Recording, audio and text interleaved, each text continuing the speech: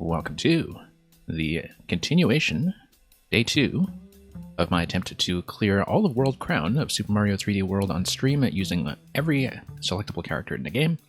We made it last time through the Mystery House Marathon, but did not even get even a single clear on Champions Road, despite spending about 150 lives on it over the course of an hour and a half. So, hopefully, we'll do a bit better today, and get at least one clear. Although, of course, ideally, I will be doing it successfully with every character by the time we are totally done with this. I now fully expect it's going to take me more than one day. Oh, interesting that I have the cat suit here. Ah, I see. Okay, no, it actually reset me to my previous save file. So we're back to the cat suit in a bank of 160-ish lives, which I did not expect. I had knocked it all the way down to about 15 lives last time on this save file, so I think my final death count on this will be off by some ambiguous number. So for the purposes of data collection, we are actually slightly inaccurate here, but let's get back into it and see how we do. Yeah, I guess because it only autosaves upon a successful clear. So, let's get back into it. We'll have the benefit of the cat suit coming in then, which might be alright for just kind of cheesing our way through a warm-up attempt. Yeah, because I had exited out last time with much less than what we see here. Oops. That's okay, that's the end of that. Let's get right back into it. But yeah, I'm pretty sure last time we did spend our way all the way down without really collecting enough coins for even a single one-up along the way, so it's just that the final death counter on the save file will be inaccurate by the relevant difference here, which I'll probably have to calculate manually. Hello, Mamuga, welcome. Okay, just getting warmed up here, and let's get started. Okay, very near thing. Nope. Just a little bit off-center there. So yeah, Mamuga, I hope you're doing well. Lots of emotes to show off on your end, I see. And yeah, the faster we get through this, the sooner I can get back to doing more bonus streams in Mario Maker, or perhaps showing off some other content. Now, I don't know how I actually managed to pop that guy, but I will take it. Okay. Cat suit, of course, on that first attempt was a bit of a crutch anyway, so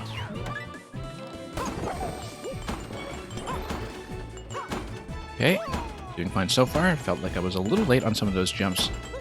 The important thing is that I survived. And sometimes I can feel if I have a comfortable timing or not. Whoa, nope. I don't know why I'm off-center a bit there, and as you can see, I'm still instinctively trying to twirl using my Mario Maker muscle memory, hence the appearance of the cursor on the screen. Safety of man, welcome. And yeah, Mamuga, I did not end up clearing it last time. I don't know how long you spent here last time, but it took me about 3 hours to do the second last level with every character, and then I was spent about an hour and a half on this level as Mario, and made it about 2/3 of the way. So, Penguin Lord, welcome. So we'll see how we do this time. Sometimes you do need a bit of a marathon session to really get in a decent groove to, you know, make certain actions become automatic. You played Odyssey yesterday, I see. Okay. It was nearly a salvage, but not quite. And yeah, it does take some adjustment if you're mostly playing 2D games most of the time to get back into 3D. It was a big adjustment for me going into 3D All-Stars last year, which I didn't actually spend that much time on. I was kind of buying it for the collection and for the library long-term for a rainy day.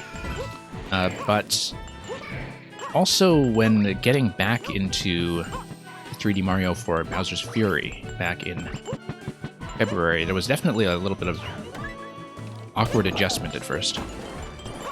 And I kind of want to replay Bowser's Fury since it is reasonably short, and now I actually have some of my familiarity with 3D Mario back in order at last. Ground Pounds can save you on this part, yeah. I have a particular strategy I like here, though. But thank you regardless. Anyway, that's 1/3 down. Mario is, I think, by far the trickiest character on the beat block segment.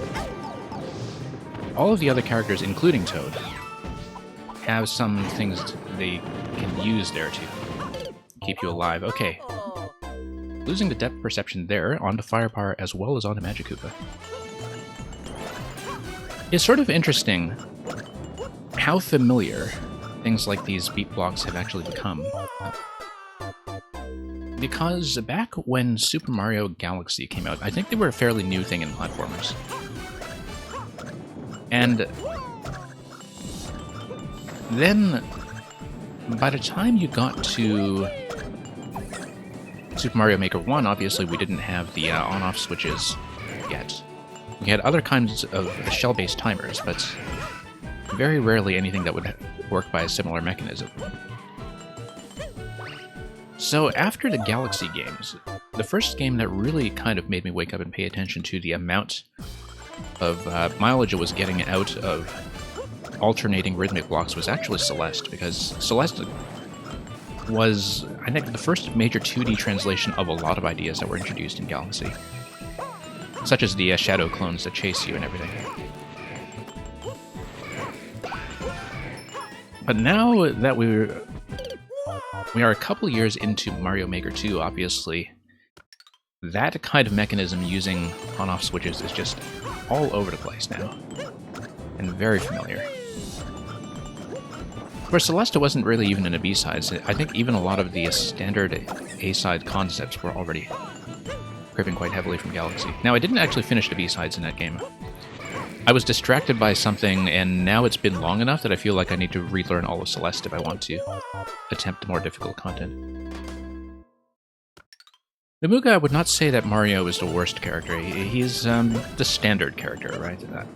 There are certain levels where having the benefits of some of the other characters and their, special movement skills actually runs the risk of throwing you off in some ways. So, I don't really know what it is that speedrunners do. I assume that speedrunners mostly use Toad, because Toad does have the fastest ground speed, but Luigi's jump is able to get you through a lot of pretty daring skips in certain circumstances. That his jump height just allows you to skip some entire segments sometimes. I don't really know the sort of advanced speedrun meta in this game, though, so I can't really comment on it too much. But yeah, we'll see. Still getting some of those initial warm-up attempts out of the way. Whoops.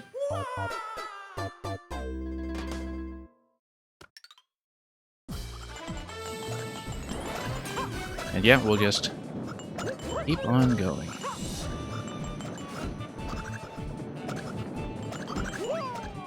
Okay, up we go.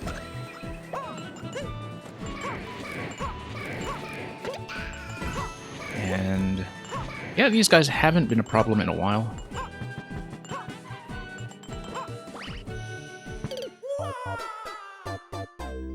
Yeah, so for those of you who missed the last stream, as I said, this level is one that I have cleared before in co-op, but this will actually be my first solo clear when I eventually get it.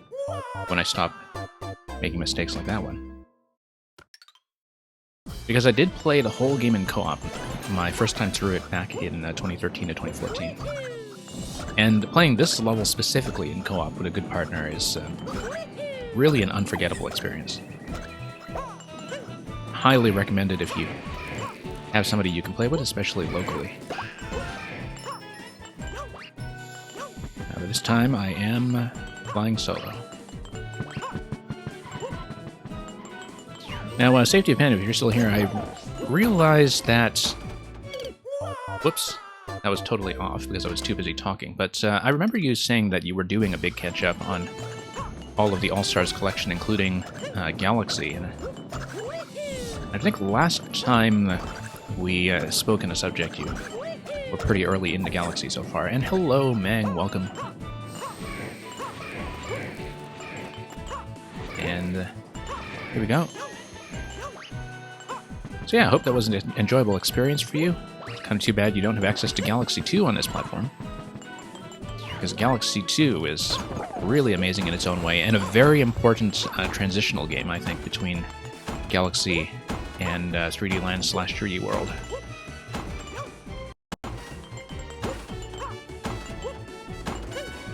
Whoops, too early.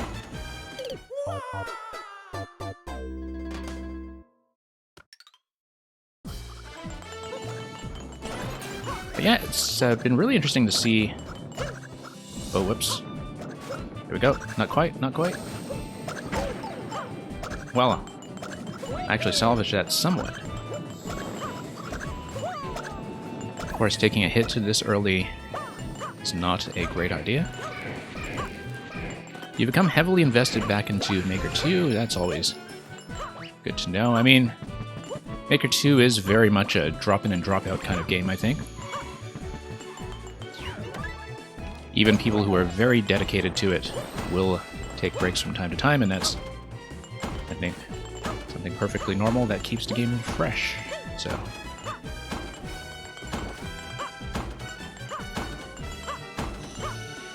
okay. Let's see what we can do with the Magikoopa section.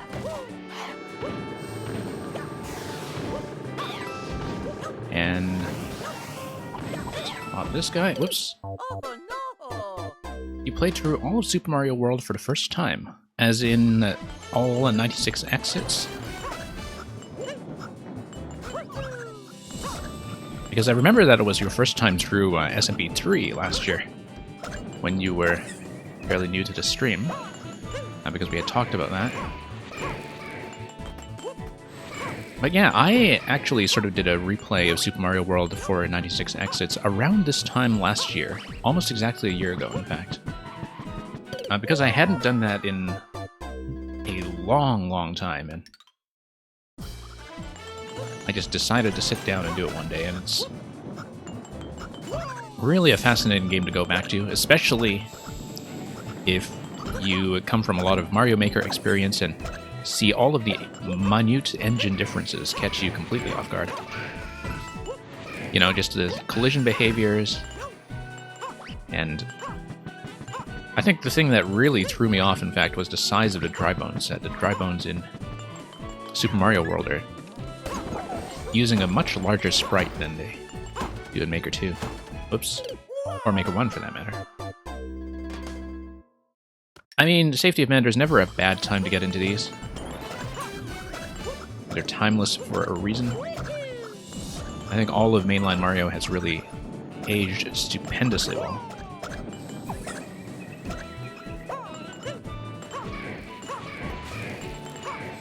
And here we go.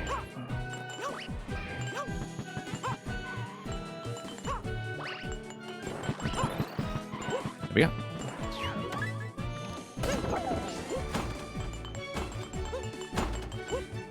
And yeah, because now, you know, the more you play of the classic games, even if you are a latecomer, the more you appreciate about just how much of them is still part of the Mario series identity.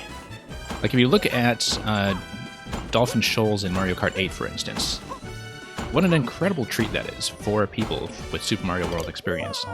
Just because, you know, the Dolphins are at the top of Vanilla Dome are just this unforgettable one-off thing. And so many of the most memorable things in 2D Mario, in fact, are just one-off concepts.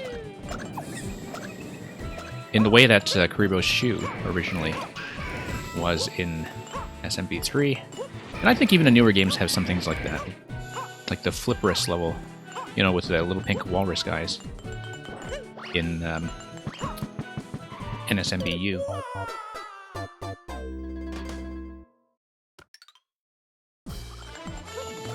Now, Mamuga, I don't know if you mean Japanese Mario 2 or North American Mario 2. USA Mario 2, I should say.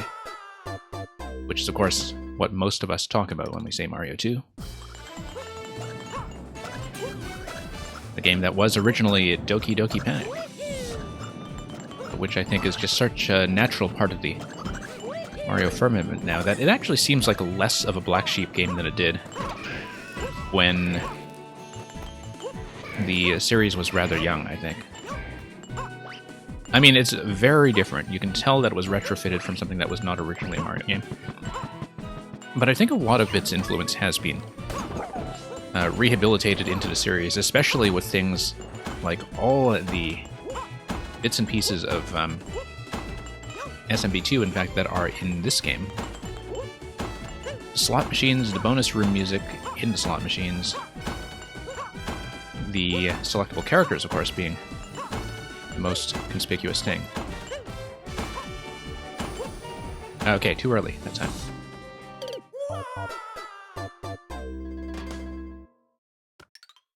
But yeah, Mario has by far the hardest pattern there. Because Luigi can just skip over, Toad makes the short jumps much easier, if you want to do the short jump method that I've been attempting.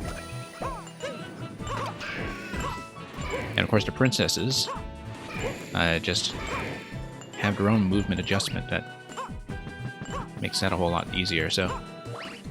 Whoops. That has been a very frequent cause of death right there. Yeah, Shy Guys were, of course, I think, probably one of the most influential elements from that game. It's sort of interesting that Shy Guys became such a staple of the Yoshi games as well, starting with Yoshi's Island. That they were kind of given a second lease on life that way. I believe Ninjas actually started in Mario 2, if I'm not mistaken. They make a small late appearance, very late, in Super Mario World. I think they don't actually appear until Bowser's Castle, but I may be completely wrong about this. For some reason, I thought Ninjas also originated in SMB2.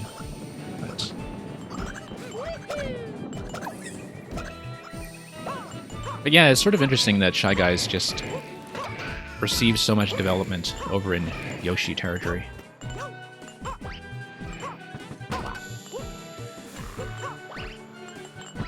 Like, you have the fat Shy Guys, you have the Shy Guys on stilts, you have baseball Shy Guys, you have all kinds of Shy Guys all over Yoshi's Island.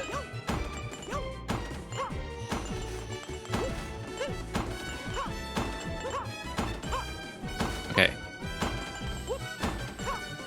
Nope. Was hoping to do the double skip there, but not quite there yet.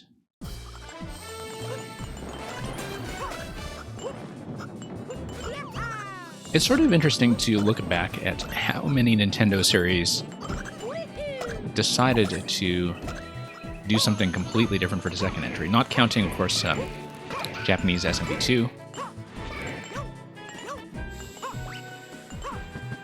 But the people I know who really know Japanese SMB2, or Lost Levels as we know it, very well, like, they absolutely swear by it. It has a very passionate community in its own right. Even though I think in the West it is the least known game. Given that in its original form it really didn't appear in the West until the Wii, I think, because for the longest time there was just the All-Stars port. Okay, there we go.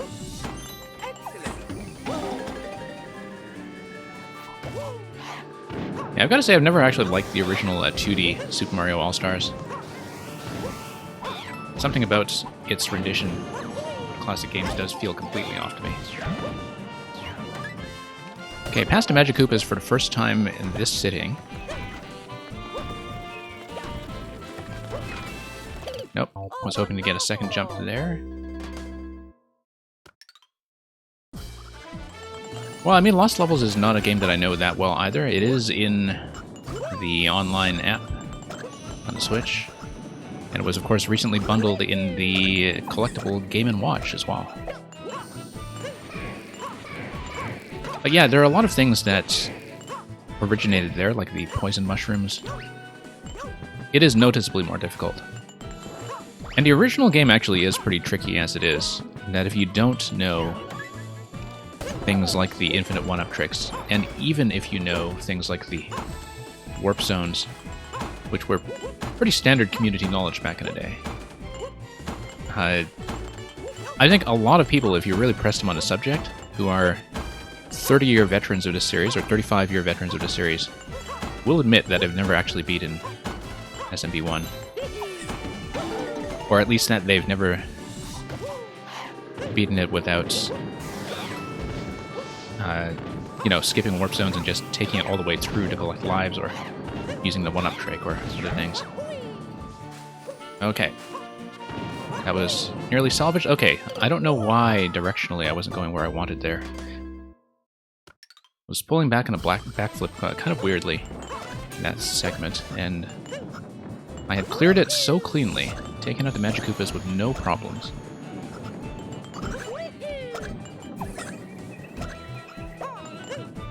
But yeah, I think Lost Levels is generally regarded as the hardest Mario game if you're talking about just, you know, getting the standard clear and reaching the end and hitting end credits. Obviously, there are some completionist challenges that people do consider harder. The one that I haven't done, and which I will not be able to stream even if I eventually do it, is Impossible Pack in NSMB 2 on the 3DS, which was a DLC challenge pack for that game,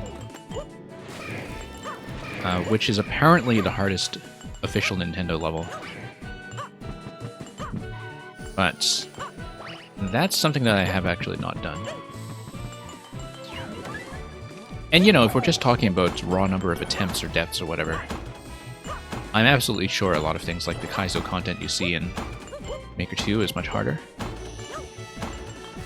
But obviously with, you know, standard platforming, the way we think about difficulty tuning is completely different. Whoops. Put my head on a corner there.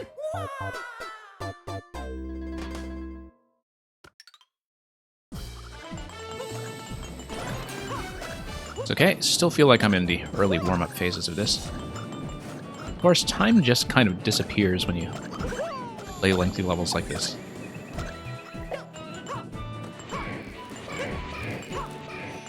And Impossible Pack has 3 levels that are hard that you need to complete in sequence, yeah. So it's a 3-part challenge. It's funny because I think it's one of the only things that people even remember about NSMB 2. Where, for a number of reasons, NSMB 2 is...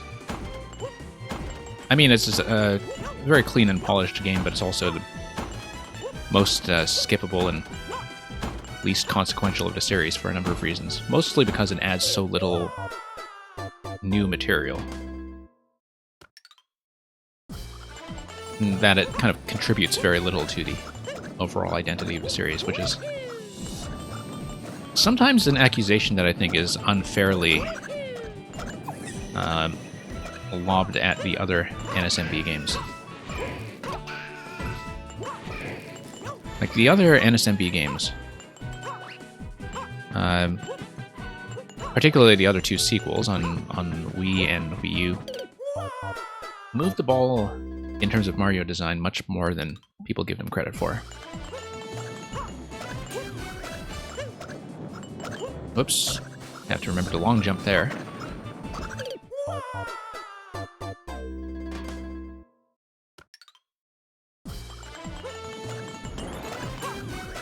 But yeah, I've done all of the capstone levels in all of the 3D Mario games before. This one is, I think, generally agreed to be the hardest.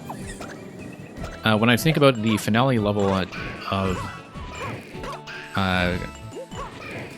Super Mario Galaxy 2, which is when they started doing final challenge levels in the 3D series, that one I think took me about 2 or 3 hours. And the 3DS one in Super Mario 3D Land took me a little bit less.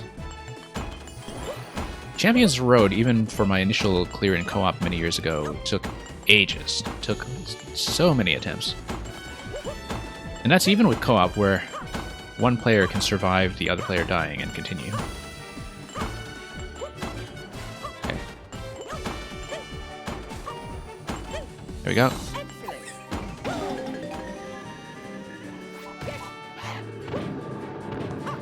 Yeah, I've been meaning to pull out my old DS cart of New Super Mario Bros. On a DS. Because I haven't touched it since it was released in 2006. And... Oops. There we go. Let's be careful here. Can't quite do that way if I have the mushroom, I think. I'd have to duck under the fuzzies. I believe they are up by about a tile. Okay, 2/3 down. I can, in fact, make that jump.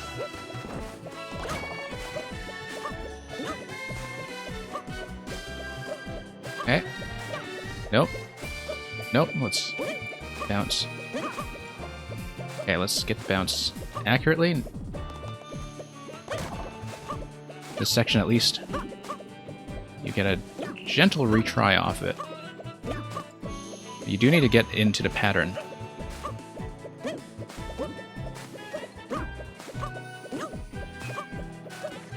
There we go.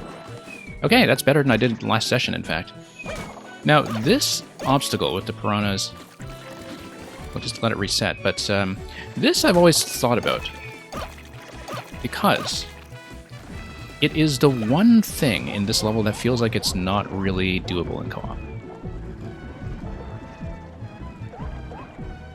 Like, you'd have to hit the piranhas pretty much at the same time and be totally synchronized to pass it in co-op. And I remember thinking that because back when I did my co-op run on the Wii U, for the piranha segments, we would always have one person bubble out and skip it. Like, you would depend on one player to do it, and the other one just kind of follows along. Okay, we're doing well, but being small for the dash panel segment is going to be an absolute nightmare. Whoa! Where was the pipe entrance there? Why did I miss that? I remember I used to ground pound there for some reason to save my position, and I don't know why I failed to visualize the pipe entrance there. But anyway, no trouble with the water segment, partly because I'm big. I found that as Big Mario, if I think back to 7 years ago, I tended to have a lot of trouble turning the corners in the water segment without bumping. Somehow. But pretty significant amount of progress. With the Piranha Creepers, of course, letting it reset gently instead of taking a hit is going to be key. And okay, that was a much smoother pathway. Man, the whole reason I love this level is that it doesn't have checkpoints. This is literally my favorite Mario level of all time, I think, and a large part of it is that it has no checkpoints.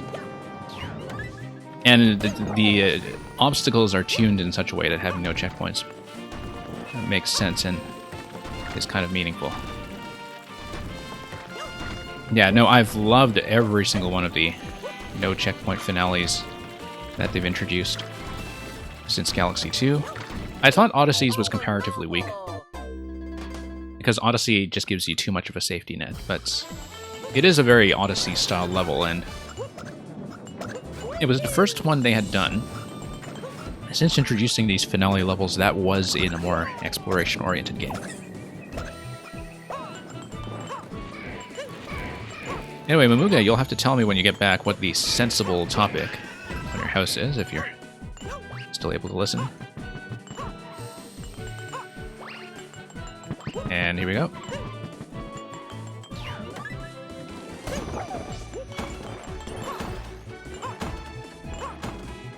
And up we go.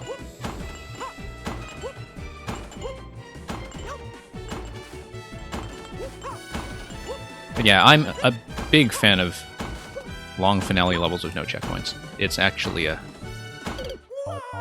bit of an ideological commitment. I may have gotten into far too many arguments on the internet about this.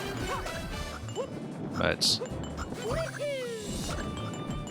I mean, I like this style of challenge much more than the kind of challenges that are built around being, you know, extremely technical but with resets every screen.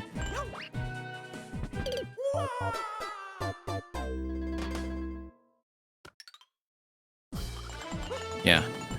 Which is why one item of unfinished business on this stream, as I said before, is that at some point I have to do the sort of true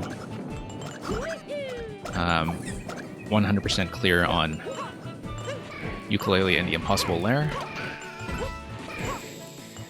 Because it also has this gigantic finale level, but I did it in its original form over a year ago when I was starting the stream, where you have a shield that allows you to absorb up to 48 hits in that level in order to make it to the end. And so the true clear is to do it with no shield. This is also what I always loved about the hard mode in Donkey Kong Country Tropical Freeze, because Tropical Freeze, for the hard mode, it turns off checkpoints. And it does fantastic things for the game, because a lot of the game has this kind of story structure that is internal to each level, that, you know, they have this almost symphonic kind of development to them, where you can see the ideas escalate and you can see aesthetically sort of what's going on as the level progresses in the background art, etc., and as the concepts become more and more audacious. And so when you see Tropical Freeze sort of in its purest form, which is to do the levels without checkpoints, be it in the hard mode or in the time trial mode, you develop a whole new appreciation for how well its design is laid out to give the player this very continuous sense of flow. And that is such an incredibly momentum-based game that it benefits from that a great deal. You played this with the gold Tanuki suit, or the... if you mean the gold cat bell. I think of it kind of like the... Oh, no, because there's also the... If you die a lot, there's the gold Tanuki leaf, or the white Tanuki leaf, or whatever that Rosalina... Not Rosalina, but somebody comes and offers you, right? I think it's actually Rosalina's ghost. Or spirit, or something. I'd totally forgotten about that, because I never take any assistance. As you can see, I even have a cat bell in reserve from the mystery houses. I'm just not using it, because I do like just doing this with no power-ups. Which was also how I originally did it in co-op, so I do have standards for what kind of difficulty I will take here. Okay, I thought I could make that jump, but I think with a long jump I can beat that. You were also joking? Yeah, I would assume you are.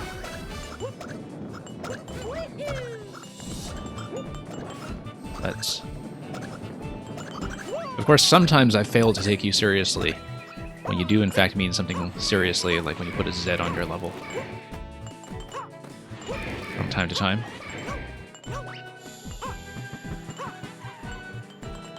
Could have saved it with an air roll. Yeah, I keep forgetting that the air roll is in the game. I don't really have a habit of using it, given that it is new to the Switch version.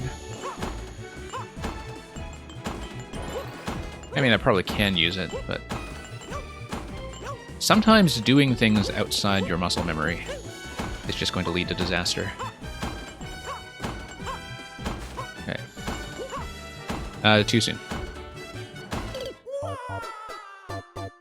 You're always serious.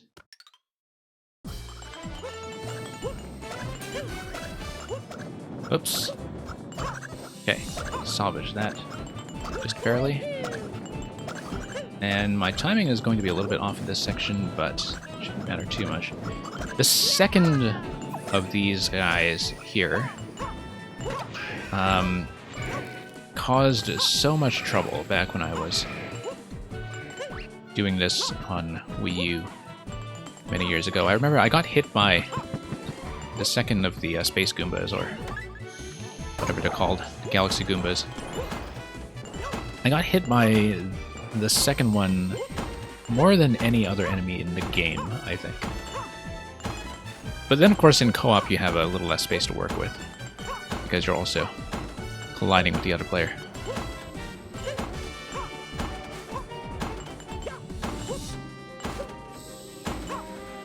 Okay, there we go. You can only hear die from those Fire Koopas, yeah. That's probably an accurate translation. Unless you're saying fire, because that would be thematically appropriate. Okay, bad landing there. Should have pushed forward.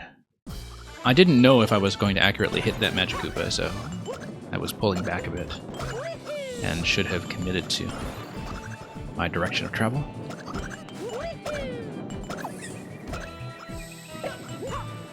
So yeah, record so far is the end of the water segment. And yeah, I just, for some reason, didn't really pay attention to where the pipe entrance was going to be there. But it's also my first time seeing it in many years, so perhaps that can be forgiven.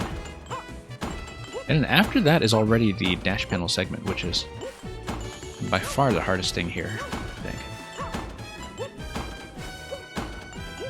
But that's generally true of anything involving dash panels in this game, I think. Okay, I got kind of clipped on the corner of that step.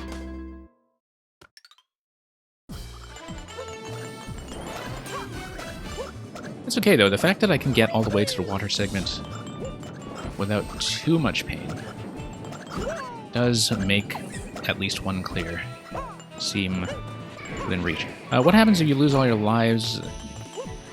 You get kicked back out to the main screen, and you also lose the green stars that you've collected so far in the level, which for this one doesn't matter too much, since this level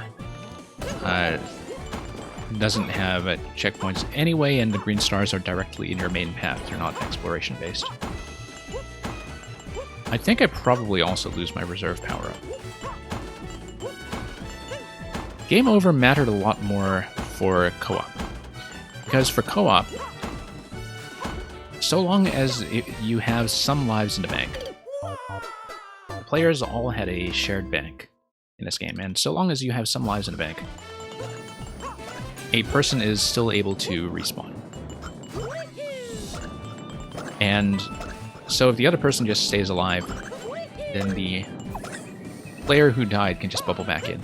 You would think it trivializes a long co-op level like this one, a long level like this one, if you play in co-op and just constantly keep somebody alive, but it is not actually as easy as it seems.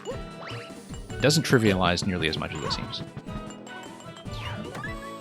So back when I played this in co-op, it actually mattered quite a great deal, because I think you start with 5 lives per player when you start from game over, or something like that. So with 2 players, you would have a bank of 10. And if you just spend it on your way through the level, then you do, in fact, both have to start over. And so, for a level like this one, as you're in the learning process in co-op, it's very frequent that you are going to burn through the whole bank of lives unless you start with something ridiculous, like up in the hundreds. You know, up in the several hundreds. Okay. I'm going to save myself at a wall jump once again. And up we go.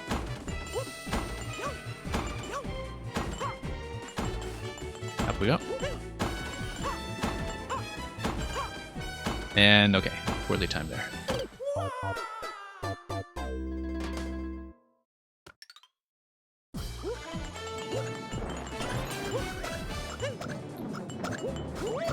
But yeah, I actually inadvertently reset my bank of lives to something quite high, like up in the 160s, but because that was my save file when I cleared the second last level, the Mystery House Marathon, on a previous stream.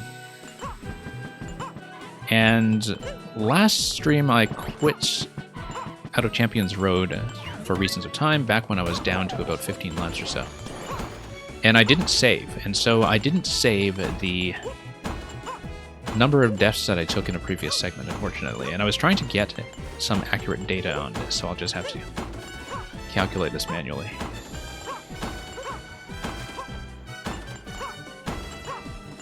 There we go.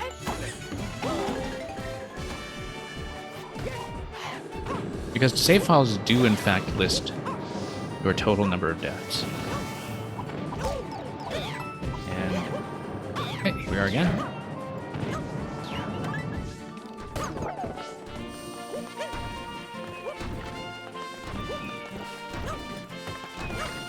Nope.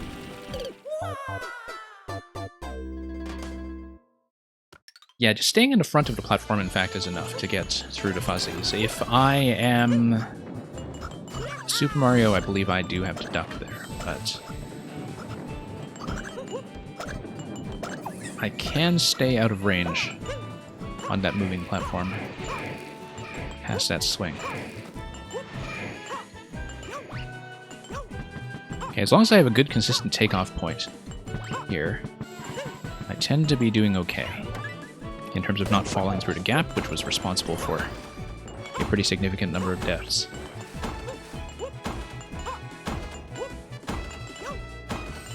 Back up the stairs we go. Okay. Okay, threw me off my pattern a little bit there. Didn't really mean to back up on the first time over the double step.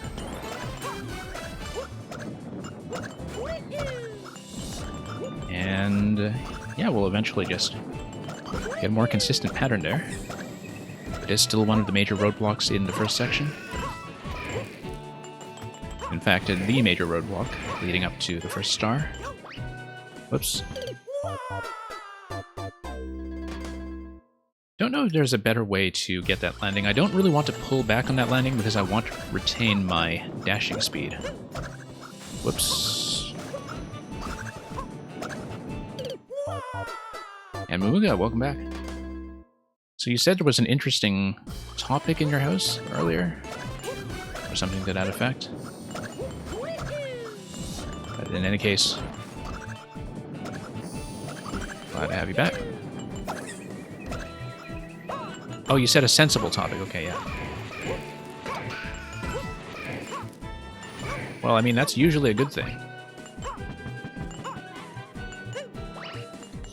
Now, remembering that I could run these one-tile gaps was quite important. Up we go. Oh, that's going to be a problem.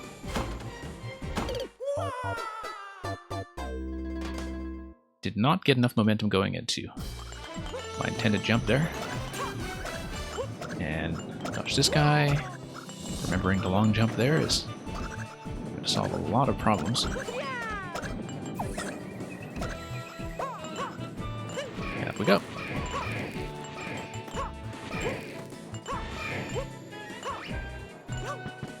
Okay. I don't remember getting the top of the flagpole in this level actually does anything other than just record it as getting the top of the flagpole. I mean, all the collectibles, all the remaining collectibles and markers and all that are based on other factors. It might be something like the save file stars that you get that might be affected. Okay. I'm going to gently work my way up there. Knowing how to use the wall jumps to get myself out of trouble if I miss is a critical part of that segment. not missing the Magic Koopas is going to be the critical move in that segment. So, once again, let's get back. 111 lives, yeah. I kind of expect to see the game over screen, but then I'm doing a lot better than I did on the previous stream. On the previous stream, of course, I was coming into this after about 3 straight hours of Mystery House. And so it was a bit of an adjustment. Never been too much of a fan of Magic Koopas in any game. Well, they are a critical part of probably the favorite thing that I've made in Mario Maker, so I'm now biased in their favor. Actually, I always liked them when they made their first appearance in Lemmy's Castle, back in Super Mario World Vanilla Dome. That was, I believe, the first appearance of the Magic Koopas, and they were just such a unique element at the time. Just something completely new to the series that Super Mario World had added, with a behavior that at that point had just not been seen in the series. And they make very few appearances in that game, actually. The Magic Koopas are hardly there.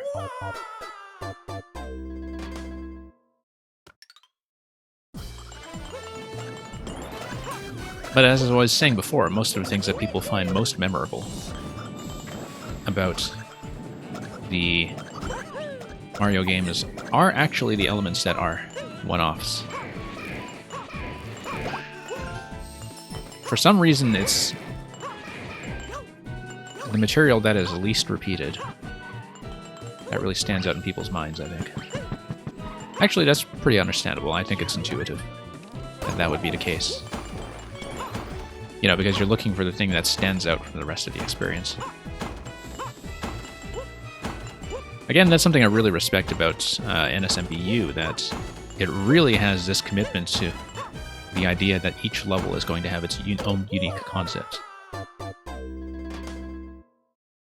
Even if some of the early ones are pretty familiar. In fact, a lot of the Nintendo platformers have taken that route of really committing to something special for each level. Yoshi's Island actually kind of did that back in 1995, but Yoshi's Island, of course, also had a lot of levels that were very much multi-part experiences, where many of them would be sectioned off into ideas that didn't really necessarily have much to do with each other. Oops. And yeah, it's very true that the Mario 64 eel is all over the place now. The Mario 64 eel, of course, made its first 2D appearance in NSMB on a DS, I believe. But the thing that made NSMB on DS really interesting at the time was that it was the first time that a lot of 3D Mario ideas, from Mario 64 specifically, made their way into the 2D series. That you would start having things like, you know, wall jumps, ground pounds, and just a lot of other similar ideas. Red coin collection, etc.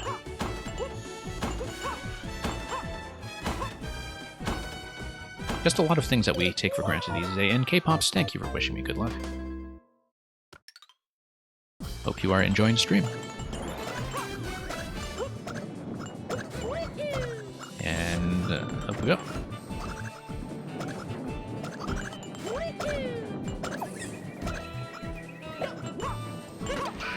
But yeah, the more you play with the Mario series, the more you appreciate about all the other Mario games and Mario adjacent games that come afterwards. It's kind of funny because when it comes to games involving Mario, I'm pretty sure the best-selling ones of all time are Mario Kart 8 and Mario Kart Wii.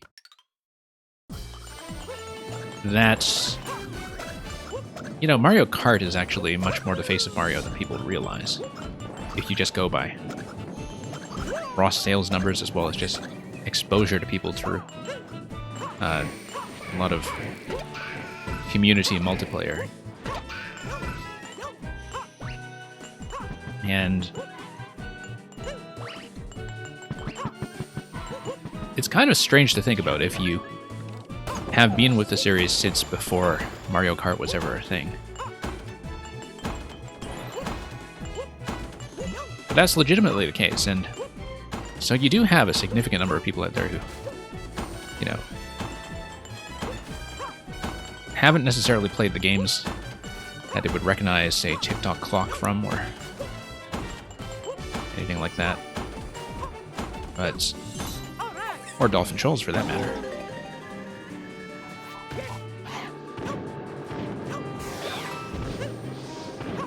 But yeah, it's somewhat likely that Mario Kart is actually people's first point of contact with Nintendo these days.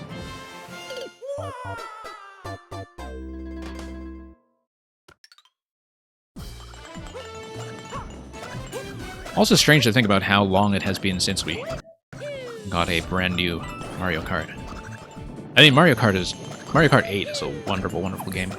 I think it's going to be very difficult to match or any next game in the series simply because in its content-complete form, it is just such a huge experience. With 48 tracks and just so much to it, but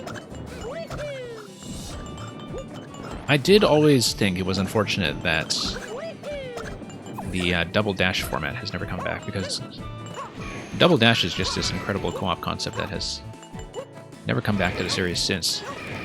Despite how good a fit Mario Kart 8 would be for it, especially now that everybody has 2 item boxes on rotation anyway.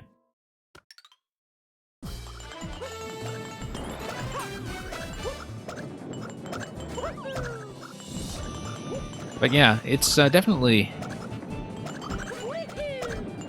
I think, common to a lot of people that, yeah, you know, a lot of people do have Mario Kart as like their only video game. And there are a few games that definitely fall into that category. It's very easy to lose sight of the fact that for a lot of people as well, their experience with video games is strictly multiplayer. And that, you know, the idea of playing solo games on your own is something that a significant part of the market isn't really even familiar with. That they associate it specifically as some kind of community activity, be it on or offline.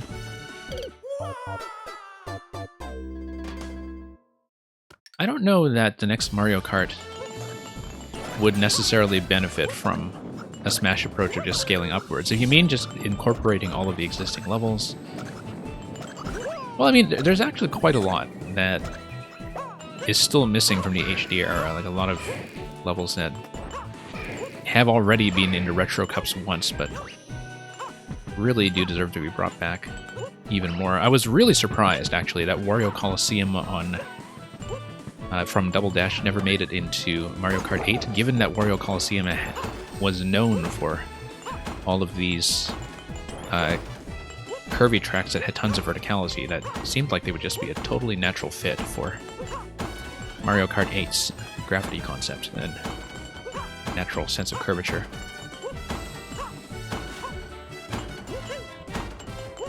Okay. Nope, got trapped in a corner once again. Koopa Cape was wonderful. Yeah, Koopa Cape was always one of my favorites as well.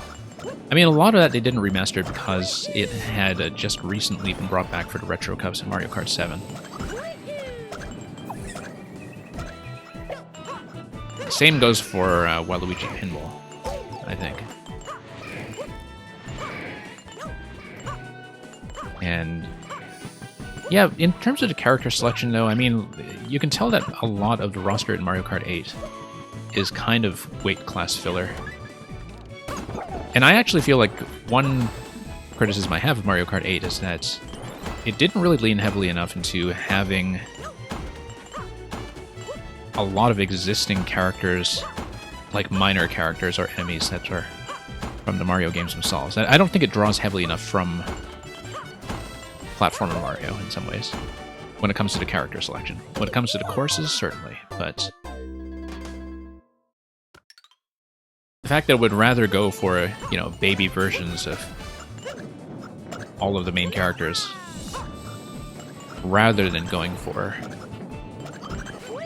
the many enemy characters to choose from across the Mario series that could fill in the lightest weight class was something that I thought was unfortunate. Because one of the nice things about both Mario Kart and the Mario sports games is that occasionally they'll just bring back very minor characters that have not been seen in a while. And it's nice to see some of the older characters make a comeback from time to time, the way that Sumo Bros actually came back in, what was it, Origami King. Like the sumo ones that drop lightning from the sky.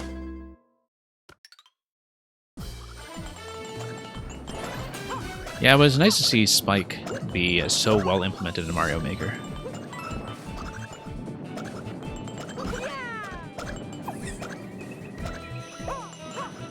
But yeah, occasionally, like the sort of example I'm thinking of is how, you know, in Mario Kart 7, for instance, I think... I mean, Mario Kart 7, I think, is a little bit of a filler game in some ways, but it did have, I believe, the Honey Queen from Super Mario Galaxy, and that was kind of an inspired touch. That, you know, you would have characters who are from the platforming series, but have either fallen into obscurity or are fairly new and haven't really been incorporated yet.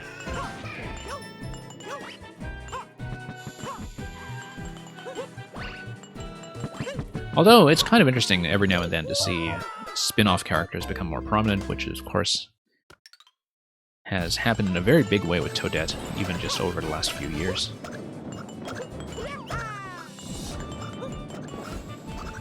I mean, yeah, it wasn't really until Captain Toad, back in 2014, that Toadette was given a bit of a co-starring role. And then she's all over the place in Mario Maker 2 now.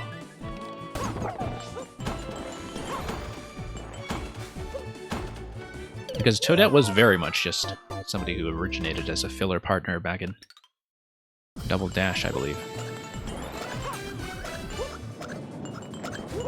And Waluigi is still waiting his turn. Very patiently.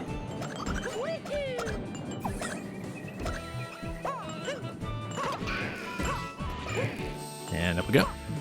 Okay. Kind of doing some of this on autopilot right now. Just trying to get back to Magic Koopa segment and having a nice clean run there after the Deep Block segment. I don't tend to make that mistake too much in terms of not landing cleanly in the second part of the check segment. It seems like I've started to take a few deaths there, though, that I should be aware of. I'm not sure if I want the little monkey in Yoshi's Island to return, but that's because I've done the bonus levels in Yoshi's Island, where the monkey is an absolute terror, I think.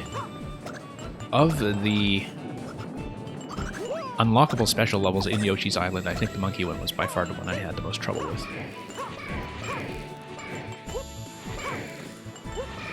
Because I would just get pelted in the face so many times.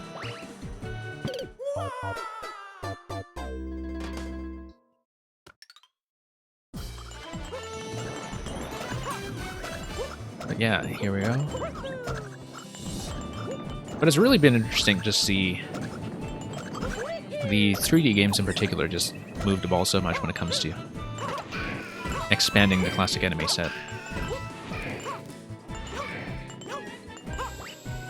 And also just bringing a lot of classic 2D enemies into 3D.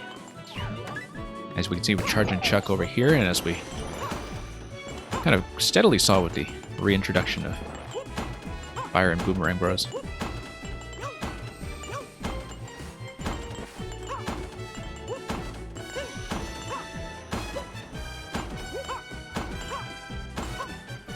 Nope, should have fallen on the lower block that time.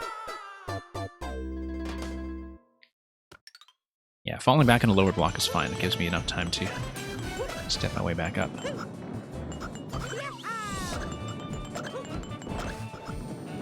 Yeah, if I can consistently get back to the water segment, that would be great. I will need to do that because the final part with the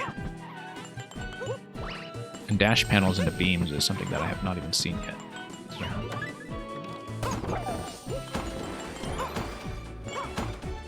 And that's going to take an indeterminate amount of time to sort out in terms of finding a consistent pattern that's going to work. Now, luckily,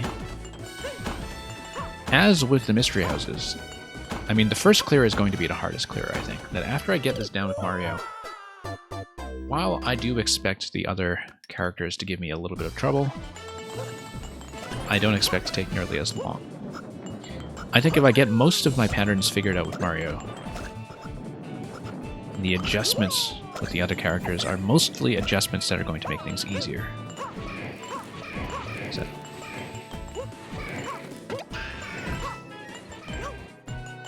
Here we go.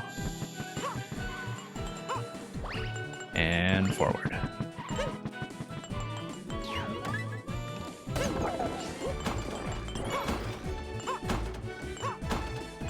And up we go. Okay, let's get this pattern down this time. My takeoff timing really matters quite a great deal here. Okay, first clean run over to the Magic Koopas in quite a while. You need to jump off the initial segment here. Nice thing about this segment is that, despite the apparent randomness of the Magic Koopas, they do have a consistent movement pattern. That if I stick to the same kill order every time, as long as I don't miss, I'm actually in good shape. Okay. Okay, that went really cleanly. Much cleaner than I could have hoped for. Yeah, recentering myself seems to work pretty well there. Oh, except pulled back a little too quickly.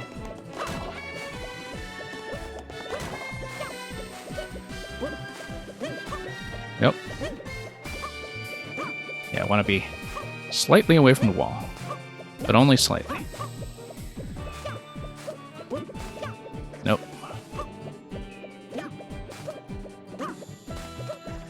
There we go. Okay. Now I remember this part being kind of tough with the characters that have shorter bounces, like Toad. And even Rosalina, I think, has a bit of a hard time there because she has to twirl, but you can't twirl too close to the creepers lest you knock them back. Luigi, of course, has by far the easiest time on the Piranha segment.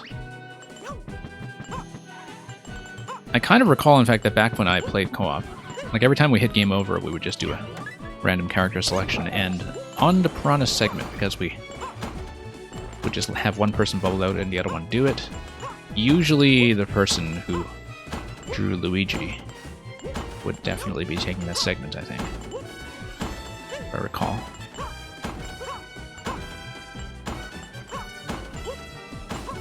Okay. There we go. Being able to salvage misses is the key to that whole thing. Okay. Pretty clean so far. It does mean that I have to avoid damage over here.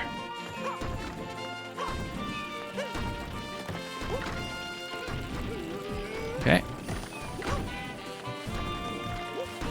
Doing well so far. Very rare that I'll actually make it here with the mushroom, so. And yeah, not going to work that way.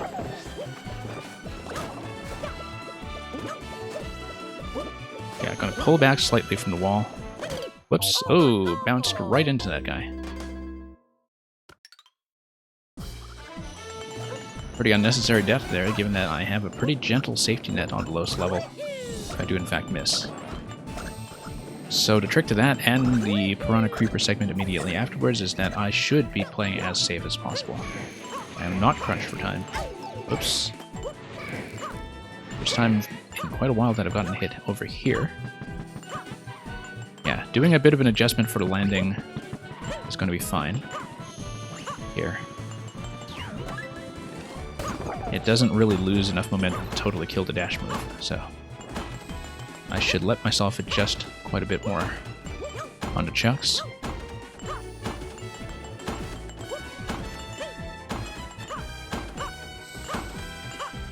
I know.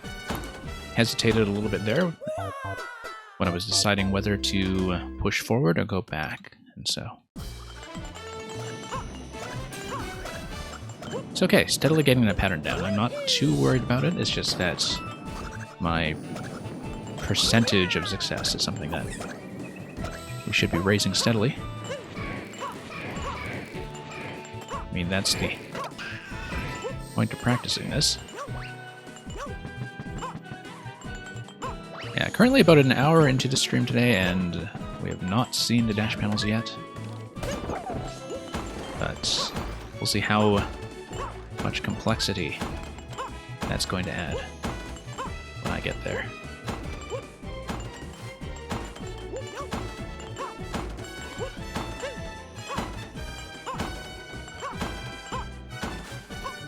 Okay, having a bit of a wall slide there to adjust myself to the rhythm is actually fine.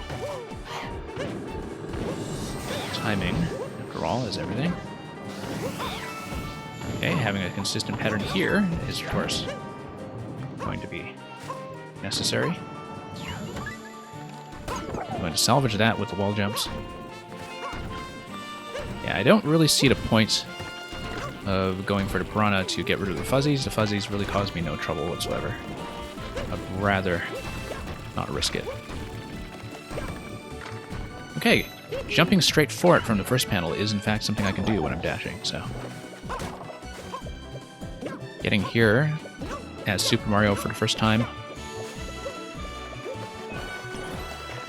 Now let's reset every time. The bounces seem a little bit off. Nope. Nope. I don't want to slide that far into the wall to give myself a bit of distance in case I accidentally do a diagonal input.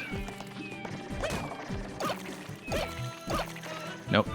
Too much momentum going into the third one. There we go. Now let's not get clipped by any corners here. And yeah, I missed a pipe entrance because it was actually at the bottom of that segment. Ground pound is in fact going to be the way to do it when I get there. I just misread the pipe entrance completely the last time I was here. So, assuming I don't get clipped by any corners here, we should be able to get over to the dash panel segment soon. I think this was a lot harder in co-op, this segment here, because of the potential for collision. There we go. Ground pound is how to do it. Luma is going to say hi, and here we are.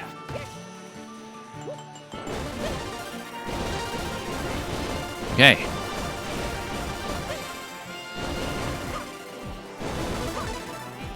Could be going a lot worse, in fact.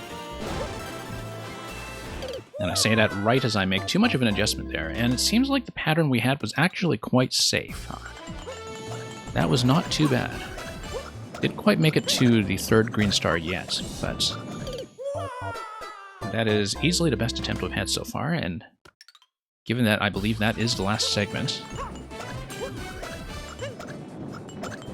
if we can zip around and grab all of the coins accurately without falling into too much trouble, this should be clearable today.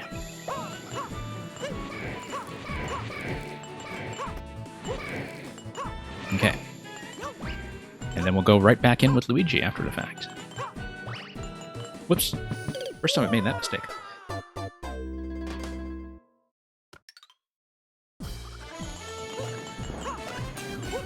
So yeah, safety, I don't know if you actually said earlier how far you got in Galaxy, whether you did it a true 100% clear, or... If you said so, I think I missed it. But... yeah, I haven't played a Galaxy from the All-Stars collection yet. I don't know if I'll stream it or if I'll just do it on my own time. Like my own off-stream time. I might want to stream it since it's been such a long time, and it is a game that has so much to talk about when it comes to game design. Level design generally. And it's been a very long time since I last played it, so... Oops, nope. Hesitated a little bit too much there. Lost my footing before I could do the jump input. Oh, you're only on the 3rd Galaxy so far. Yeah, perfectly fine to take your time with that.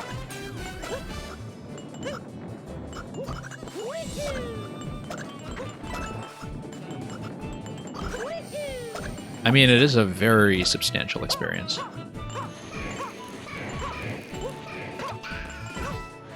And like I've said before, it is really where I felt the 3D series arrived for me. I'm much less attached to 64 and Sunshine than a lot of other Mario players are. I mean, Sunshine has always been kind of controversial, but I'm not as crazy about 64 as some people are. But I'm not as crazy about most things to do with the N64 as people who really grew up with it. I was a bit of a latecomer to a lot of the N64 library, though, because I was mainly playing PC games back when it was at the peak of its activity. You ordered one of the Switch Online controllers. Yeah, that's what I've been using for Mario Maker, except for puzzle levels lately, and found it to be extremely worthwhile. I'm very happy with it. Although the lack of a home and capture button is kind of inconvenient. I know that there are separate inputs for those that are specific to the Super Nintendo app, but unfortunately they're not system-wide, which is too bad.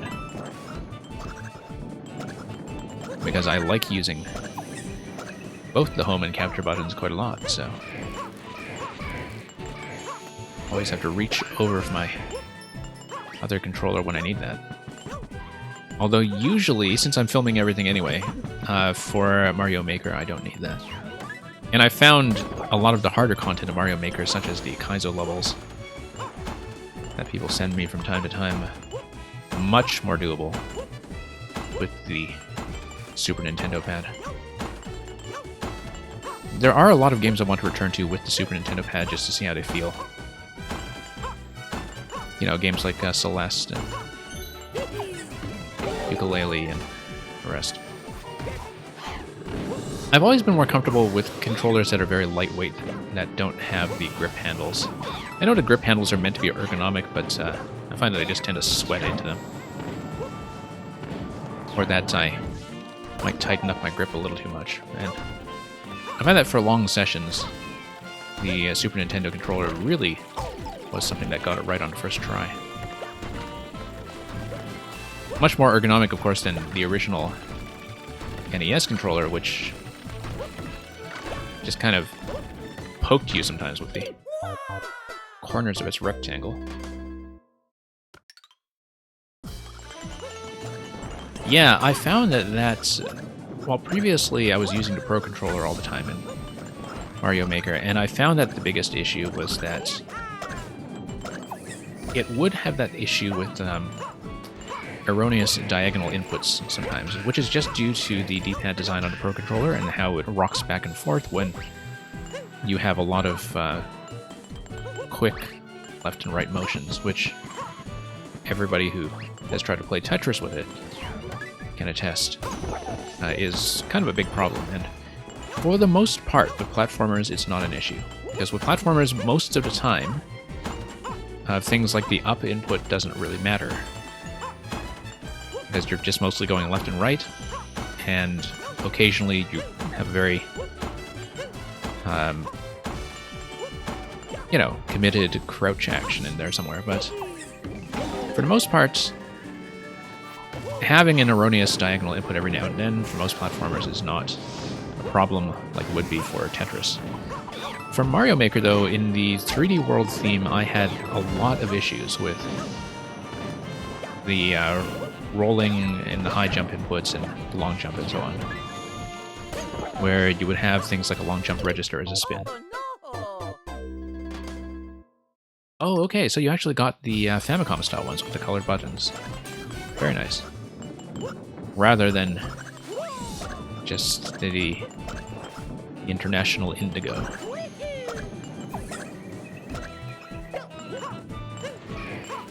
And there we go.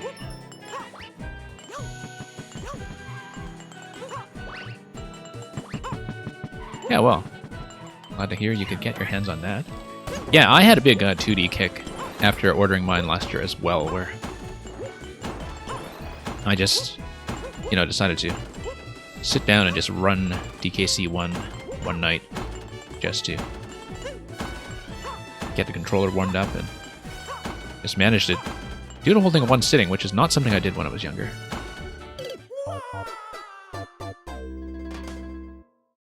Yeah, I played a fair bit of DKC and DKC 2. DKC 3 is out on the Surface now as well, but I haven't looked at it yet. One thing I do want to bring onto the stream at some point is Star Fox 2, actually. Star Fox 2, which Nintendo sat on for 25 years or so before finally releasing it. First with the collectible Super Nintendo Classic, and then later on with the app on the Switch. Okay, you were using one of the 8BitDos, yeah. I've not used any of the 8BitDo products yet.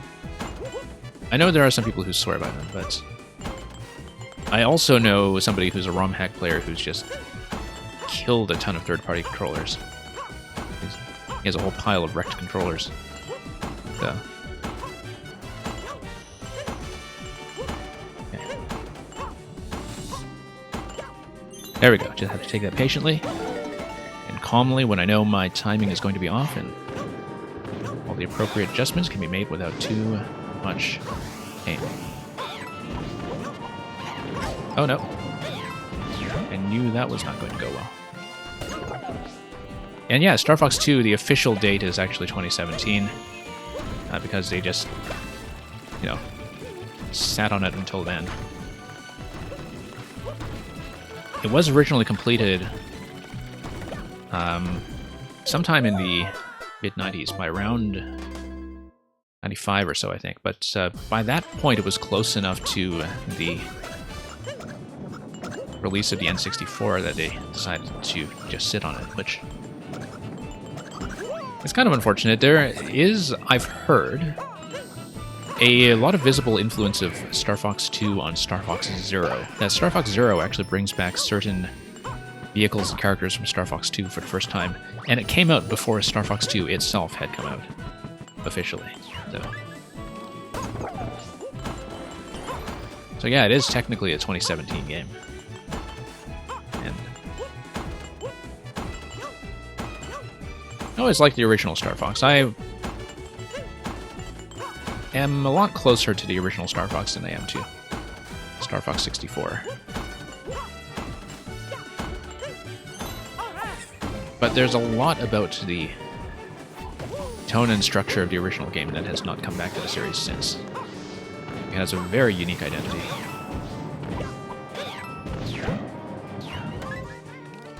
And so it'll be kind of interesting to see Star Fox 2 and how that compares.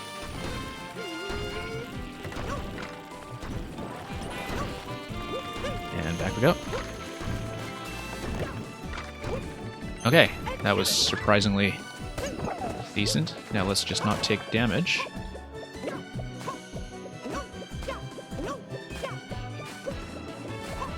Okay. Nope, let's not take damage, I said. So much for that ambition. Nope. If I know it's not going to happen, I start pulling back. Nope. This is one segment I'm not looking forward to as Toad. There's a lot I look forward to with Toad. This is not one of them. Because I remember his jump height being really tight there.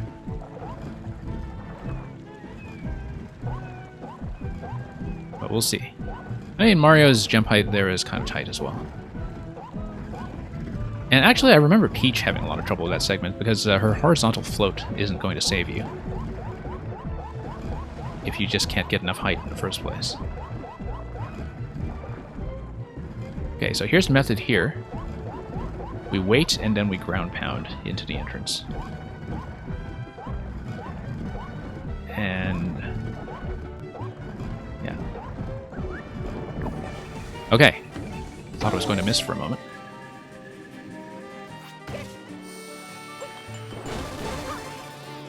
If I stay reasonably centered, the timing should work out. All of the jumps themselves, though, have to be pretty much dead on. No early takeoffs there. In fact, that segment is not as rough as I remembered, but of course I haven't even gotten to the key coin collection yet, so... yeah, if you have good entry timing, then the beams are not actually an issue. The beams are kind of there to throw you off if you do something that becomes inconsistent.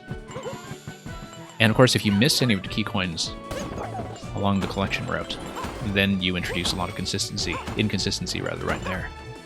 And that's exactly the kind of thing that sort of obstacle is designed to punish.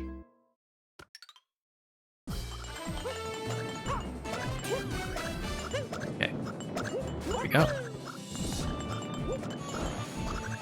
Yeah, it's kind of too bad that Star Fox 2 has actually received very little attention since it was released. Given that it was this, you know, white whale of a Nintendo game for the longest time.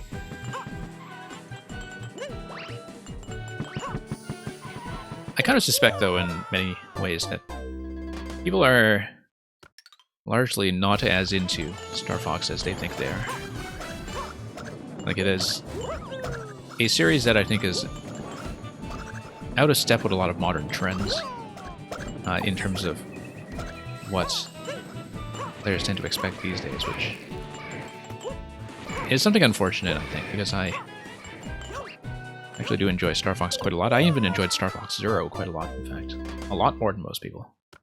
Because it is a game that is very clumsy to learn, but a lot of fun to start mastering. Where if you bother to learn its incredibly unorthodox controls,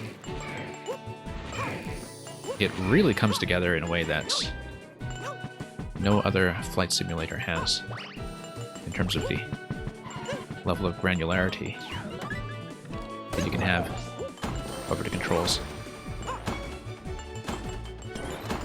Okay. Like the granularity of what you can do.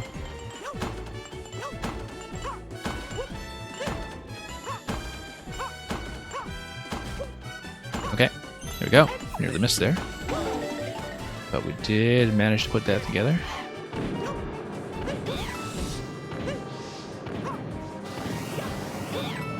Nope, bad landing there.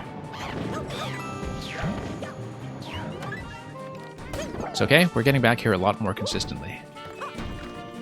A lot more often, at least. Consistently, maybe not. Often, yes. Nice short jumps. We'll do the trick here. That was a bad idea. Thought I could just go for it, and that was a little too daring.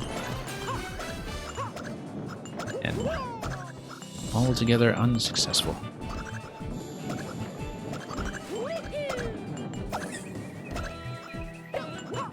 Well, getting closer at least. This has been a much more successful sitting than the last one. But of course, the last one, I was relearning a lot of basic stuff here. Okay, I should allow myself to adjust those landings properly. I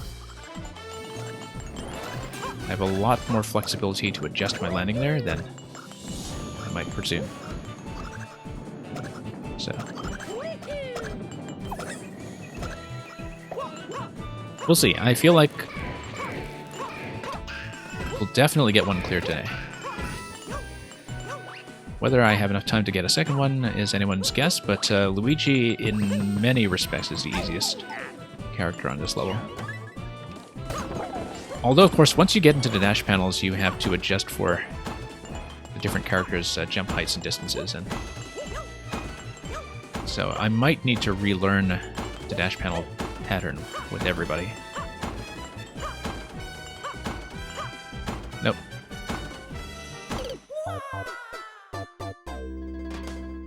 But we'll worry about that when we get to it.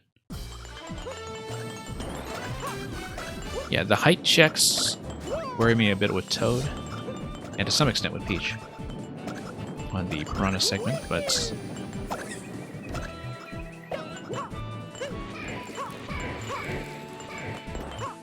I think after we get one clear down, the other ones should not be as much of a pain.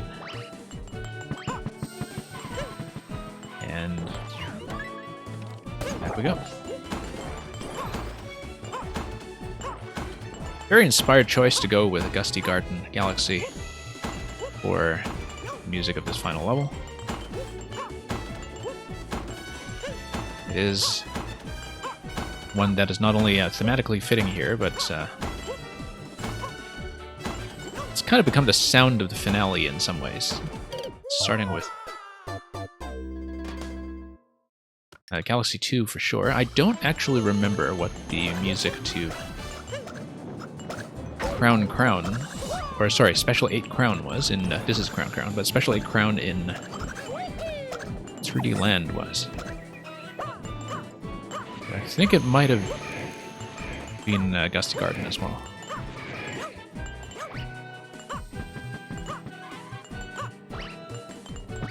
I mean, it is really something that when...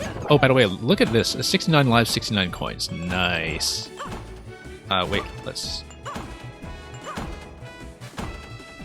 Voila. Okay, that was a momentary conjunction, I guess.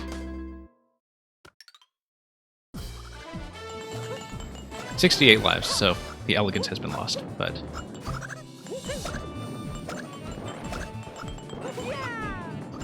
Anyway.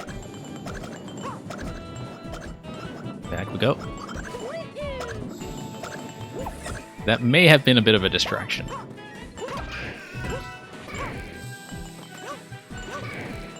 Because if we could have gotten the clear under those conditions, that would have been spectacular. Of course, there will be some coins we pick up along the way. No, not really, in fact. The Fire Brothers zap each other for coins. There's, of course, the early coin trail that I never hit because I long jump around the side instead. You don't really get much coin intake over the course of this entire level.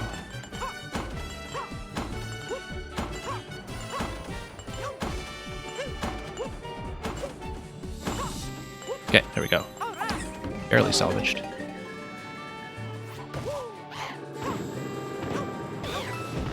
Okay.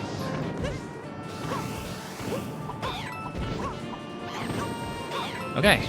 Glad I could jump over the last projectile there. That was not a sure thing. Yeah, Magikuba segment is one that is harder in co-op as well. Simply because of the possibility for chaos as everybody lowers a different set of platforms. Okay, pulling back in that jump seemed to work fairly well.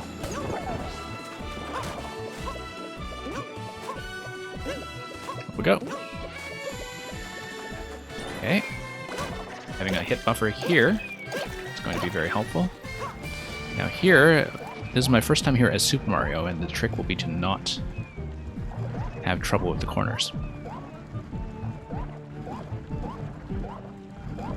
Also a segment, I think, that is much harder in co-op, just because you don't need to worry about your spacing relative to other players.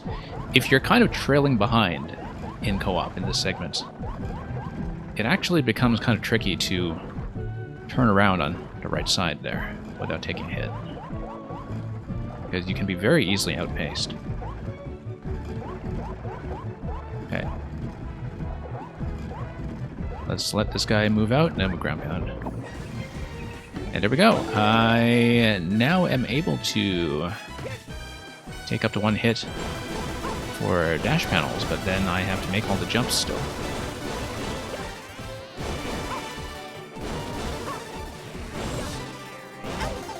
Okay. Would have been nice to not do that. Okay.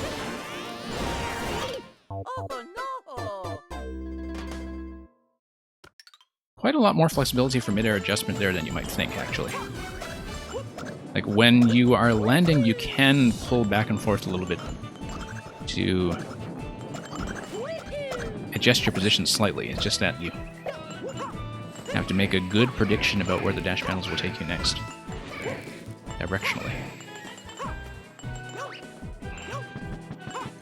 Okay, best attempt so far.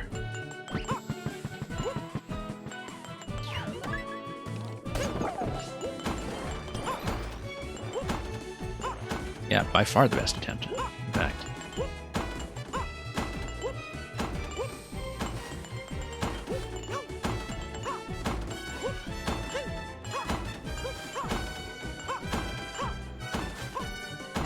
Okay, that's going a lot better overall. Because I now have a decent backup plan. My jumps on the beat block segment miss. And some of the time they will miss, it's just that I need to learn how to adjust out of them. Not only does the swimming section feel straight out of Mario Maker 2, it actually feels right out of Donkey Kong Jungle Beat. Which is, whoops. Too bad. Which is where the 3D Mario team, starting with Galaxy, actually started out. Was when they moved from Sunshine to Galaxy, the thing they did was the Tokyo team that made a Donkey Kong Jungle Beat took over 3D Mario. A lot of things have been reorganized and merged since, so you know, the kind of a Tokyo-Kyoto split is not exactly the way it used to be in terms of how Nintendo's production departments are organized. Some things have been removed, some things have been renamed, but basically the sort of legacy of very platform-centric 3D Mario design through the Galaxy games and 3D Land and 3D World was very much a product of the team that kind of got its footing with Jungle Beat on a GameCube. And that was where I first remembered seeing a lot of mid-air swimming bubbles in a platforming context. So that's where I'm going with that, is that every time I see mid-air swimming segments, and there are some in the Galaxy games as well, they are something that kind of reads to me as a nod back to where this development department came from before 3D Mario was their thing. Civilization 6 has a new update. Interesting, okay. I think I had heard about that.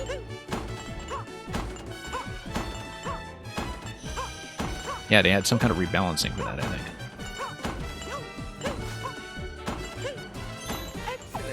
Well, nice of the game to tell me that. In a non-distracting moment.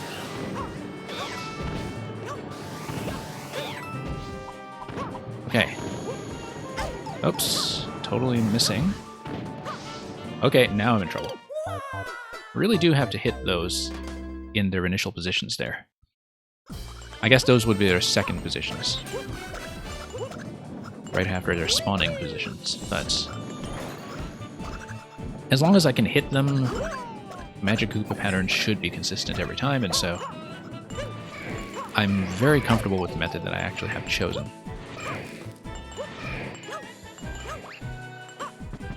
It would be nice if I were able to consistently not take a hit in the introductory part of the dash panel segment, because that last time it felt like the hit I took as Super Mario was kind of unavoidable, at least given my entry timing into that segment.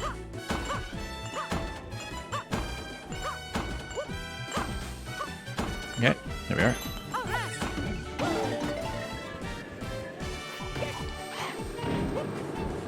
But yeah, this is exactly why I love these long, no checkpoint finale levels, is that you can really feel yourself getting better and better at the early segments as you develop good patterns.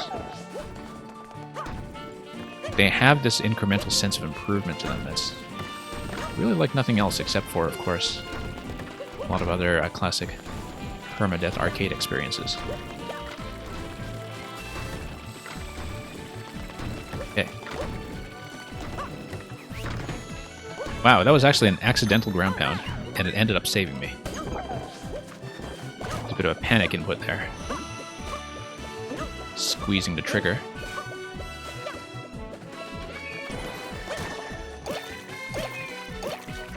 Okay.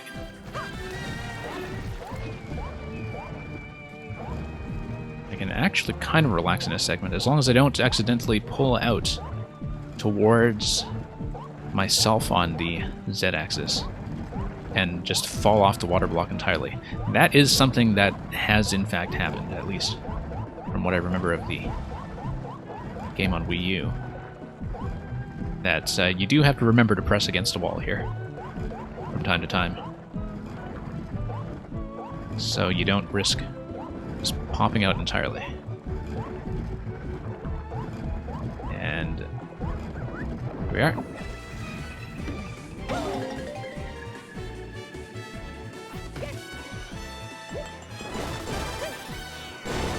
Okay, let's see if we can stay reasonably centered here.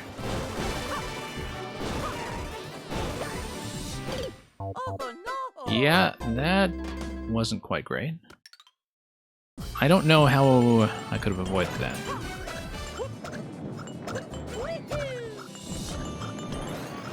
Feels like I would have needed to pull back slightly and then push forward again.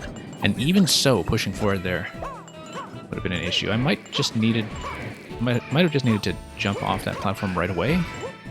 But at the same time, I don't know if that would take me far enough to get a safe landing, so I think the actual solution is, make sure I have a mushroom there and am able to still take a hit.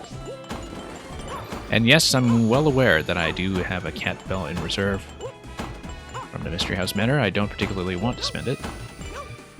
I'd rather get a nice pure clear on this without power-ups,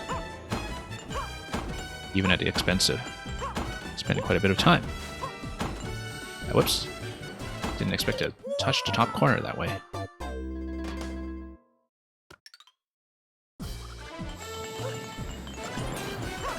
Okay, not doing too badly.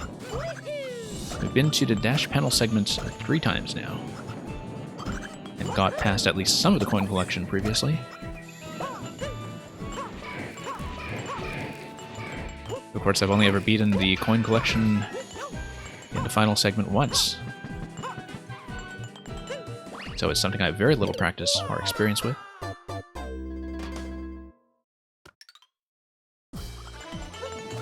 Also one that's going to be substantially easier as Peach or Rosalina, in fact, because of the adjustment that you can do. But we'll get back to that.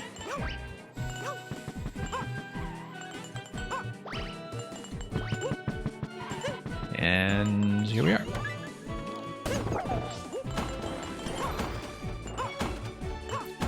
Okay. Off we go.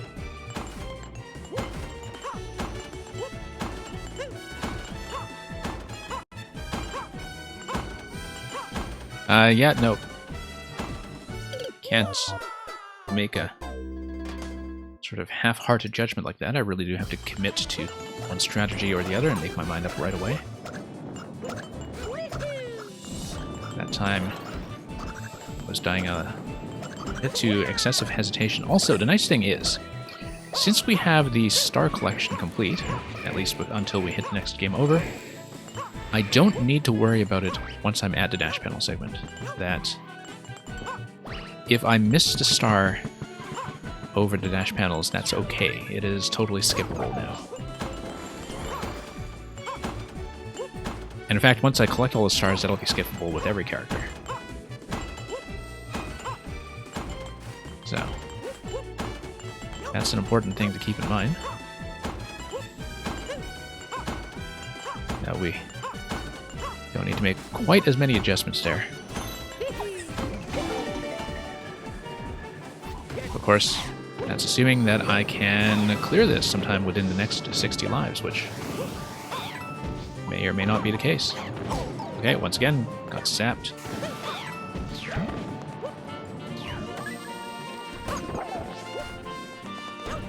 And we'll have some swinging back and forth.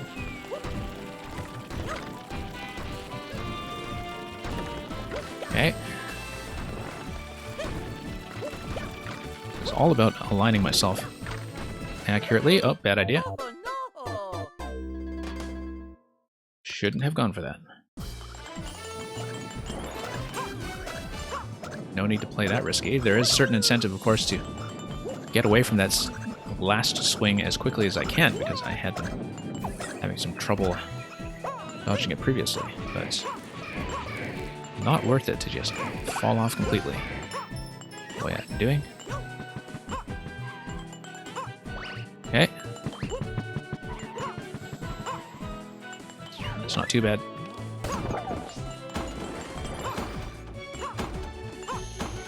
And let's go here.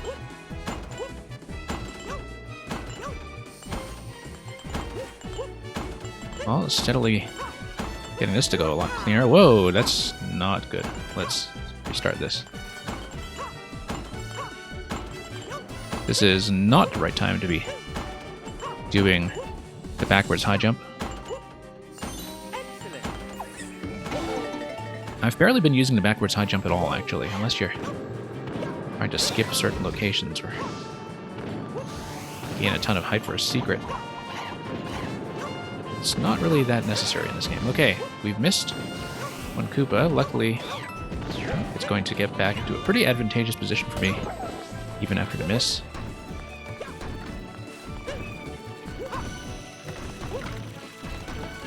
Okay.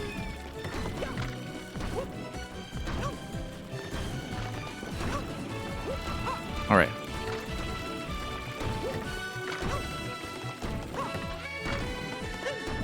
Yep, pulling back and landing to the left of the second swing is going to be a trick there, at least with that timing.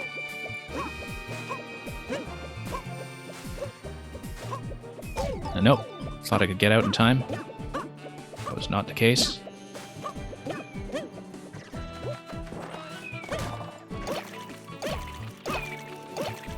Okay, that's fine. Hitboxes onto Piranha Creepers can be difficult to judge sometimes, but we made it.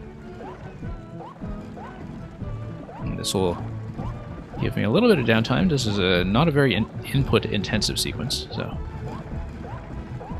just kind of kick back and relax for a bit as long as we manage to turn the corner, which is not too difficult in solo. And okay, let's just dodge everything here.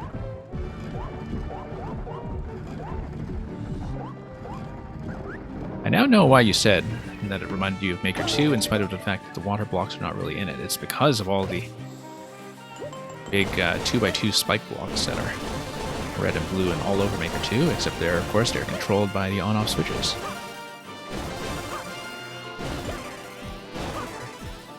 Nope.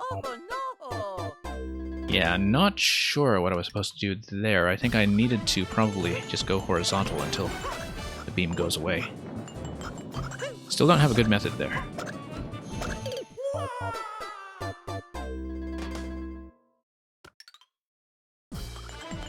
Because even once I'm big, I would like to avoid getting hit. Now, of course,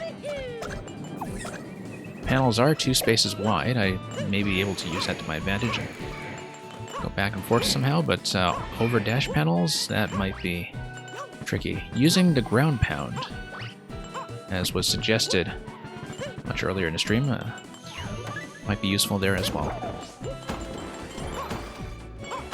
Not suggested in this stream, suggested in one of my previous streams, I think. But yeah, dash panels, difficult from a control perspective for sure. Nope. Once again, bumped the corner. That was enough to throw me off completely.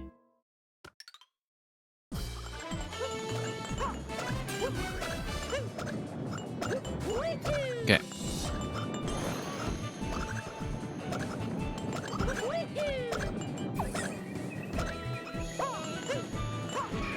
It's alright.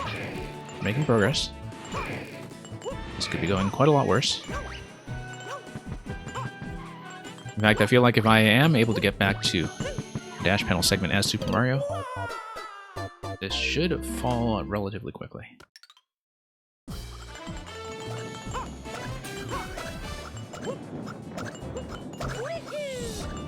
But of course I still need to learn the pattern for the key coins, and so far I've only gotten as far as collecting, I believe, 2.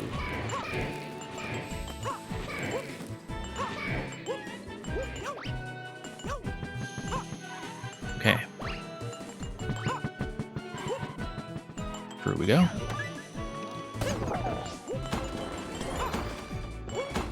And forward.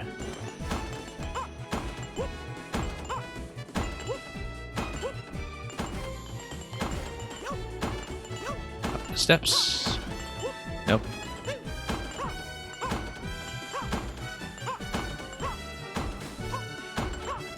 Okay, that works.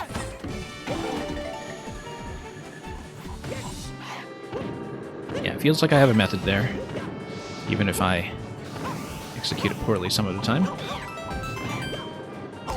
Oh, this guy has caused me trouble. Also, note, finally got a 1-up. Don't even know where some of these coins have been coming from.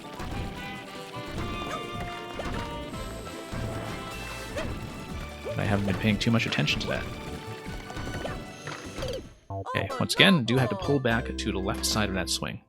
It gives me just enough space to land safely.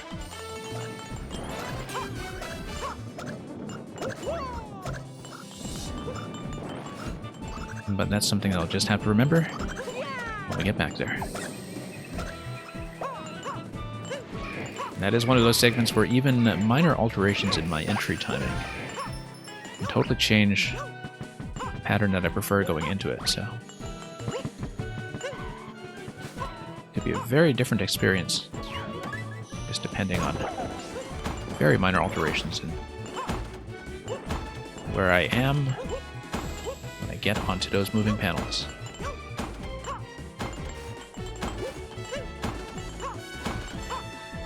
Nope.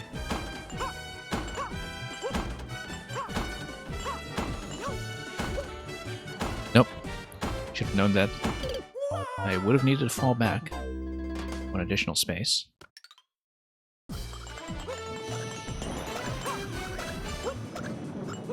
It's okay. Let's pull back. And forward we go.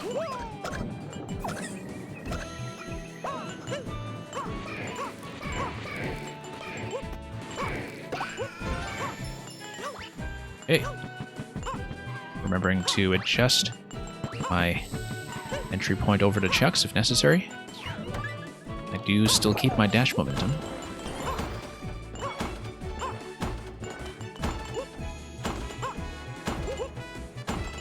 And here we are. Nope. Okay, once again, bump the corner. That's going to be a very frequent source of errors in that segment. That's something I'll have to keep in mind.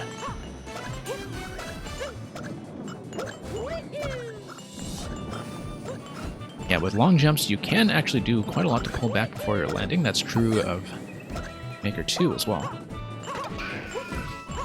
after trying to avoid crashing into walls with the long jump.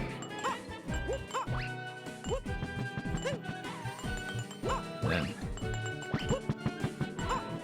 here we go.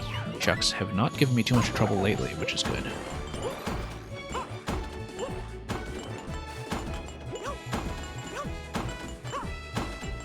Yeah, pretty reliable pattern that we have here. Nope. Okay, once again, not really expecting the pullback jump there. That was something that threw me off slightly. I would not have done that intentionally, by any means.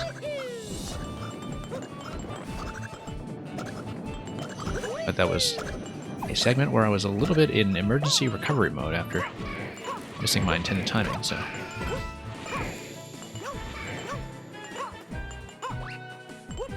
Okay. Have to know when to pull back, and whoops, didn't quite build up enough of a dash and error actually that time. Or maybe just went to too sharp an angle.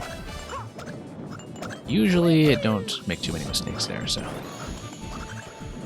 That should not be a repeated problem, I don't think. Not too much anyway.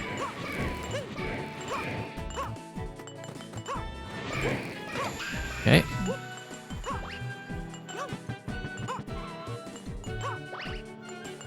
And once again, able to get through here fairly smoothly.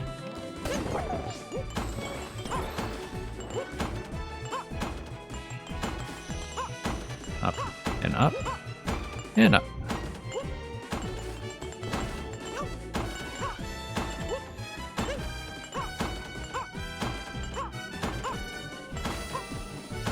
Okay.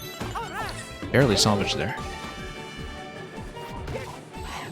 A save is a save. Okay, dodged a firebar, dodged a projectile, and finally bopped that guy successfully. So yeah, despite some sloppiness, this has been a fairly successful run so far. I just have to stay relatively consistent from here. Whoa, no, trying to be a little too courageous on what was perhaps a burst of overconfidence.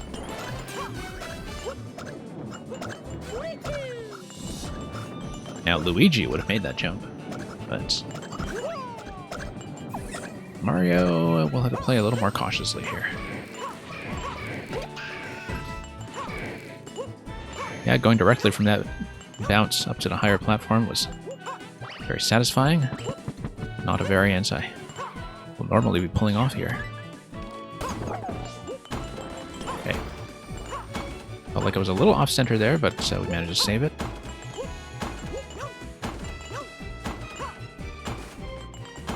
Up we go.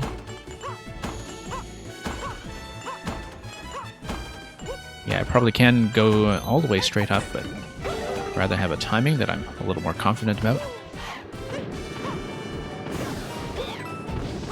Okay. Dodging all the projectiles I can, and straight into the block. Now let's not be too daring here. Nope. Trying to cut the corner there, that's not a good idea.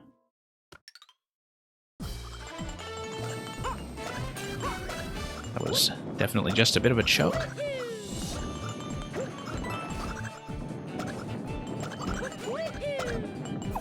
Okay, we're getting there. Getting a lot more consistency out of the early sections, at least. Don't want to jinx myself as I say that, of course, but...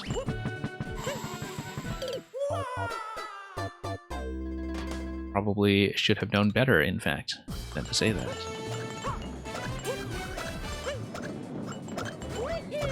But yeah, it took me a lot longer to get through this bank of lives than in the previous sitting, so that's certainly a good sign. We're dying a lot less on a per-minute basis. Okay, That is going to feel reasonably accurate, as are all of the landings there, so...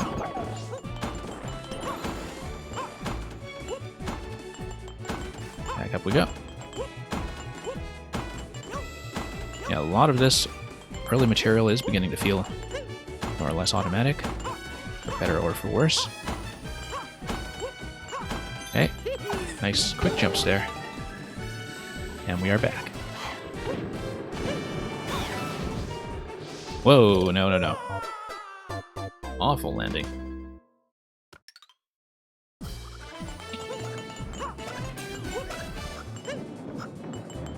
Well, that kind of thing may happen from time to time if we get a bit too complacent, so... Let's just get back there and fix it up.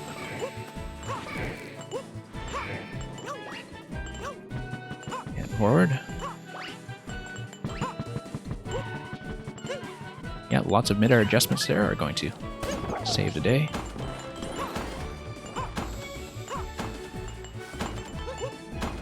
Nope.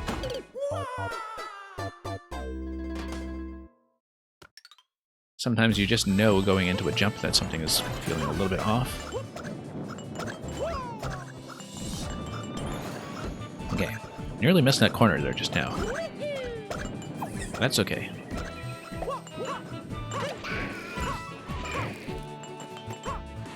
Shouldn't have too much trouble early.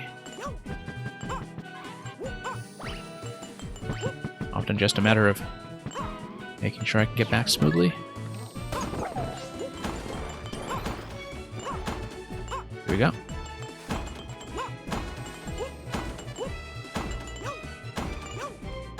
Okay, forward. Nope.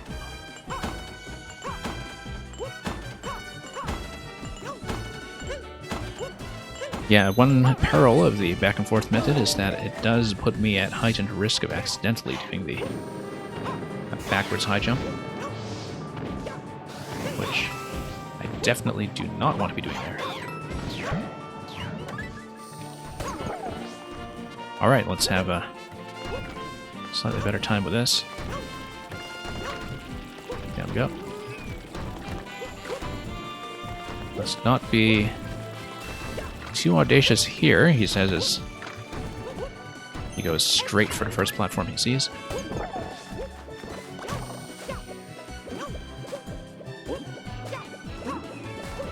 Okay, nice, straight up.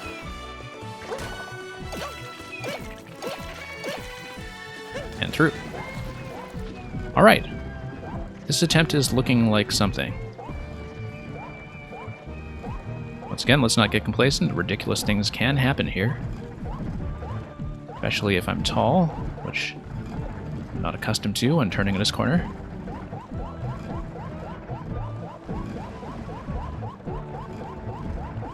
It's okay, this is mostly a test of caution.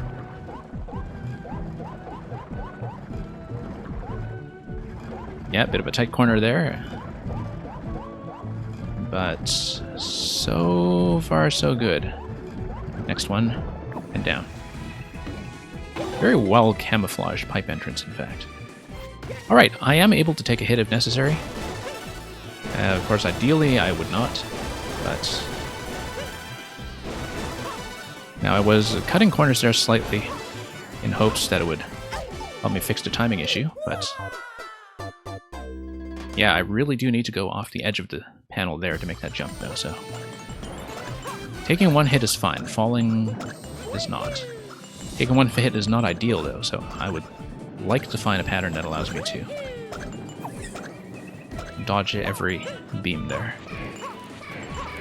Because if I'm going to be back there a few times, I will need to find something that works very consistently. And yeah, the last section... Oh, I don't know if it's an escalation. I would say the beat block staircase is a literal escalation.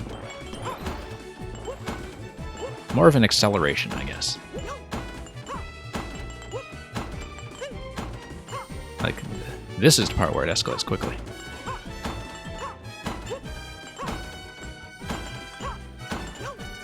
Okay, up we go.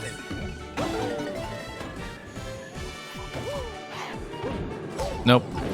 Terrible entry. Now I do not have that hit buffer on my side. Okay, managed to save myself on a halfway fallen platform, which is playing it a little bit risky, but it's okay, I'll take it.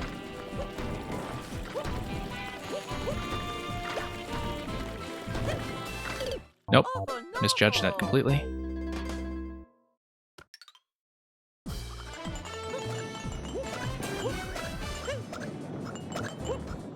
Nope, that's supposed to be a long jump. After so many attempts, you would think I would remember that sort of thing, but it's alright.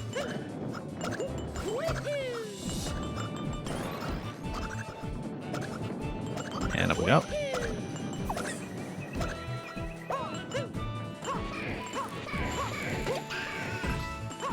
Okay.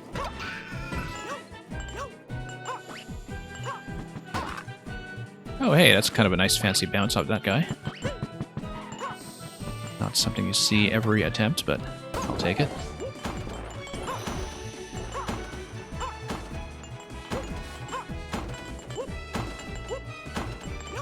And okay, here we are. Nope. Sometimes you just know the timing is not going to be right. You just have to make that judgment very quickly. Nope. Oh, okay. Thought it was going to get hit there. Nope. Oh, and I just fell off completely. Okay. Well, because my expectations rather, were adjusted to be in line with expecting to hit that guy accurately. And so I was thrown off completely by the fact that I missed. Here we go.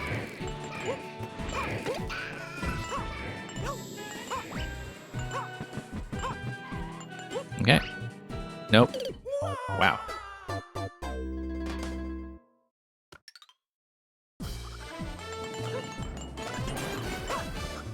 Well, so much for that.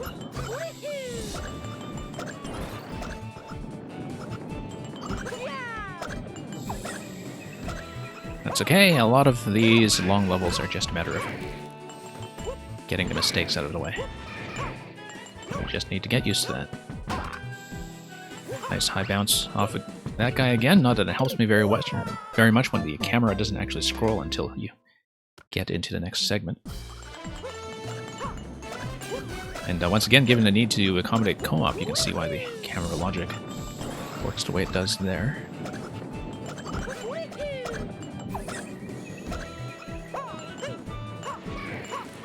Okay, here we go. Whoa, nearly fell off that time. We're kicking around some level ideas that you're pretty happy with. Good to hear.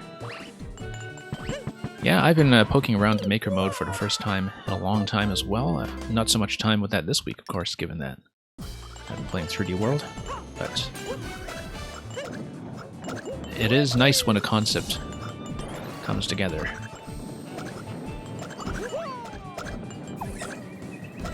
Because I find with the Mario Maker that I have too many undeveloped concepts where,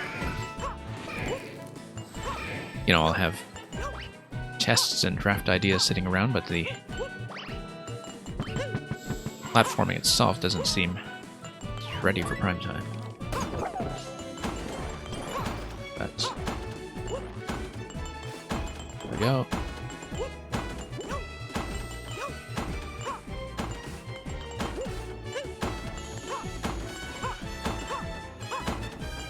Okay. Oh, nope. That was kind of a terrible adjustment. I thought I was going to make it that time, so. And yeah, levels really do take forever to build if you want to crank them out with a decent level of polish. I mean, some people work very quickly. I think partly that's from experience, though. But no, some people are actually very naturally fast, I think, at being able to visualize how something is going to work in the Maker mode and being able to put together something very cleanly without having to do tons of testing and adjustment along the way.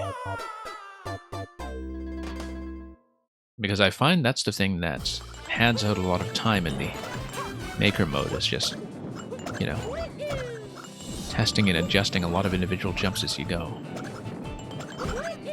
Whereas the people who are makers have a very good intuitive sense of what the spacing should be like.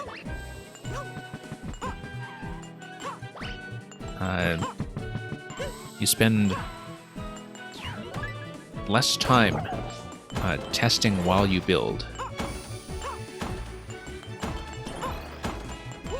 Oddly enough, I think that's true of a lot of creative processes in terms of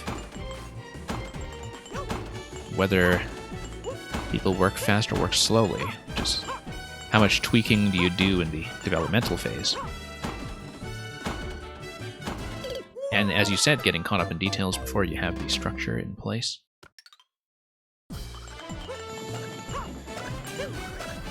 Yeah, I find that I don't tend to build things in a very linear order. Partly that's for entity limit reasons where, you know, if I have some kind of idea for a boss fight at the end of a level, for instance, I will want to do that first because nobody wants to be in the middle of building a really ambitious room only to run out of pieces to place and have to start stripping away at the rest of the level to do that. Like, you do want to build some of the more complex stuff early so you know what kind of budget you have left over for some of the interstitial segments in the middle.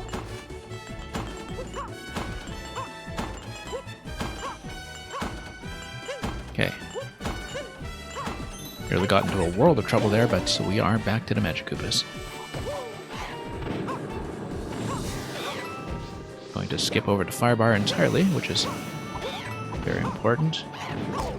Oh, thought I was totally safe against that guy, and I just rammed right into him. So yeah, no more damage buffer for the dash panel segment, should we actually get back there.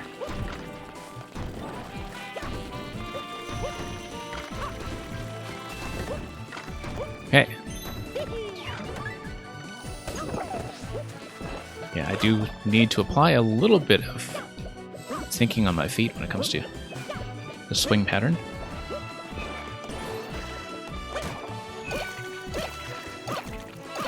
Okay, that's going to work more smoothly than I expected, in fact.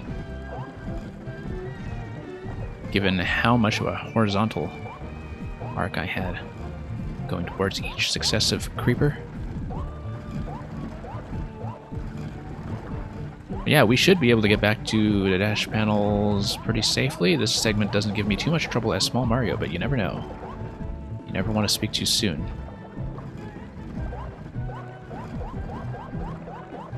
But yeah, I remember this, as I said before, being significantly more troublesome in co-op.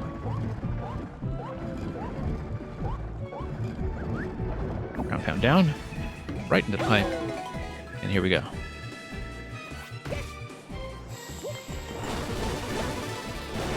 Yeah.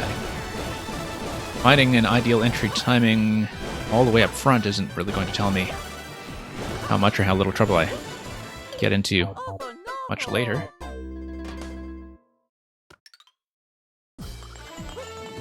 Momuga, I don't have a clear counter command.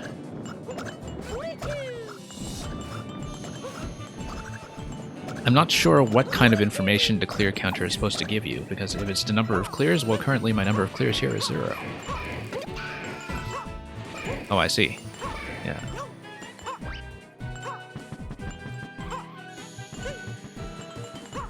Okay. Yeah, sure, we'll take it cautiously. Whatever gets me through.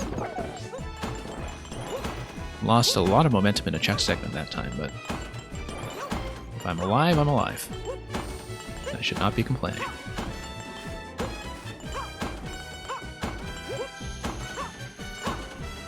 Okay. Nope. Wow, interesting camera positioning there as I seem to tug everything up to the platform only to fall. So this one was not it. It's okay, we are getting closer despite the fact that I've only even started the coin collection on the dash panels once. I think getting back there as Super Mario was essential. Just interestingly enough, my first time at the dash panel segment, until I fell short on one jump, I think I actually did manage to avoid the beams completely, but we'll see. Maybe it will come together quickly once I get a good, solid attempt at the main coin collection part of that sequence. Okay. Feeling a lot better on that segment now. Okay, back here. Dodged a fire bar. Whoop.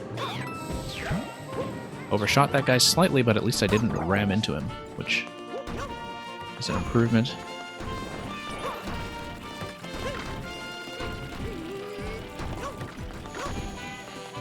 Okay. I'm going to align myself nice and central. Once again, a little too daring. Didn't realize that I was a little behind my usual timing there, and so I really should be playing a little bit more cautiously there. I have to make sure I get it absolutely right. I don't know if the swing timing is actually something that is rhythmically synchronized to the panel movement. I actually don't think it is. But we'll see. Because even when I've gotten past there successfully, I've been using about 2 different patterns to do it. Possibly more. And it depends on what the panel position is when I get up to that segment in the first place. Nope, slow. Was hoping for a much faster landing. Okay, here we are.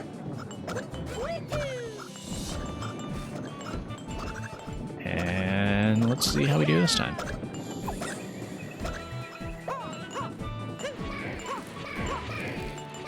Okay, not going to bop this guy. I'm hugging the wall a little too close for that, but that's okay. Whatever is safest. We'll do here. Yep, making some minute mid-air adjustments just to get my landing straightened out there. It is not going to be as fancy, but it is going to get me past that with fewer mistakes.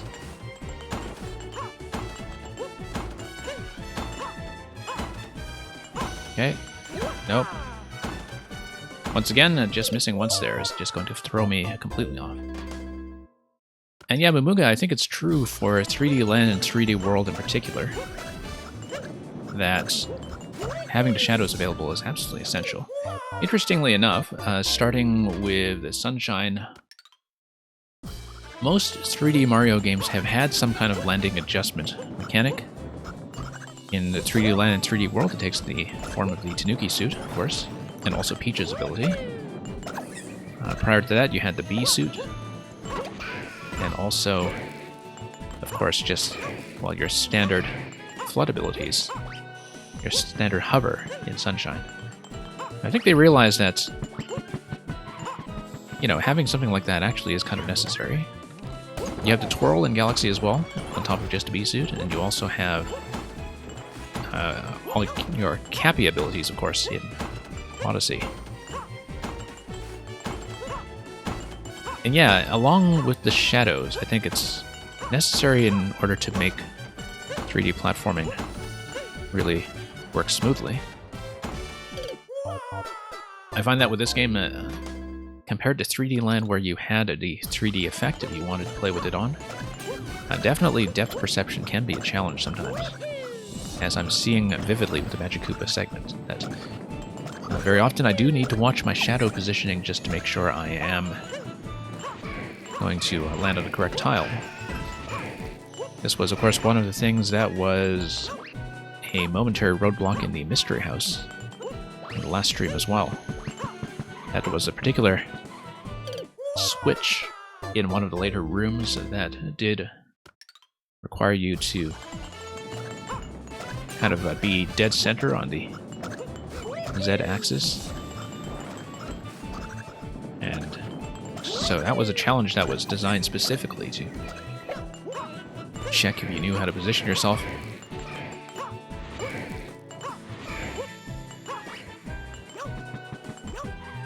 But yeah, the shadows here make for a very nice contrast with just the overall gleam of the level. And yeah, you're talking about a stall mechanic? Yep, exactly. Interestingly enough, of course, we do now have the air stall in NSMBU as well, which has been something that has been put to the test in a lot of ways in Mario Maker, as you know. I find that in Mario Maker I don't actually enjoy the technically minded new soup levels that much when it comes to levels that are all about air stall and ground pound cancel and so on. But I think that's because most of them are precision oriented, and that's not so much my thing. Okay, up we go. Yeah, the Mario Maker 3D World stall throws me off very often simply because it doesn't give you increased horizontal distance like the equivalent in NSMBU. And so there have been many times that I've actually died to trying the twirl in the 3D World style and expecting it to take me a little further than it does. Whoops. Whoa, first time I've actually died to a fuzzy, I think. But I might have mentally been adjusting a little too much for the fact that I had too early a takeoff point in some of my previous attempts. That is the first time I've actually been hit by one of those in all the time that I spent on this level. Okay, going to bop all three of those guys. And not so much for the chucks, though. The chucks are going to be spared this time around. Okay, forward. Okay, that's bad. There we go. Emergency adjustments out of mistakes are very critical here. Nope. Once again, the backwards jump kills you pretty much instantly here if you should have the misfortune to accidentally punch it in.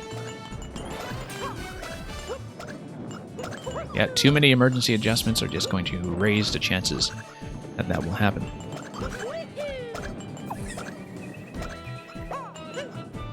It's okay, we just need a good attempt from time to time. And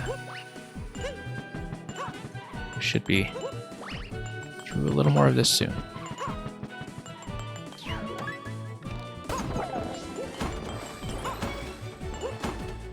Okay, forward.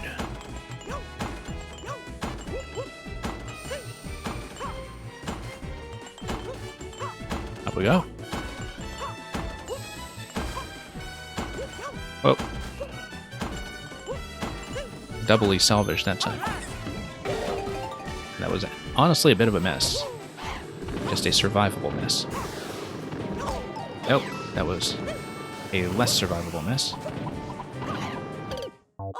Okay, that segment felt completely off this time. Don't know what it was about my positioning, but it was all over the map, starting with the Beat Block staircase, I think. Yeah, it was maybe a little bit off angle on the stick the whole time.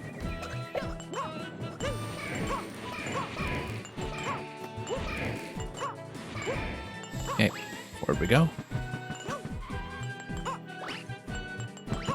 This is going to go comparatively smoothly.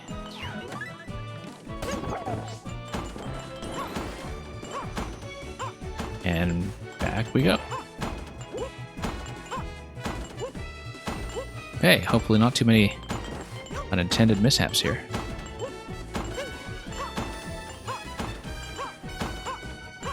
Okay, nice crisp and quick jumps there will do the trick. Yeah, you do have a momentary stall after you initially land in this segment, and it actually creates some problems because the projectiles aim straight for you. There's a momentary lag before you can actually jump out of the way, which I normally don't compensate for quite enough. Because they all aim for you pretty much as soon as you get into that position. So, here you go.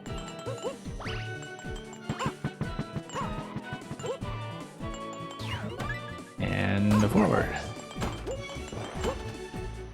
Nope. I think my timing was actually just slightly off in landing in that segment. I took off a little bit later than I normally would, and so my pattern just didn't come together. It's okay. Just need to make small adjustments. And we'll be back there in no time.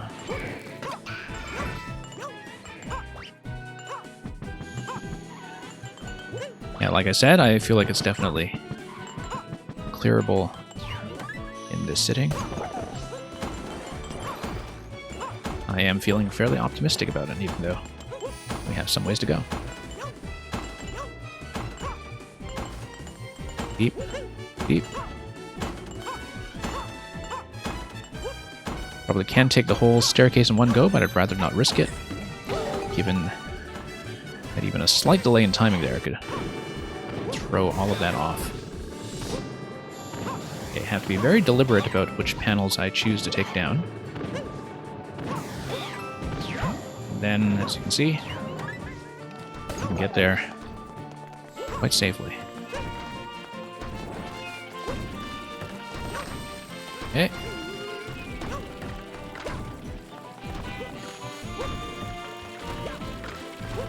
Nope.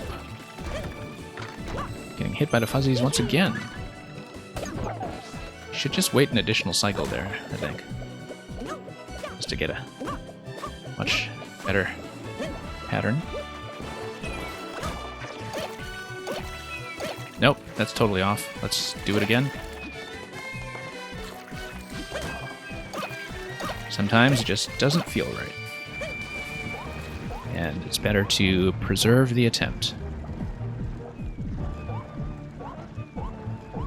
Now, of course, the fact that I'm small going into the beam segment has me a bit concerned. And yes, I know I still have the catsuit. But I need to learn this properly. So, really need to invest in trying to do the pattern accurately now while I still can.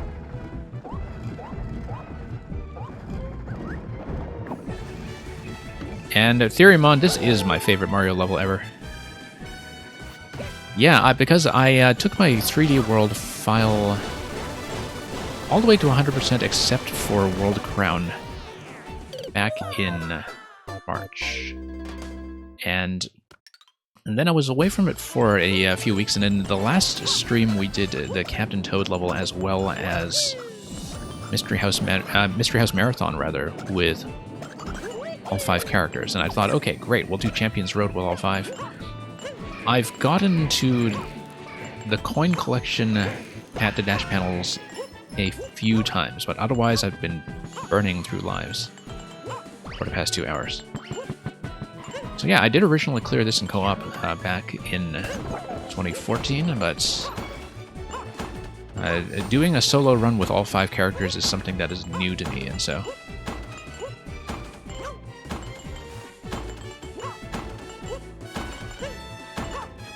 Okay. Up we go. 5 characters aren't there for Mamuga. I guess I shouldn't spoil you on too much if you haven't played this. But... well, I mean... You'll see what I mean, Mamuga, when we get there. So...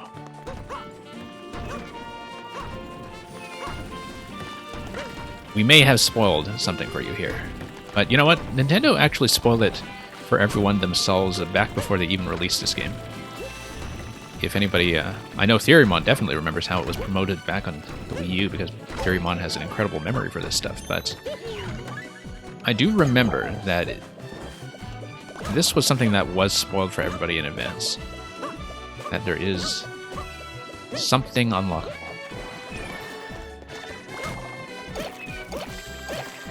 And here we are.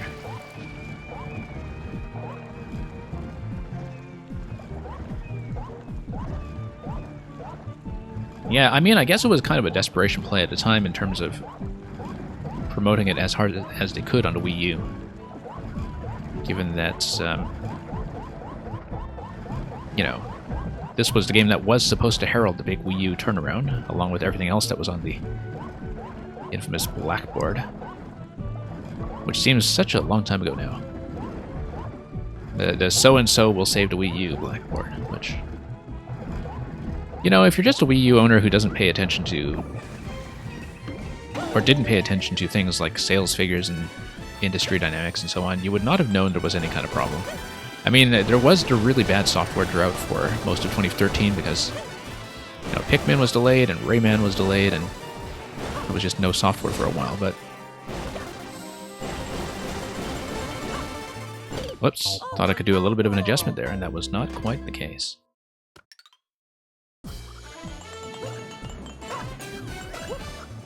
I would not be surprised to see that this game already outsold the Wii U version. That's been a trend with most of the re-releases, if not all. Most of them. I don't think Pikmin did, but, you know, definitely the case very early on with Mario Kart 8. And Mario Kart 8 had a ridiculous attach ratio on Wii U. Like, the percentage of console owners who had Mario Kart 8 was just absolutely absurd. And if you're talking about, like, the percentage of lifetime console owners, yeah, 3D World did reasonably well. Mario Maker 1 actually did very well. But of course, if you were using your Wii U in 2015, and if you had one, Mario Maker was very much the event game. I mean, as somebody who streams Mario Maker most of the time, it's interesting to see how many people tell me that they specifically bought a Wii U for it in 2015, even though it was one of the last major pieces on the horizon.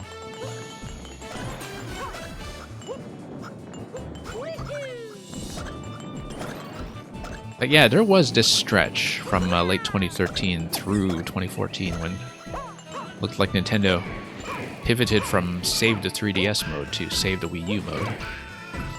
And I think the fact that they were in Save the 3DS mode for a good chunk of time actually did negatively impact where the Wii U could go. But yeah, I had a fantastic time on a Wii U, Mamuga. I think most platformer players did. I think a lot of people who play both 2D and 3D platformers just had a time of their lives in that system. And yeah, there's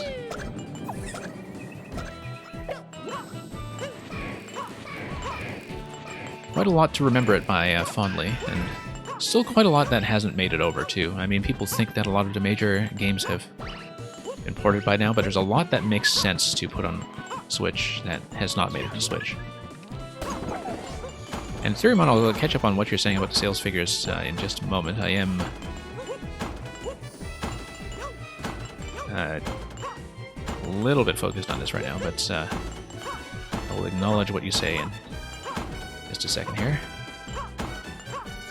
Whoops, okay. Mario Maker 2 was about to pass 7 million, and it didn't really explode to the insane amounts. I think part of it is also that... I mean, Mario Maker 2 released into a very crowded environment software-wise. Whereas Mario Maker was very much the only game in town for a lot of the late life of the Wii U. I mean, I guess it did come out the same season as Xenoblade X, and I partly know that because Xenoblade X was the thing that kind of tore me away from Mario Maker for a few months. But, you know, that's a relatively niche title in its own right. But yeah, it's very true that the Wii U audience was, in large part, a Nintendo diehard audience by that point. Also, I think there probably is a certain segment of the audience that's played Mario Maker 1 and then realized that maybe Mario Maker was not for them because they never saw any good levels and don't tend to hunt for them the way we do over here. Like, you saw a lot of people who are normally really big platformer players who would pick up Mario Maker 1 and say, maybe I'm not really into Maker games. Like, it's actually surprising. Some of the platformer diehards that I know that both of us communicate with from time to time, like how many of them actually did skip out on Maker 2.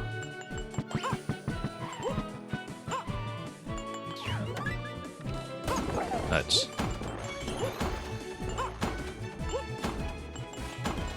and Mamuga, I'll catch up to what you're saying in just a moment. Can't really skim that right now. Oh, no, bad idea.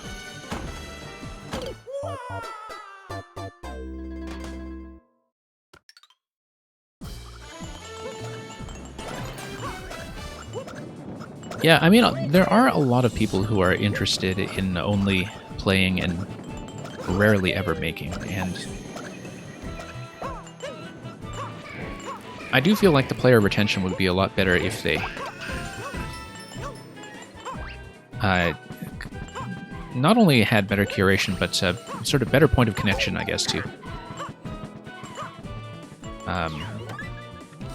the general community around the game. As most of you here on this stream know, actually plugging into other Mario Maker players or makers, be it on Twitch or be it on your own networks, makes a massive difference to your enjoyment of a game. That I think, like, practically everybody here is still fairly active in Mario Maker because that's why you're on my stream to begin with. But I think a lot of you know that the reason that you are active in Mario Maker as much as you are is that you've been able to connect with people who keep the game fresh and interesting and introduce you to new ideas that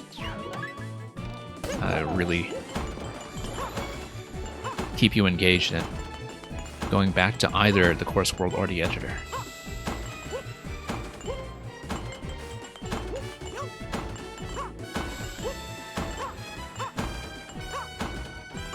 Okay, up we go.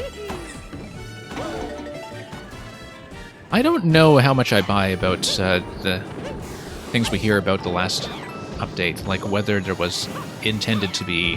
I remember that rumor that the SMB2 mushroom was kind of salvaged from an SMB2 mode. I don't know if I buy that, because the SMB2 mushroom is the kind of really complex entity and really well thought out item design-wise that I think it was long in the making. I don't buy at all that it was something that could have been salvaged within the span from COVID to its release, which was, 2 months or so, maybe 3 months if you're thinking in terms of Japan. So I really have my doubts about that, simply because everything about the SMB2 mushroom, and the Master Sword for that matter, screams to me like it was something that had long been planned and tested and simply just wasn't nearly ready for deployment around launch. I also think people read way too much into the fact that the extra game styles were listed as extra game styles, plural. Because from a sort of copy editing perspective, even if it's just a category of one item, in most English language contexts you would describe that as a plural anyway, because, you'd be leaving the category unbounded whether you had plans to update it or not. So I think people were reading excessively into it. So I definitely buy the idea that maybe long-term plans for Mario Maker 2 might have been cut. I don't think we actually saw the results of those cuts in terms of the content that was actually patched into the game, like the Koopalings and the World Maker and so on. I don't think they cut corners with that. I think it's fairly likely that they might have cut some other plans, but the World Maker update did not strike me as a salvage update at all.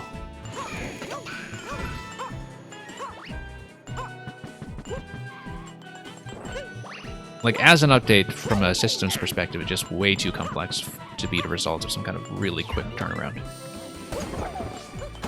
Whoops. Nearly messed up my pattern there.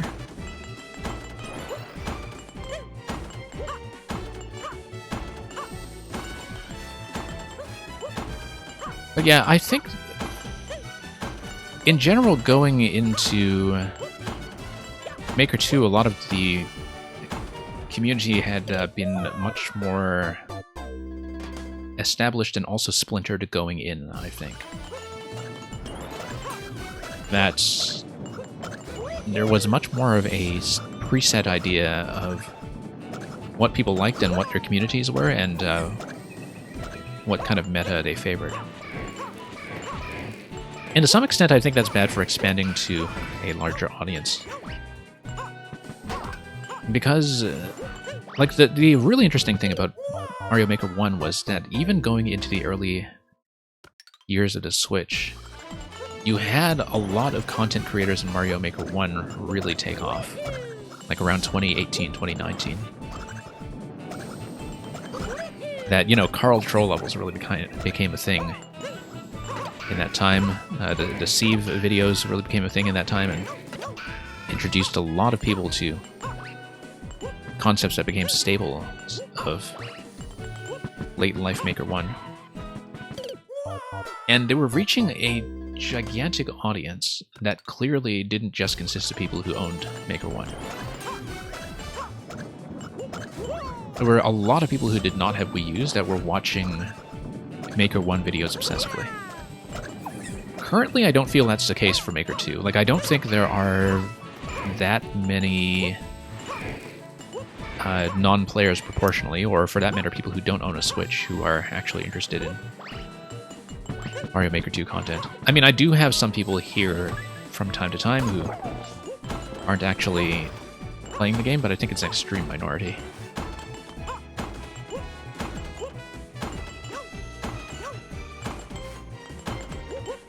But, you know, you could understand how by the time you get into, like, 2016, 2017, obviously you have a lot of people at that point who do not feel comfortable picking up a Wii U just for one game, right? But I think the unfortunate thing is that a lot of the content creators who were the best at reaching a non-player audience seem to have dropped off. Like, I don't really know who's making Mario Maker 2 content for non-players so much, because a lot of the people who do have a big reach on YouTube, like DGR and Carl and so forth, have a pretty baked-in audience at this point, if you know what I mean. Like, they have one that's been around for long enough now that they have some, you know, predetermined ideas of what the kind of running jokes are and what the personality of the content is going to be. And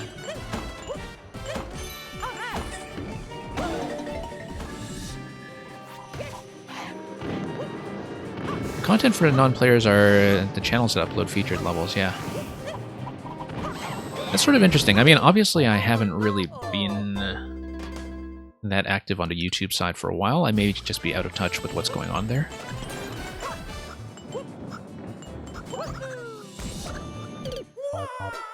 But of course, you know, Mario Maker YouTube seems pretty saturated at this point, where, like, I don't know if I would want to try to break into that with things that are just straight playthroughs of levels, for instance.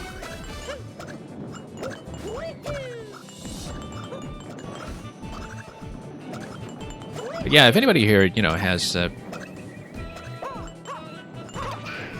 any particular ideas for what you would want to see out of like edited YouTube content about Mario Maker, if you would eventually like to see that from me. That's something that I definitely appreciate some feedback on. I didn't actually know that Game Grumps was still active with Maker 2. Oh, I did hear that there was like the release of Super Rubber Ross World or whatever, but Rubber Ross I just kind of like learned to avoid in Maker 1, I think, because I don't know if he's actually gotten better at level design, but like I just remember at Maker 1 that very often if you saw a level with tons and tons of plays and likes that was actually kind of terrible, very likely it was just some YouTube star. But that might be true for Maker 2 as well, but once again, I don't really play off the popular list, right, so I don't see so much of that. Like, most of the people who come by here are pretty serious about making in some way or another, or are people who are always trying to improve, and so I think it's a very different atmosphere here than with content that's much more about getting a good reaction out of the player. Okay. Seeing an edited version of the puzzles would be nice. Okay, then that's interesting. I hadn't really thought about that, but yeah, in terms of, you know, eliminating some of the dead time and just showing off how some of the solutions come together, that might be interesting. I don't know, I currently just don't really have the time to be editing anything for YouTube, but if I do eventually put together some kind of Maker channel, I will absolutely keep that in mind. And through here. Sorry, I'm a little bit behind on chat just because of the focus that this level sometimes takes, but I'll catch up to as much as I can. Did Maker 1 have the speedrun hold, right, and jump levels? I think they were much less dominant. Whereas people found, at least with the likes and boos algorithm, or the popularity algorithm that they had with Maker 2, they found out very quickly that that was an easy way to farm. And so you would have people like that Bra guy who just kind of games the system and tries to go for medals entirely on the back of the 20-second speedruns that are just... Like, if you're thinking about it, right, you punch out something that's not totally brain dead, but is quick for you to put together, which doesn't require much playtesting, because obviously when you have a tight time limit, there's much less flexibility for the player anyway. Like, you can crack those out really quickly, and if people are just going to give it a like for being competent, and, you know, I occasionally will myself, like, your likes per hour on that kind of level is likely to be pretty good. And unfortunately, that's just become a total click farm in its own way. But I don't know if the problem is actually as bad as it was at launch. It was quite bad at launch, but you know, at launch I think people were at least impressed that it wasn't all auto levels the way it was in early Maker 1. That early Maker 1 was a total mess because,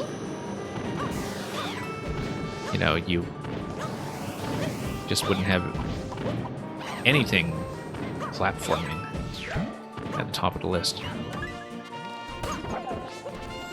Nope, bad idea. And yeah, thumbnails do make a difference, for sure. Some people are just naturally very good at pixel art, so you have a bit of an advantage there. Speedruns are still popular there. Yeah, the refreshing thing has kind of been... Like, I feel like people were already kind of making fun of it a year ago. Whoops. That's totally off my usual path. Okay, we're going to hit game over here. I'm going to pop right back in, of course.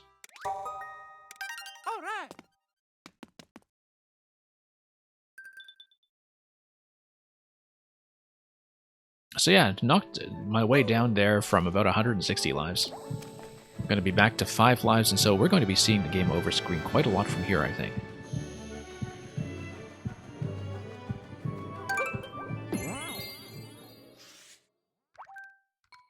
Yeah, back when I did my co-op clear, usually when we just ran out the bank of lives, I just do random selection, but of course here, I do want to clear it with all 5, so I might as well just do it in order. Mario being, of course, one of the harder characters here. And yeah, I did lose the cat suit, but I really had no intention of using it. I also lost green stars, and so we'll have to be attentive to that when I do get back to the dash panels.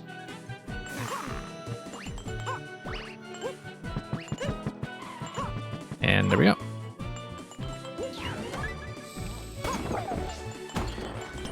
And yeah, I've definitely seen a lot of parody levels of the refreshing levels as well. Actually, given that I'd never really played off the popular list, I think I learned about the refreshing level spam problem because I played parodies of them. Nope. Nope. Kept having trouble with the corner of the top block.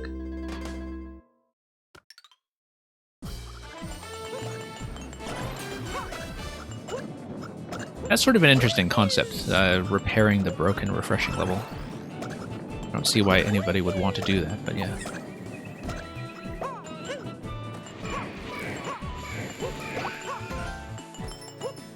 But yeah, I think it's unfortunate that a lot of people's exposure to this game will be just not knowing what to play, going by the popular list, and then thinking that that's all there is to Mario Maker.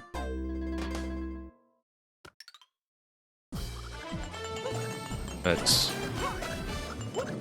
here we are. And then you have to take into account that there are probably a lot of players out there who, for whatever reason, legitimately enjoy that stuff.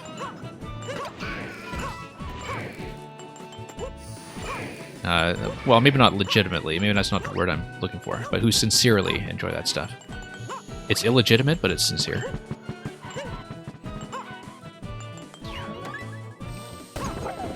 Yeah, Theoremon, the one thing... Okay, I basically had 2 sort of organizational requests going into Maker 2, and one of them was fulfilled.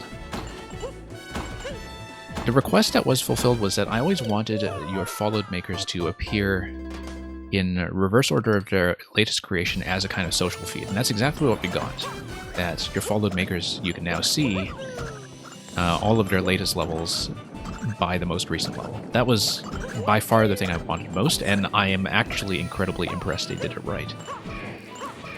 It's hard to remember, in fact, that that was not the case in Maker 1. But the thing I always wanted, which is not quite what they gave us with Super Worlds, was the ability to make playlists where you could select, say, a certain number of other people's levels from different makers, and then you would put them together in a playlist. The playlist would have a single code, and this playlist might even have a challenge attached to it, like, you know, a certain number of lives that you start with, like you do with Super Worlds. But the idea would be that people who do content curation would actually be able to do it as an activity, or people who do collaborative Super Worlds would have a much easier way to feed the Super World to people if you have a lot of different makers involved. And so if I were kind of designing content curation systems for Mario Maker 3, that would still be my approach to doing it, is like you should be able to have a custom recommended playlist code.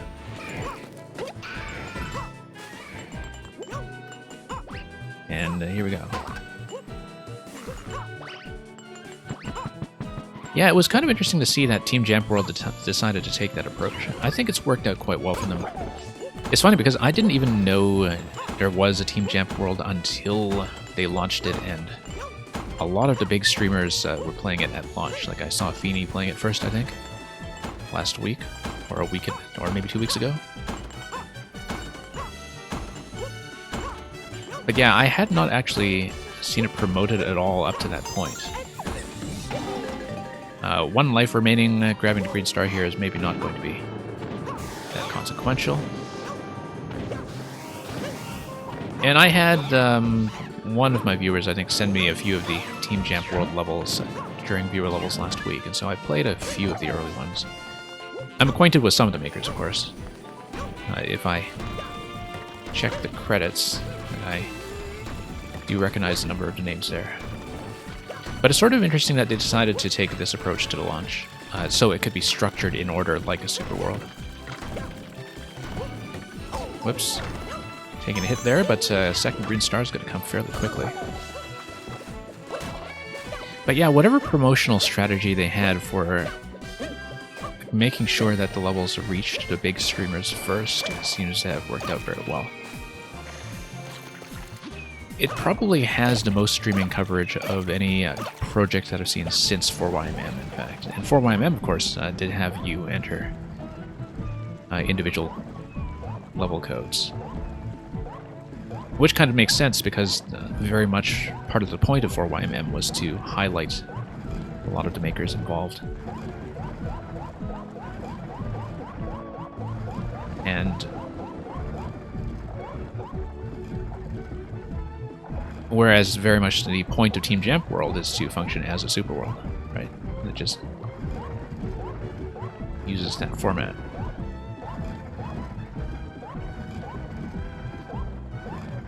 Okay.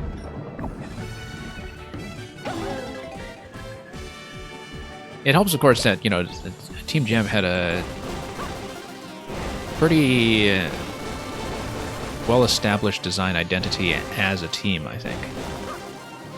And so as a brand, they were already very much a known quantity going into that.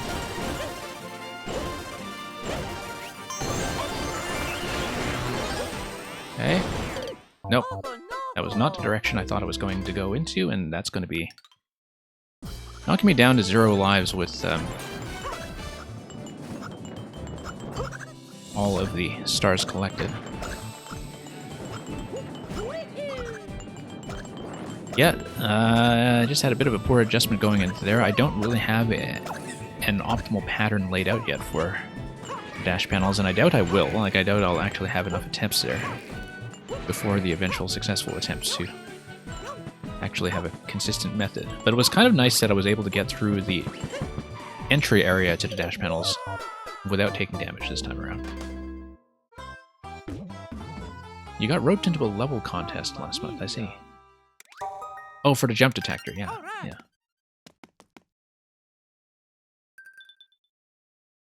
Well, the jump detector level I thought was a very strong piece.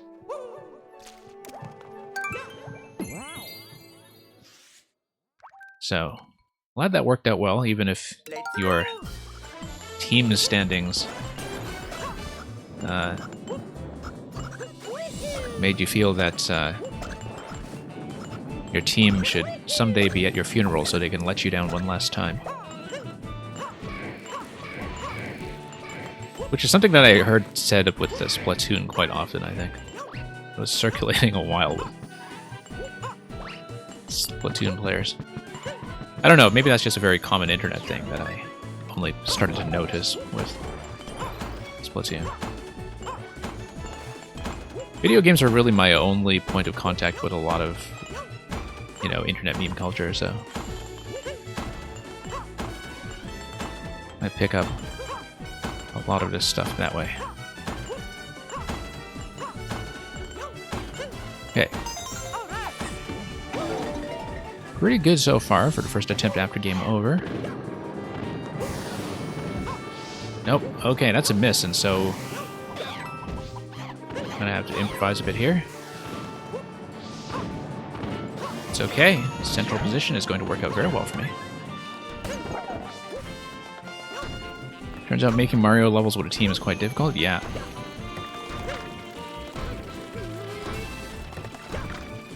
And here we go. Nope, thought I could land to the left there, and that was not the case. Once again, I don't always have a good pattern on the swings just yet, just due to inconsistency in how I'm entering that area. Nope, let's reset. Nope, no.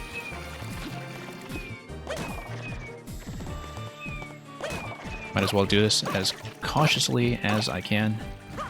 There we go.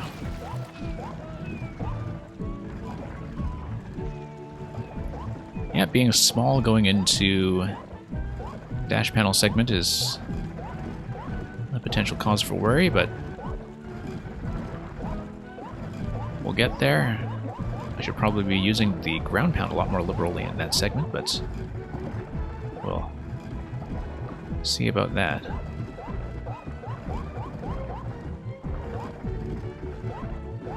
Yeah.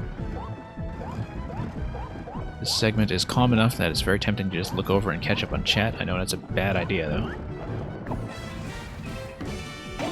As you can see, the beam firing pattern already begins by the time you get to the top of the clear pipe, and so you can technically control your entry timing. But I think I want my entry timing to be 100% consistent, so I have any chance at all of finding a good working pattern.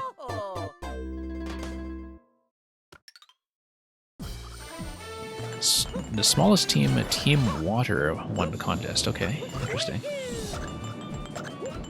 I mean, I don't really have a good understanding of what that team structure was even doing for the contest. But, you know, whether you would be helping teammates shore up their designs, or with playtesting or anything like that. And here we go. Oh, basically each team could only use 2 themes, I see. So yeah, themes as in the styles, or like as in the game styles, or something else?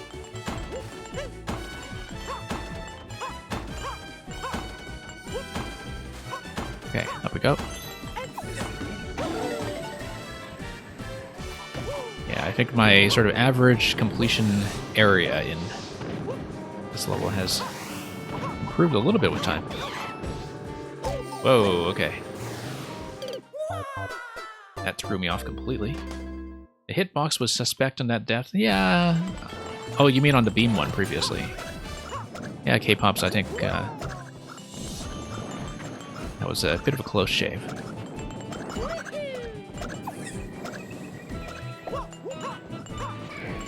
Okay, here we go.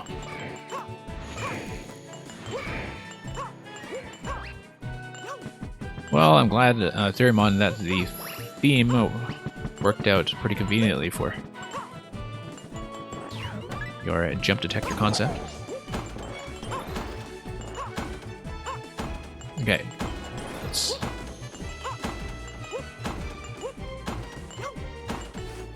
Up we go.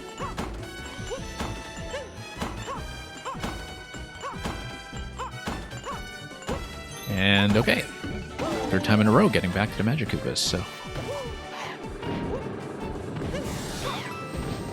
Doing better in general. Okay, thought I was going to nudge that guy that time, but thankfully did manage to get out safely.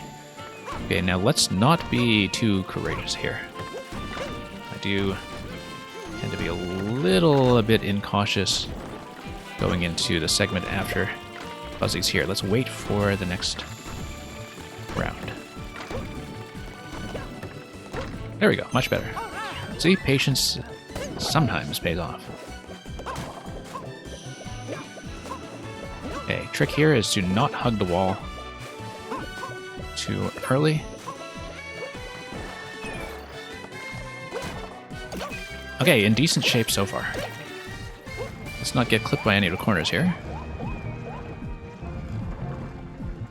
And let's not fall in the dash panel segment. Of course, ideally, if I don't get hit at all going into the coin collection segment, that would be for the best. Wow, bit of a tight fit over here. Let's go, go, go. Now, rounding the corner underneath the next red block that's going to come towards me. This always feels like a very near thing, but I've been able to navigate it successfully so far, so...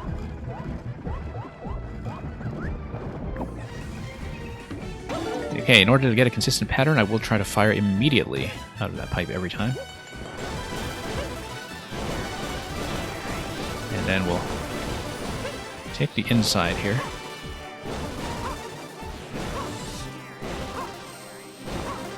Okay, taking the inside track initially is going to work out well. Okay, gonna take one hit here. Oh, gonna miss completely. Yeah, I do need a better plan for doing that circuit on the outside, I think. And I should be using ground pound a lot more liberally there. Still, decent attempt. That is the furthest I've gotten as Super Mario.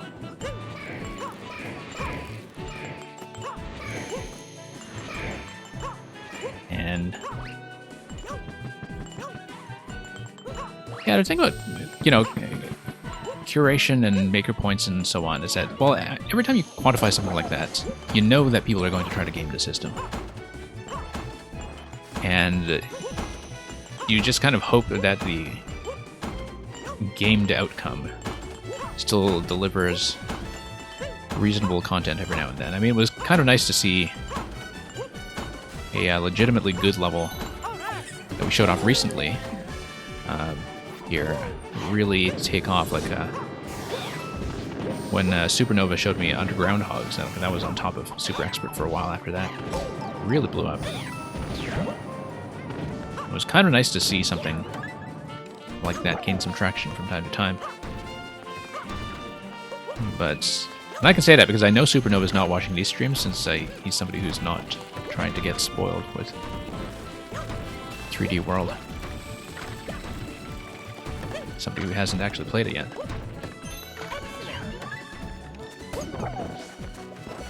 And so yeah, it is still possible to get on things like the weekly charts with like a good design that is still readable enough to players who only play out the popular charts that they won't just boo it from unfamiliarity with the mechanics. I feel like it needs to be a fairly accessible concept, though. Like, you can't get too far into popular charts just with levels that do require you to learn something new conceptually. Because you get a lot of people who would just skip after playing Endless.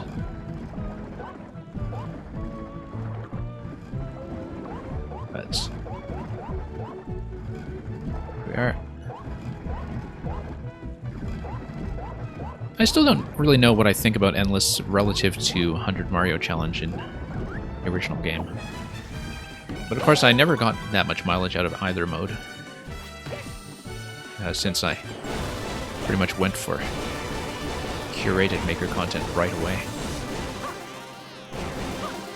Okay, stalling by taking the outside path there has been the best approach by far. I think I do finally have a decent dash panel pattern going up to that main segment. I think I actually have an approach now that can avoid taking a hit.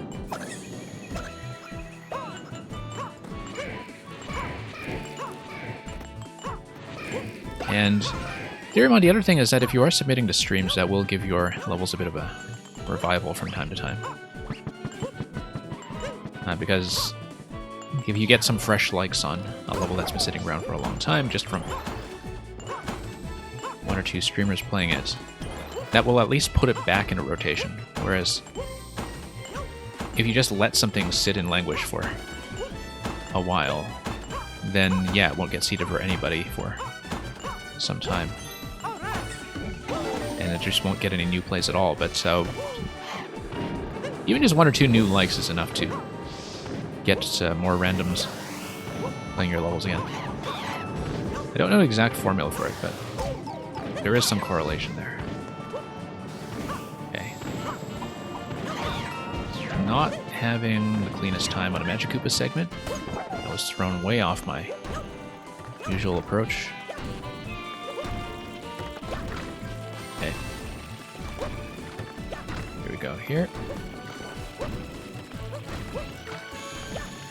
Nope. Once again, too ambitious. I should wait. Should pretty much always wait if the platform is already pulling away. Unless, of course, I eventually play this with Luigi, or even Peach. Of course, that's going to have to wait until after my Mario clear, so...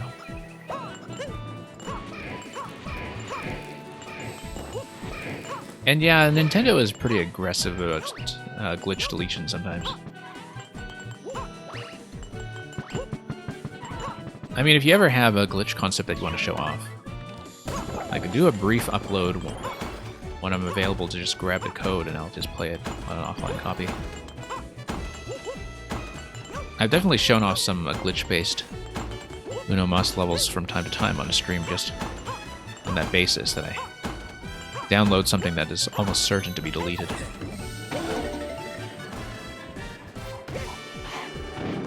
So you loved watching K-Pop's 100 Mario content, but not Endless so much. That's sort of interesting. I guess there's a bit more tension from 100 Mario challenge. A bit more regularity to it. But I don't know, psychologically, like, it's... The two of them are different in ways that I can't quite place. It's sort of interesting what minor differences in incentive structures like that will do to people, just not only as players but also as viewers, as we were pointing out. Nope. Too late on that one. I thought I was going to get a landing and then a second jump. Your evil power-up level did use a glitch, but you removed it in the current build, I see. Oh, okay, no, the level that looks like a glitched cartridge. I know what you mean. I actually really enjoyed that one. I thought it was a fun concept. Yeah, now I know what you mean by glitch level. Let's go. But it's one of those that I think, you know, obviously does require some explanation on your part, so people don't just immediately assume it's garbage. But if you kind of understand what you were going for thematically, that's actually a really interesting way of rendering that concept. So, I have to go back at some point and stream or record some of the levels I played in the very early life of Maker 2 before I had a capture card.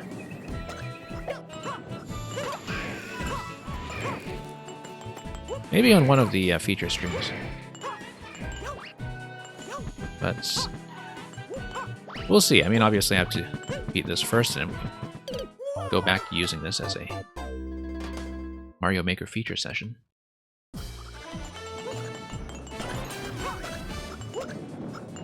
But yeah, I think going back to the subject of the Mario Maker 2 leaderboards, to a certain extent, the top positions are just going to be occupied by people who have the time and inclination to really grind it if you have a sort of endless high scoreboard.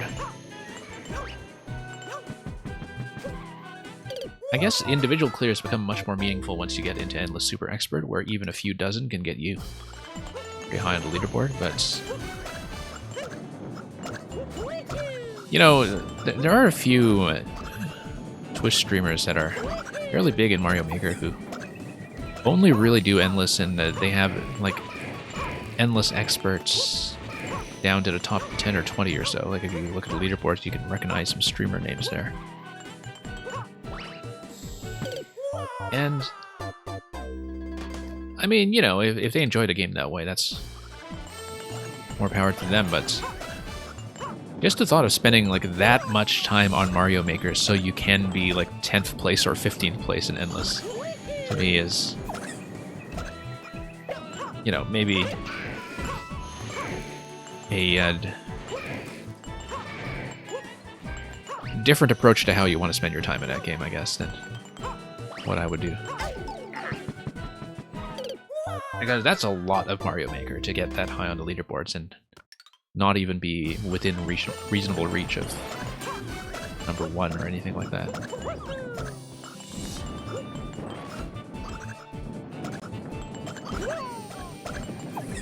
Theoremon, something you notice about early Maker 2 levels, I'll have to read that in just a moment.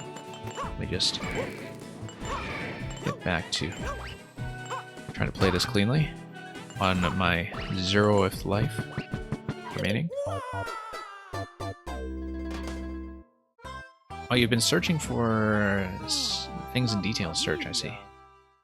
Yeah, I kind of agreed that, I mean, this was true for myself as well, where the first thing I made was with a clear condition, and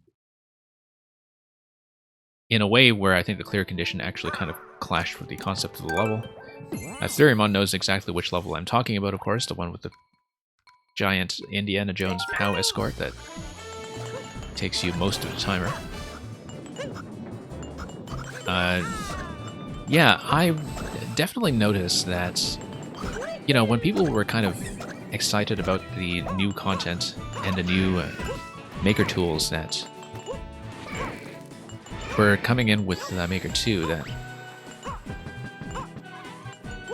clear conditions are that one thing where there was a lot of excitement about it early on that seems to have tapered off. Partly because of the checkpoint issue, I think. And partly because people realized that most of the concepts that they had using clear conditions could actually be done better without the clear conditions.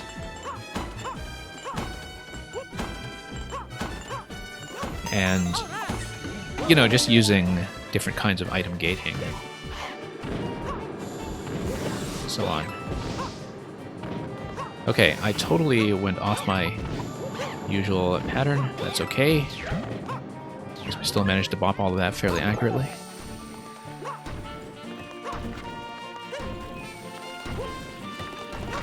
Okay.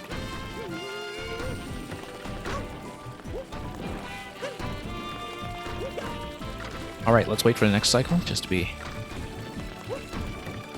much safer. By much safer, I was hoping to do a little better than that, but okay, we'll take it. That was a very easily avoidable hit, I think, given how patiently I was taking that segment for once. That's okay, we'll get back to dash panels and see how survivable it really is.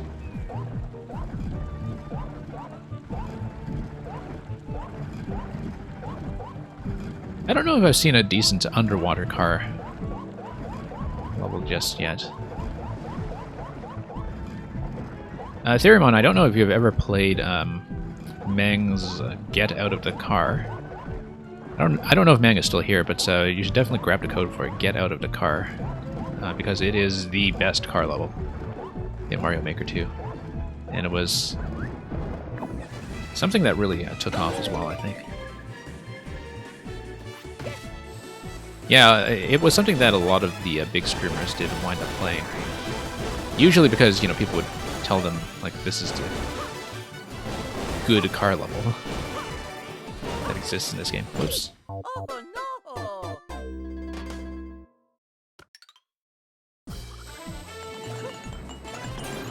But yeah, I don't know that I've seen a good underwater car concept just yet, but the car in general is just pretty awkward. And actually, there's a lot of stuff that doesn't really play as smoothly as you would hope in Maker 2. I mean, we're so far from the launch of the game that it's interesting to think about how the Super Ball and the Hammer were secret unlocks. And it didn't turn out to be that exciting pieces anyway, I think, because Hammer Suit's great for puzzles, but for the most part, the cooldown time and the way it messes with your dashing into 3D World style makes it not that worthwhile unless you really build around the weaknesses of the item as part of your concept. And the Super Ball also has this ridiculous cooldown time on the shots as well. And so...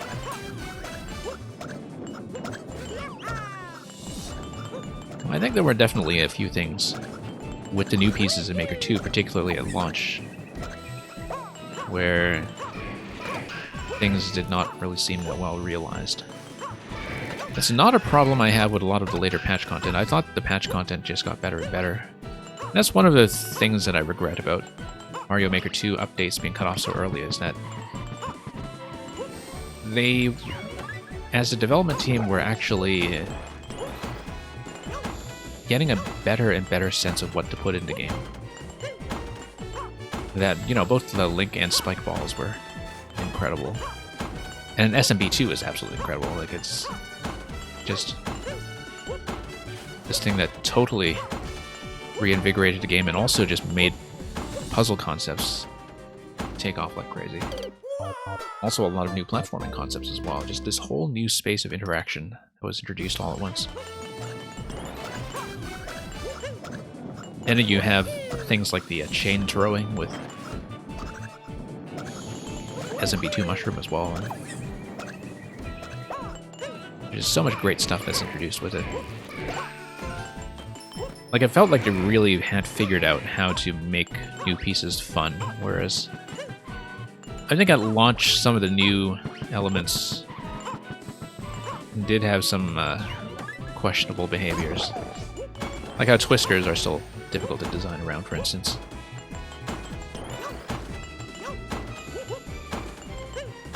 Okay.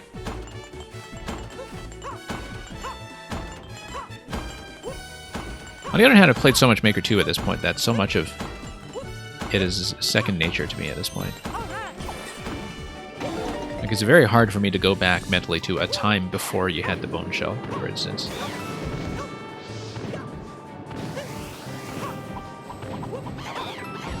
Okay. Salvage that. Almost. Oh. Okay, gotta get out of the way of the firebar. That was the main risk factor there. Oh no, okay. That was a needless hit. It's okay, it'll give me a chance to do a bit of do or die practice with this segment here. Yeah, nice short jumps are necessary.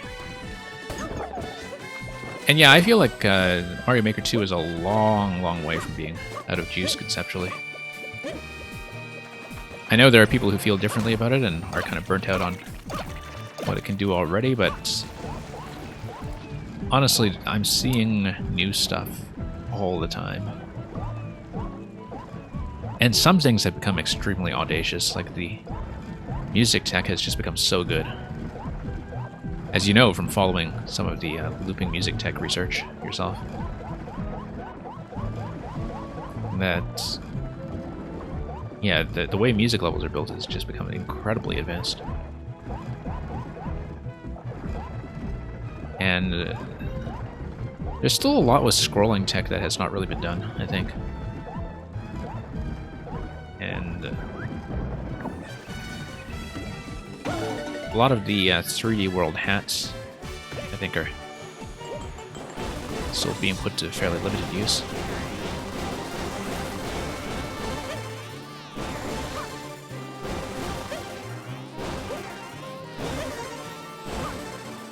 Okay, actually made it, which is surprising. I did not really expect that.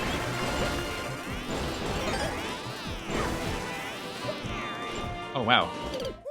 Actually got one wall jump there, and if I knew that that's the direction I was going to go in, I would have gotten a second wall jump to save that. Surprisingly successful in terms of not taking a hit. It's just that after all that dodging, still had some issues closing that out.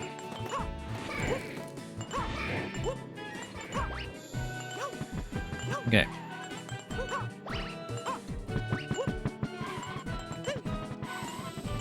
I'm going to take the chucks a little more cautiously than usual. Whoops.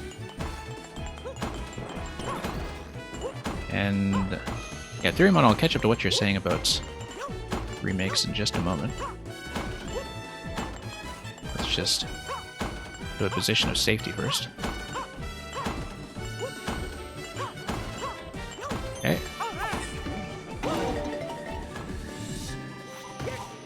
Yeah, kind of interesting that we haven't really seen anything for DK's 40th anniversary. I've got to say, the most unfortunate thing about Metroid Prime 4 being rebooted with Retro so late into its life is that it's pretty certain at this point we are not getting a new DKC game from them anytime soon, which I guess they can only do so much, but I also still think, and I talk about this a lot on the stream, I still think that DKC Returns is in serious need of a definitive edition in HD.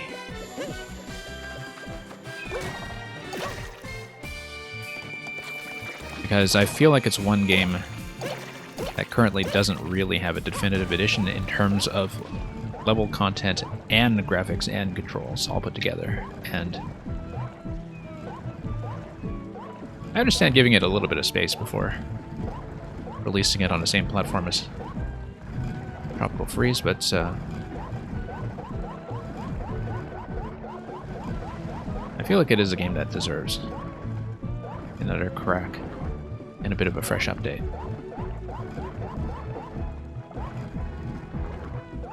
Partly because some of the late game concepts are very good. I mean, there are a lot of things about that game that were, of course, much more elaborately developed in Tropical Freeze, but also a lot that didn't survive into the second game. Okay, going for that outside pattern to just stall on the beams. Seems to be working out for me here. Okay, taking that hit is unfortunate. This time, though, don't need to go for the star. Miss. Oh no! Yeah, I mean, I vastly prefer Tropical Freeze, but I still think Returns needs a new lease on life.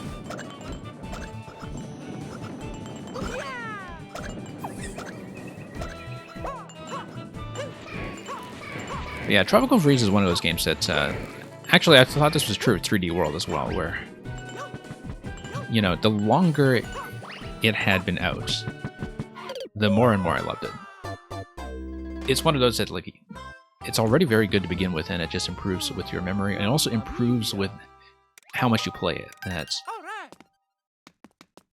with both of these games, the better you know them, the more you enjoy them, I think.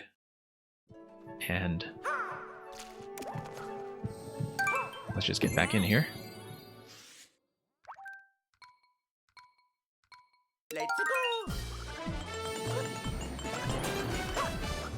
Particularly because in both cases they were sort of released to audiences that in some circles didn't necessarily want them to exist as the direction for their respective series or studio. And they were quite wrong about that. And I think time has definitely been on the side of both of these games.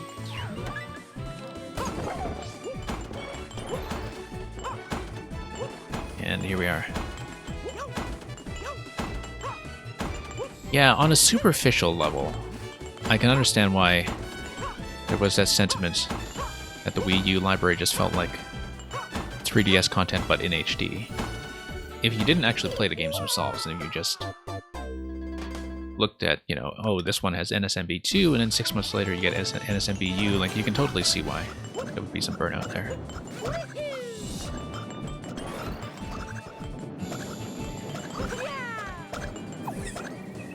I think maybe there was the perception of it being safe because, like, you know, if you're somebody who's a platformer player, you're likely buying the Nintendo system anyway. If you're somebody who's not so much a platformer player and you need to be convinced to pick up, say, the Nintendo system as your second system, Then seeing all this top flight platformer content isn't actually going to have that much of an impact on your choices.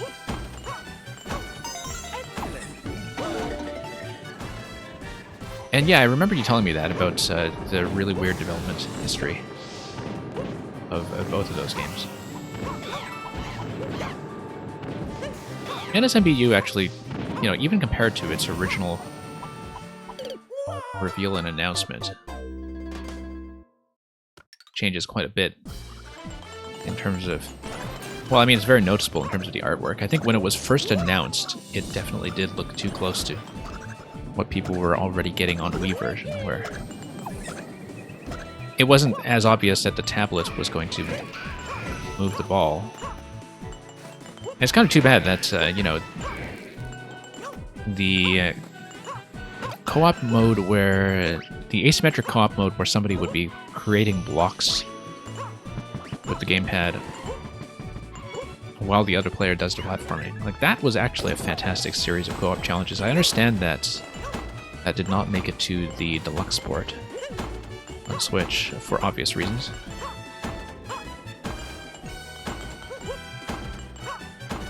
It's kind of too bad because that was a very unique asymmetric challenge that we're only ever going to see that once.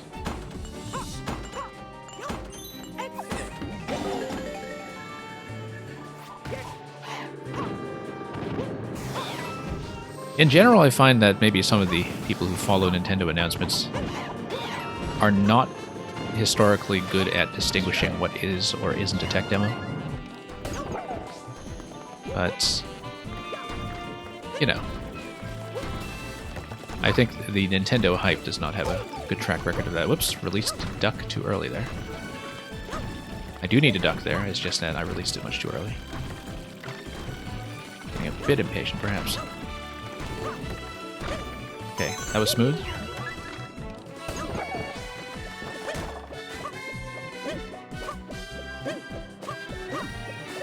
Like I've been saying, I'm fairly confident that the Mario clear will come at some point in the stream. We've gotten close enough, often enough, that I think it will happen. Whether I do so early enough to make any additional attempts with Luigi and then the rest of the roster, we'll see. I mean, I'm definitely not on track to be getting 5 clears today. I'm pretty confident that 1 clear will happen. I think it's going to happen. It's just that, of course, the better I do, the longer each attempt is going to take, and so that's just the nature of the beast.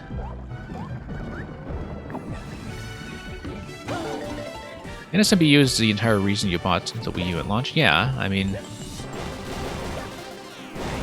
unless you were one of the few people who immediately recognized the genius of Nintendo Land. It was very clear that NSMBU would be the system seller. Oh no! Okay, I do need to adjust on some of the horizontal platforms there, if I know that the beam pattern is not going to be cooperative. I need to buy myself a little bit of extra time.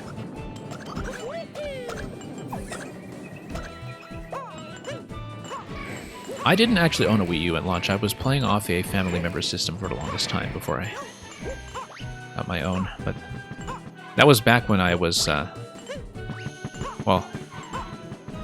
partly living with the actual Wii U owner in the household, which was how I did the complete co-op clear on both NSMBU and 3D World.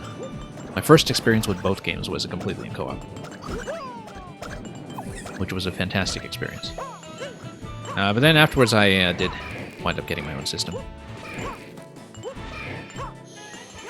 And I was also kind of moving around a lot at the time, and not always with reliable access to a television, and so most of my time with the Wii U was spent with the gamepad only, and so I spent comparatively less time with games that actually made use of the dual screen concept. Which is sort of unfortunate because I always wished that I spent more time with Star Fox Zero and also to some extent with Splatoon 1. Both of which were very gamepad dependent. And I enjoyed Star Fox Zero a lot. I wish I could have spent more time getting into it more deeply. And yeah, the Wii U, absolutely fantastic system. I mean, before the Switch was ever revealed, my #1 request for the next Nintendo console was please be playable in some form that does not require a separate display. And of course the Switch just nailed that completely. The Switch understood completely that that's what would open up a ton of playtime for people who still wanted console-grade experiences. But just, you know, didn't necessarily have a separate display. Or couldn't count on having one available at all times. Now that's not so much an issue for me. Now that I'm streaming, I play docked almost all the time, but definitely for the early years of the Switch, I was playing handheld or tabletop 90% of the time on the Switch. And, you know, if some kind of off-TV mode isn't available, that time doesn't go to other games. That time just doesn't get spent playing games. Right? So, like, you either play off TV sometimes, or you don't play. And, whoops. Poor adjustment there. When you attended both of Reggie's lectures at Cornell... Yeah, I think that's an apt description.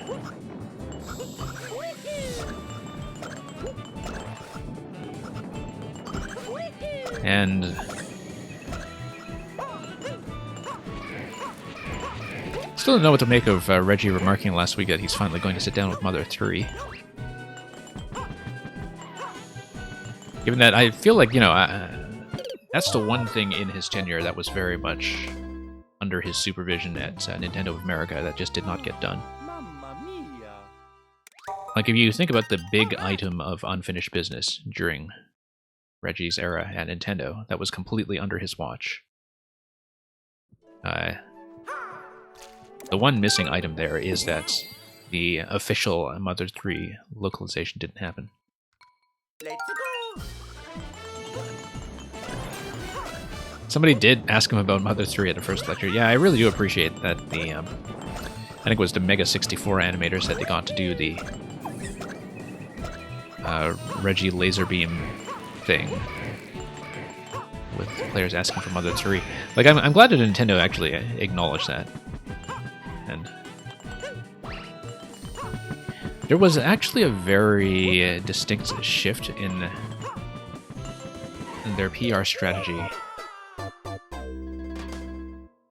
sometime in the mid-2010s, where they would actually start to acknowledge the names of the stuff that people wanted. That, you know, Reggie would actually come out and say, yes, we know that you want a new Metroid. You know, after Federation Force came out. And I think that was partly because Nintendo was in a bit of a salvage era at that point, but it was a very distinct shift in their messaging. I remember thinking that previously they would be much coyer about acknowledging fan demands for anything.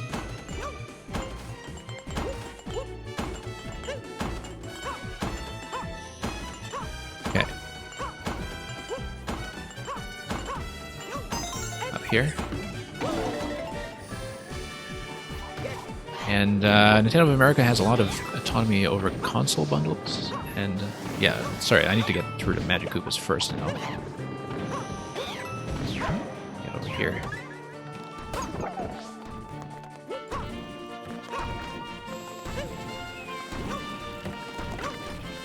Okay, down we go.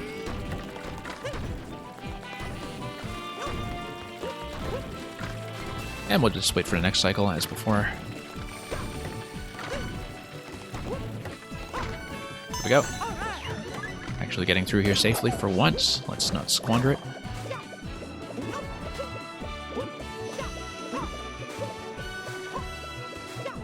Nope. I squandered it. Not really. I haven't taken a hit yet, so...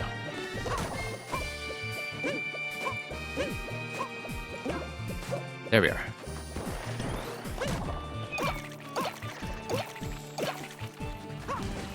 Okay, that worked for Mario. That kind of jump arc will probably get me into trouble with some of the other characters, but we'll deal with it when we get to the other characters, which will not happen until I get to clear here.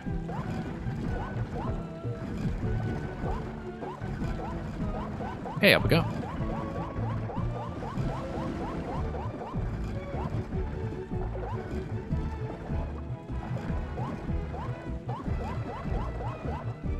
And forward. Now to stay relatively focused here. Then we'll get into the dash panels immediately after that. And yeah, Reggie says a lot about how A Link to the Past was his foundational experience with video games. Or at least with taking video games seriously and really kind of falling in love with them. Despite being, I think, of an older generation than a lot of people who claim to have grown up with that system. Like, he played it as an adult, it seems, and whoops. And was just absolutely awed by Link to the Past. Yeah, I think it was absolutely the right move for Wii Sports to be the bundle game. I think that's one of the canniest choices they've made. I really regret... Well, I mean, I regret a lot of things about Iwata having passed so soon, but I seem to have been one of the few people who was legitimately interested in the quality of life sleep therapy thing that he was trying to expand Nintendo towards.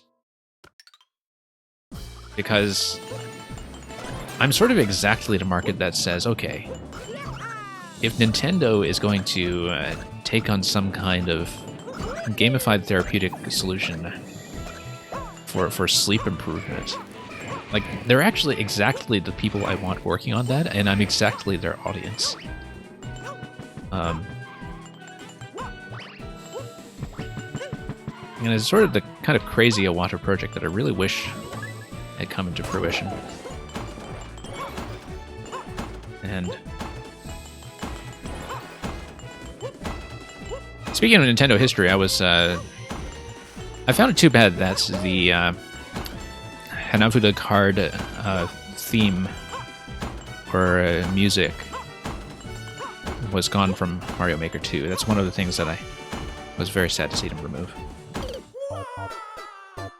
I never managed to pick up Ring Fit Adventure, and I'd like to at some point. My space is not really set up in such a way that makes it a good fit here. Same with the Mario Kart's AR game that they released last year. Unfortunately, it just doesn't match my living space very well. I spent a lot of time playing ARMS with the motion controls, though. I played ARMS entirely with motion controls and tried to master it as much as I could. You know, climb to rank the ladder, do single-player arcade in the highest difficulties, etc. And it was a good workout back when I kept with it regularly. And it's also a fantastic game. I think it's deeply underrated as a fighting game. And it's too bad that it didn't really have the critical mass to develop any kind of stable competitive scene. There is a very tiny competitive scene for it, but often you don't even have anybody streaming. And most of the competitive scene, being competitive, just plays with Pro Controller anyway, so...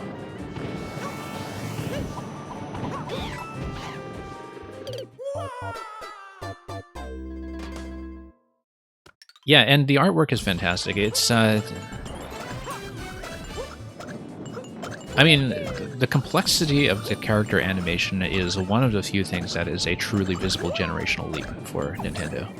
There are no Nintendo characters that have the detail of modeling and animation that the ARMS cast does.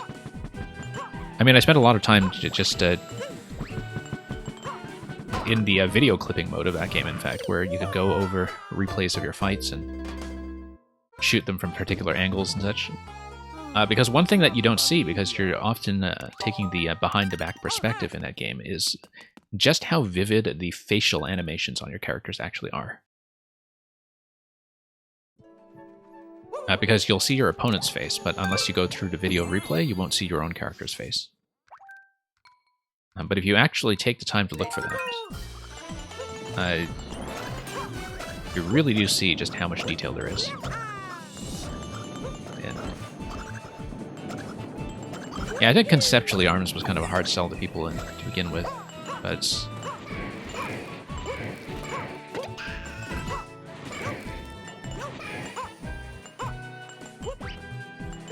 I enjoyed it very much for what it was. Also, Theoremon, I don't know if you picked up the new Iwata Asks book that has finally been localized in English. I still need to get my copy. I'd actually forgotten that it had come out this month until somebody reminded me, because I'd sort of put it on my list for a while. And I have to say that ever since I started streaming, my reading time has really suffered for it. It's just the amount of time I spend with books has just fallen off a cliff, which is unfortunate because, as many of you can probably guess, I am or at least historically was, a very heavy reader. And then now I just play viewer levels for hours every week. But yeah, I've been meaning to pick up the Iwata book for sure.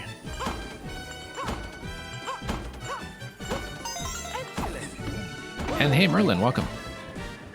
Merlin, hope you're doing well. As you can see, still trying to go for my first clear on Champions Road. But I've been getting closer. I've been at the dash panel segments multiple times today. I just don't have the coin collection put together successfully just yet.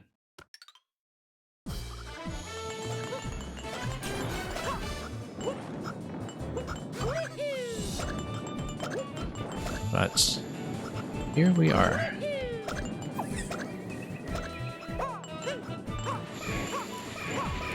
One thing I think about quite often is just the sort of formation of this sense of like a common Nintendo subculture, like where Nintendo really kind of solidifies itself as a brand that has a lot of loyalty that carries over between series. I feel like that didn't actually happen until Smash Melee. Partly because there was such a large number of players who kind of split off after the N64 that very clearly didn't really have a Nintendo console loyalty as such. But in terms of the pattern of like people thinking that there is like a sort of centralized Nintendo culture where the people who play Zelda and Mario would then move into like Metroid and Mother and Fire Emblem and so on, like, and that we would follow the same directs, follow the same announcements, etc. I don't think that actually happens until the GameCube era. Looking back at it. At least not to the scale that we know it now. You would have some Nintendo-centric news sites, of course, like IGN back in its original form was just IGN 64, I think. But like there was kind of this console video game culture, but the idea of people specifically being, you know, Nintendo specialists to the extent that we see today takes a while to really piece itself together. And it is something that I feel like I was able to witness happen in real time.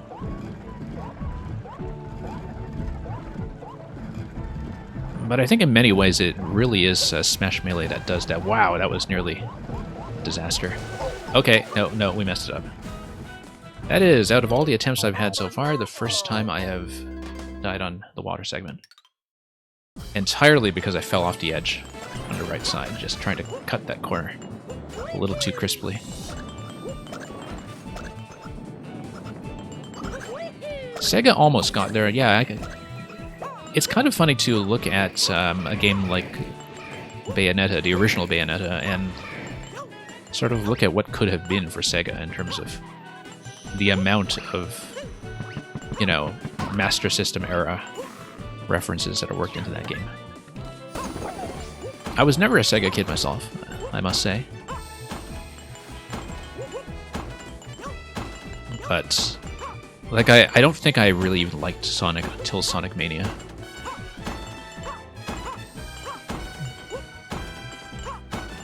But yeah, we were very much a Nintendo household. Although I lapsed from Nintendo for a pretty lengthy period of time. And so, like, I missed out on a lot of the N64 as well as a lot of first-generation Pokemon while it was the big thing, and so I don't really have that nostalgic attachment to them. And well, I missed out on most of the N64. I still did play it on friends' systems and rentals and so on, but I was pretty much solidly a PC player during that era.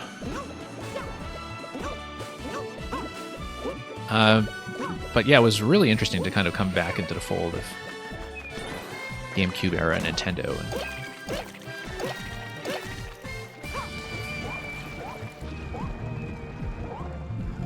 kind of see how everything has developed from there.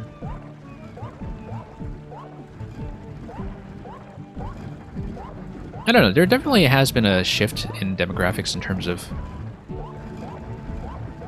people who grew up with a certain generation of Nintendo systems, like, starting to dominate conversation in terms of being the YouTube content creators or the people who are kind of driving the hype, etc. Now that we've seen the GameCube generation kind of go through their 20s and seeing a lot of that impact on, say, the way that people talk about Paper Mario or Metroid Prime, or Advance Wars for that matter, if we're thinking about the GameCube and GBA DS era inclusively.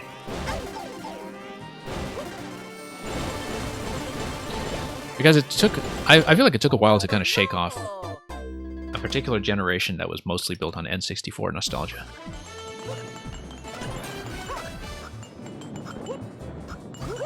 And partly that's because of the software releases themselves. But it seemed like finally, at long last, a lot of the people who just sort of were attached to the idea of the N64 as Nintendo's peak, when I do consider it in many ways their weakest generation, like a lot of it, I think is just a result of them finally getting a lot of their requests fulfilled. Like, it used to be that all the time you would hear, you know, the Mario Kart 64 crowd still asking for all their nostalgic memories of Block Fort to come back. And of course you would have the 3D Mario crowd saying, why aren't we getting a true 64-style 3D Mario? And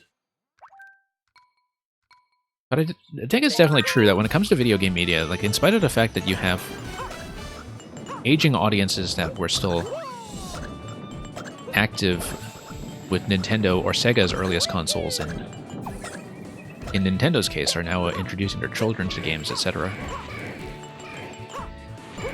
that there is this kind of like a dominant generation in the internet conversation at any given time that, you know, I think a lot of people, as they get out of their 20s in particular, kind of burn out on arguing with people on the internet. Or having the energy to do a lot of content creation for it when they have, frankly, better paying jobs out there. And so, a lot of the dominant institutional memory, I think, is always kind of 10 to 15 years subtracted from whatever the current generation is. And so we're starting to see that a little bit with the Wii generation, where increasingly, you know, it's become a standard expectation for ports to Nintendo, for example, to have motion controls. I'm one of the people who always asks for motion controls myself, because I just can't stand aiming with sticks. But, you know, if you think about it, right? Like, if you have people who grew up with the Wii, it's entirely possible to have players who spent their entire lives playing with the expectation of some kind of motion aiming, be it with the pointer on a Wii or with gyro on 3DS and Wii U.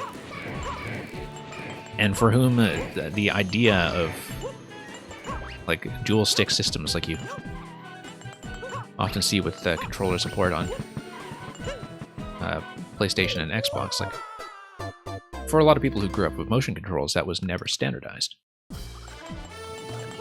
And yeah, of course, just a Wii being this mega hit of a system would naturally lead to people having a lot of positive memories of it. I mean, that's going to happen when... The thing about the Wii being such a massive hit was that like people I would never have expected to own video game systems had it sitting around, even if it just was for Wii Fit. You know, you would go to houses of people who are seriously people who like do not play video games and do not have any kind of game-related identity as part of their ordinary routine, who would be owning the Wii. Like it really was that blue ocean hit that Reggie had been talking about for years.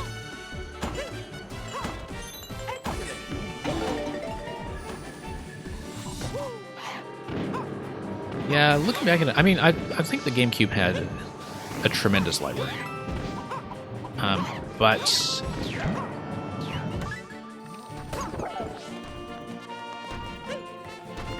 I mean, the GameCube... Well, I mean, it sort of depends if you're sort of looking at it from the perspective of like a series-by-series basis. Or if there are just specific games that you have much fonder memories of. But... to me, a sort of major... Not that I get into ranking systems or anything like that, but a major lapse on the part of the GameCube was that apart from Donkey Kong Jungle Beat, that was still at the tail end of the era when 2D design had just completely dropped off consoles. Not just 2D platformer design as well, but... You know, with Zelda, for instance, you would just see Four Swords Adventures, like, which was kind of their weird GBA connectivity concepts that they never truly gave up on.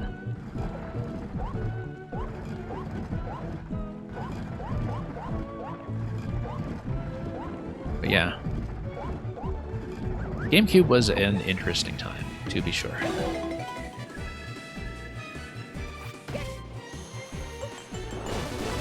I mean, the thing is, when you finally ship a fantastic game, nobody really cares that there were developmental issues along the way, I think. Okay, I was trying to do the horizontal adjustment there to give myself a little bit of extra time between beams. That did not quite work out.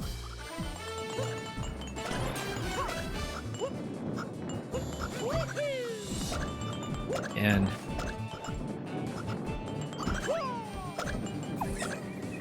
yeah, F-Zero GX is one of those things that... I think at the time I was surprised enough that it even existed. And there's a reason, I think, that... I think you would see it much less clamoring for F-Zero to somehow make a comeback if F-Zero GX hadn't come in and sort of already delivered a bit of a promise of how a modernization of it could work. But... like, I'm still really surprised that Sin and Punishment made it back to Wii, and I never actually got around to playing it, in fact. That the Wii had gotten to this point where they felt like bringing back some really obscure IP like Sin and Punishment. Or even stuff like Excite Bike in the form of Excite Truck and Excite Bots and so on. Like, I missed a lot of that later lifespan of the Wii. I was kind of following it from a distance, because I also just sort of dropped off the Wii for a lot of its late life, the way a lot of players did. But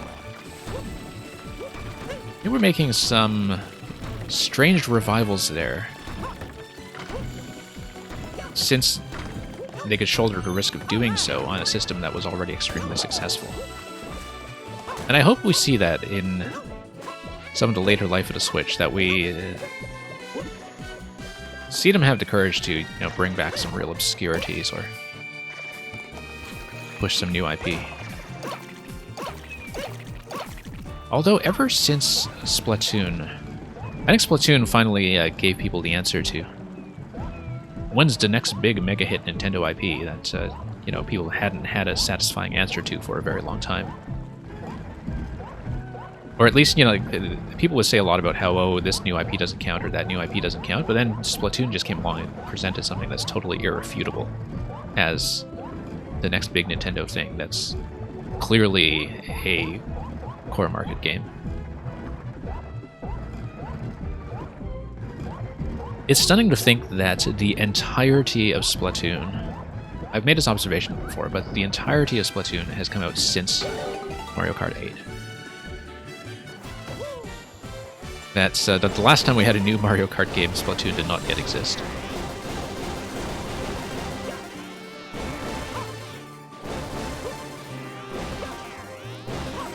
Okay, that's going to be a hit. Should have known that, in fact. Okay, I was trying to hedge and advance towards the green star in terms of timing, and that was not great. Yeah, I remember that. I mean, I never actually got around to playing Return to Dreamland, but I remember when Return to Dreamland was the GameCube Kirby game, which was already something that had been set back.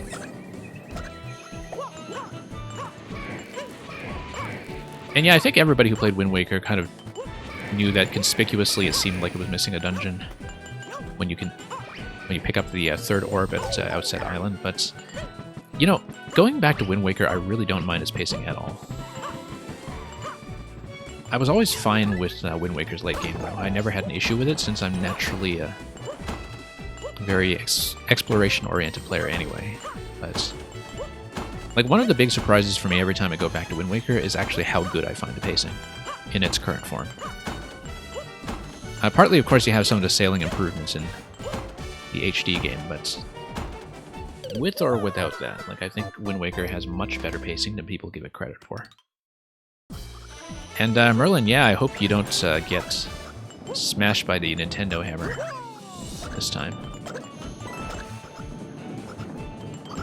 That was very unfortunate, but I'm glad you have a copy on hand.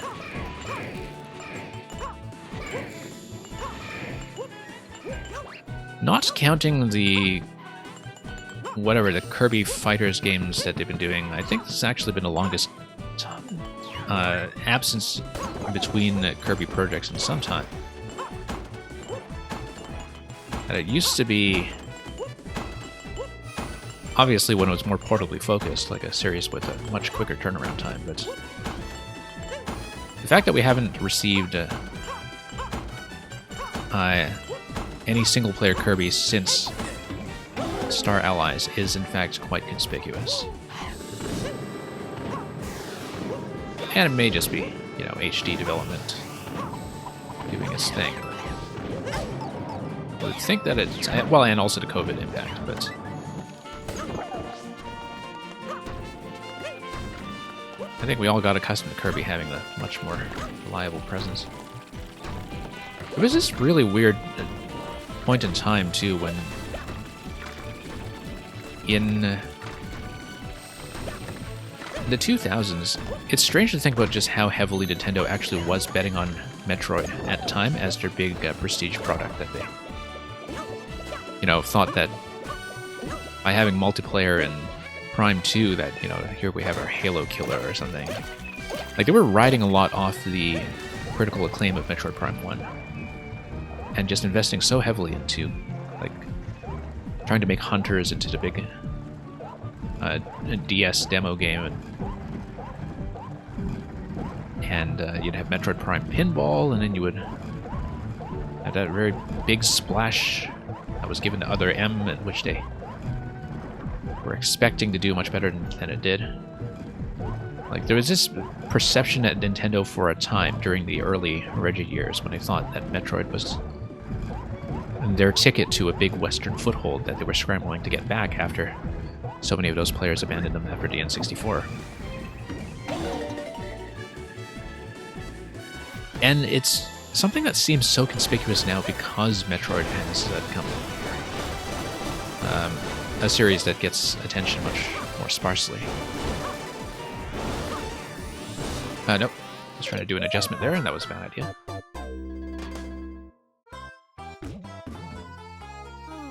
Mamma mia. All right.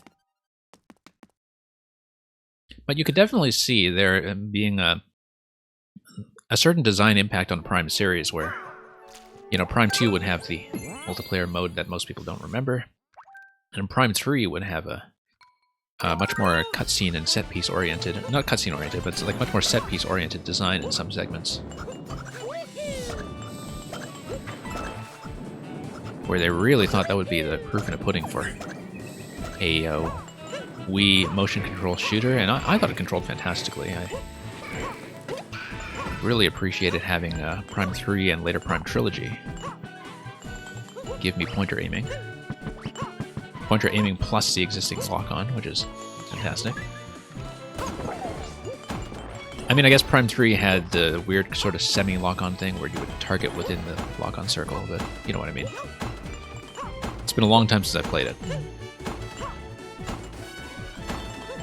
But yeah, in general, just the idea that Metroid would be a big seller because it was a prestige series was something that never really materialized for them commercially.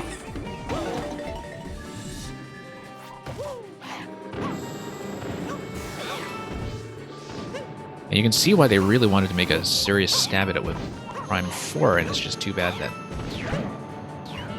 whatever they were putting together just fell apart as publicly as it did. But there we go.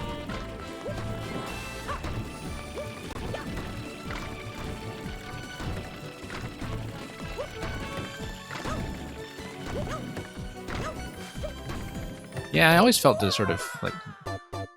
I don't know about the GameCube being the last system that had the stigma to it. I do think that while people didn't really accuse the Wii of being a kid's system so much, that it did have the perception of being a sort of family or general public system, or a Wii Fit system in its later years that really cut into its market. Especially because I think Nintendo paid the price for not switching to HD much earlier than they thought they would. Like, I think the massive transition to HD TVs in the market actually caught them off guard in terms of how early it happened and what an impact it would have on the console market, with like both Xbox 360 and PS3 getting a big late life burst actually around 2010, 2011. Oh, should be paying attention here.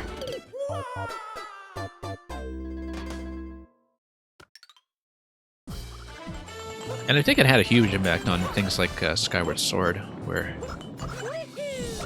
you know, by that point, it's like people had kind of voted on whether they wanted to be the market for motion controls. I think it will be very interesting to see how Skyward Sword does for people who are first-timers on the Switch.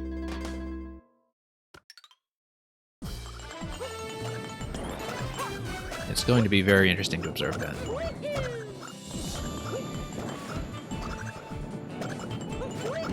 I mean, it was very clearly something that was in need of a refresh for some time. I do think the business case for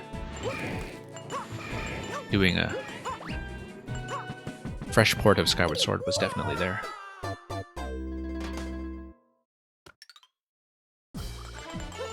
And yeah, that's the thing that I find very disappointing about the way people develop games on the other consoles, is that even when the hardware supports motion controls, they're not even bothering to cater to the audience that wants it. They'll just kind of assume that their audience wants, you know, dual stick aiming with all of the aim assist settings that it implies. Okay, totally lost my pattern here, but that's okay. And yeah, I actually skipped... Well, I mean, I passed on the Resident Evil 4 port, because unlike the Wii, edition, it does not have motion controls. Now, getting my Pro Controller's gyro to work with Steam has been a major lifesaver in some ways. It's actually how I played the Borderlands games a few years ago, was by building in my own gyro support. Because one of the nice things about Steam doing so much Steam controller development on their end is that most of the benefits for the Steam controller carry over to Nintendo's controllers as well, in terms of having a highly configurable gyro support. But yeah, I have no intention of picking up the other consoles this generation. I don't think the case is there yet. I certainly don't have the time. And I'm not interested enough in the exclusive content they offer to really consider it. For the stuff that is off Nintendo, but which my PC is unable to run yet, I've actually been getting a surprising amount of mileage off Stadia, in fact. Like, I've been surprised by what good value Stadia has been. The downside, of course, being that I haven't figured out how to make it work with motion controls yet. Because I've been trying to, like, pipe motion controls over to Stadia via Steam, and that has not worked out yet. Like, I haven't figured out how to do it. But I play so few big Western games. Like, I maybe catch up on 1 or 2 a year at most, that it does not make sense for me to pick up the rival consoles. I mean, if I'm going to be spending on hardware like that, I would almost certainly put that towards PC builds instead. Given that, you know, most of what I play outside of Nintendo is very PC specific in terms of things like strategy games, RTS and 4X and so on. That's, yeah, I've never really had much of an interest in what the competing consoles have to offer. And motion controls are a big reason why. Like, it's a big strike against them for me. Also, you know what's a big strike against them for me is the backwards button layout on the Xbox controller. That's, I know some people can adjust to that naturally. I cannot adjust to that naturally. I find it absolutely, like, sacrilegious.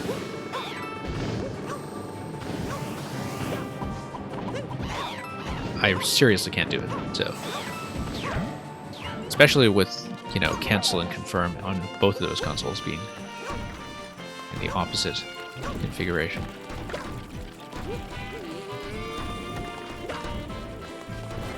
Like, if you just have a global button remap on those, so I can just play everything Nintendo's way, then sure, maybe I can handle it, but...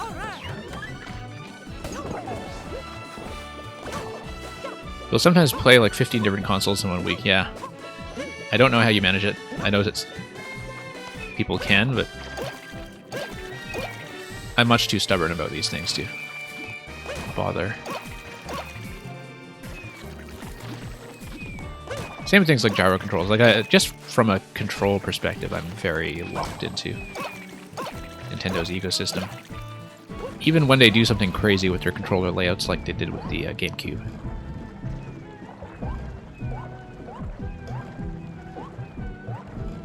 I gotta say, as much as I want Beautiful Joe to make a big comeback in terms of at least having HD ports, even if we're never getting a proper Beautiful Joe 3, there are a lot of things about it that, even though it was ported to PlayStation 2 back in the day, it was very clearly designed for GameCube first, and one of the reasons why is that the control scheme was very obviously meant to have the A being in the center position with the X and the Y kind of encircling it and be within easy reach, the way it was on the GameCube controller.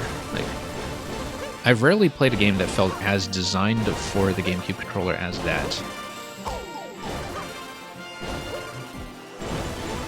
where they put a lot of thought to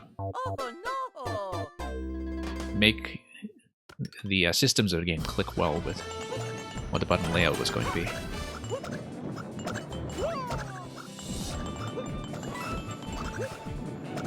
Yeah.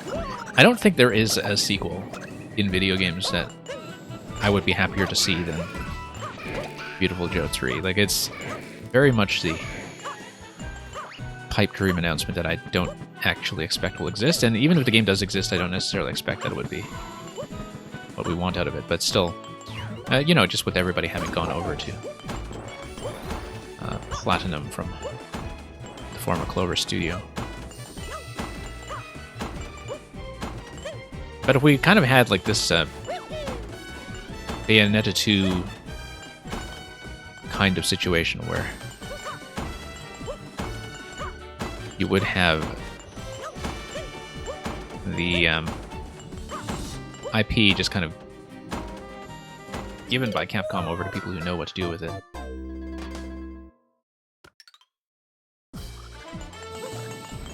Yeah, the dream would be Platinum doing it somehow, but I feel like there's still never been anything to really fill that gap that was left by Beautiful Joe in terms of having a sort of combo-based character action game in 2D that worked that beautifully. Or beautifully, as it were. Like, I feel like there hasn't been a good sort of replacement game for Beautiful Joe. I mean, one of the first games I streamed on this channel was Super Crush KO, which was kind of a stab at that format by the developers of Graceful Explosion Machine, if you know that game. And it was a very, you know, modest, independent, high-score game. But it was probably the closest thing I've seen to Beautiful Joe so far, in a very little way. It's not as substantial an experience. Like, it's very much a small-scale indie project. But that's the only thing I've played that has ever come even remotely close. Like, there's a huge vacancy where Beautiful Joe is supposed to be. And yeah, at least Capcom still recognizes the IP as part of their legacy, although, you know, I know they do it with their fighting game costumes and the like, and that a bunch of the Clover characters were also in Marvel vs. Capcom 3, I believe. They have Street Fighter costumes and other references internal to Capcom. It's sort of interesting that, like, my perception of Capcom, in terms of which Capcom IPs are actually important to me, is completely out of step with which best-selling IPs are actually important to Capcom. Specifically, you know, they are the house of Monster Hunter and Resident Evil, as far as the market is concerned. And for me, Capcom is always going to be the house of, like, Mega Man, Street Fighter, Beautiful Joe. And, you know, that doesn't actually reflect the market reality in the same way that if somebody's primary attachment to Nintendo were Metroid and Advance Wars, which would be perfectly fair because both of them are fantastic, like, it would be much the same kind of disappointment upon realizing that that isn't the studio's internal priority. Wow, the camera tug there as I entered the main segment and missed a star was a big problem. Of course, this being the Switch port of 3D World, the star remains collected, at least for the next 2 lives.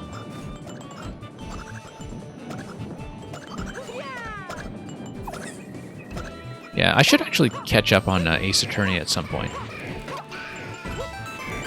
I keep waiting for sales on the ports. I kept waiting on a sale on the Ace Attorney trilogy on 3DS, and then by that time it's like, okay, they're porting it to Switch anyway, so let's just wait on Switch. And I just never got around to it. I kind of get the impression that Ace Attorney would be something I enjoy, as far as puzzle adventures go. But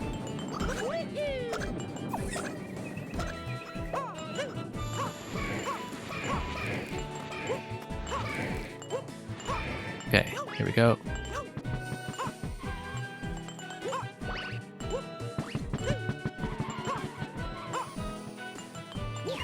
Mega Man sort of did Mario Maker before Mario Maker. I'm not sure I knew that. I mean, the thing that I always associate with being my sort of foundational level building experience is actually Lode Runner.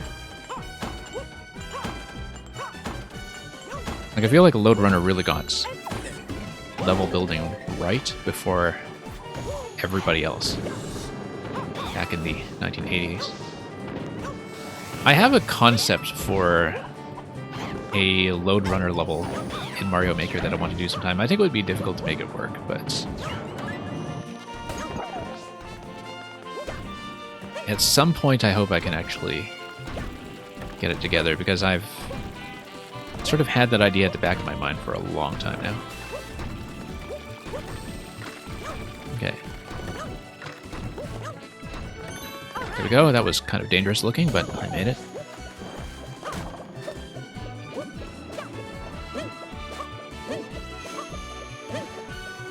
Anyway.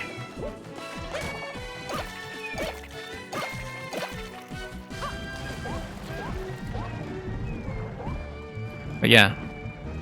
It's been really great to have Mario Maker just around as a product, I think. I mean, you know, there are a lot of people, particularly from the ROM hack scene, that will basically say, oh, Mario Maker can't do a single thing that ROM hacks can't do better. It's just that it's much more accessible and doesn't take as much back-end tinkering, but I don't find that to be true. I think it's extremely distinct and important to have Mario Maker around as a shared engine and a shared set of course elements. I think that informs the game and the kind of levels that are created, and also the satisfaction of certain mix and match contraptions. In a way, that's a very different pleasure from what ROM hacks are able to offer. So it's definitely affected ROM hack design. Like, the Kaizo scene as we know it now, even on the ROM hack side, is in many ways much more the offshoot of Mario Maker 1 than it was the Kaizo hacks as they existed previously. Like,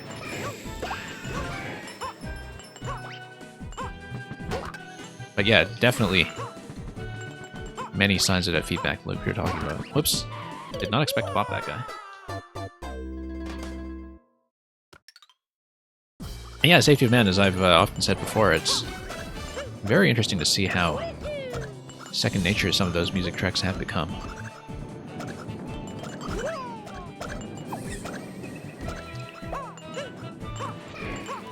So I actually did get to see Koji Kondo in live performance once, because I saw one of the earliest run of the Symphony of the Goddesses concerts that were done for Zelda's 25th anniversary in the lead up to Skyward Sword.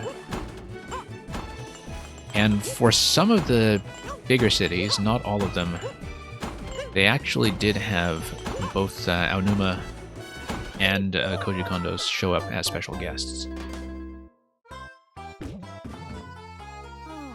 Mamma mia! All right. But yeah, that was a very memorable experience in its own right. It was kind of interesting to sort of be there in the 2000s, in the mid-2000s, when symphonic concert productions of video game music were this new thing. Now, not accounting for the pandemic, of course, I think they're relatively commonplace. But still something that I recommend.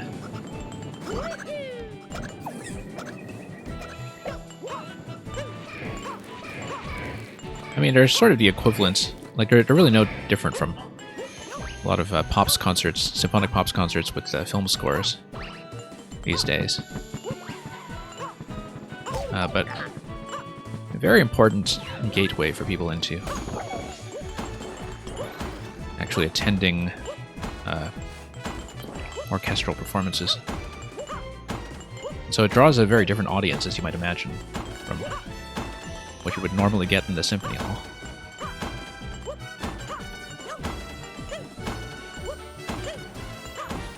You see a lot more cosplay, for one thing, than you normally would in the symphony hall. Okay. There we go.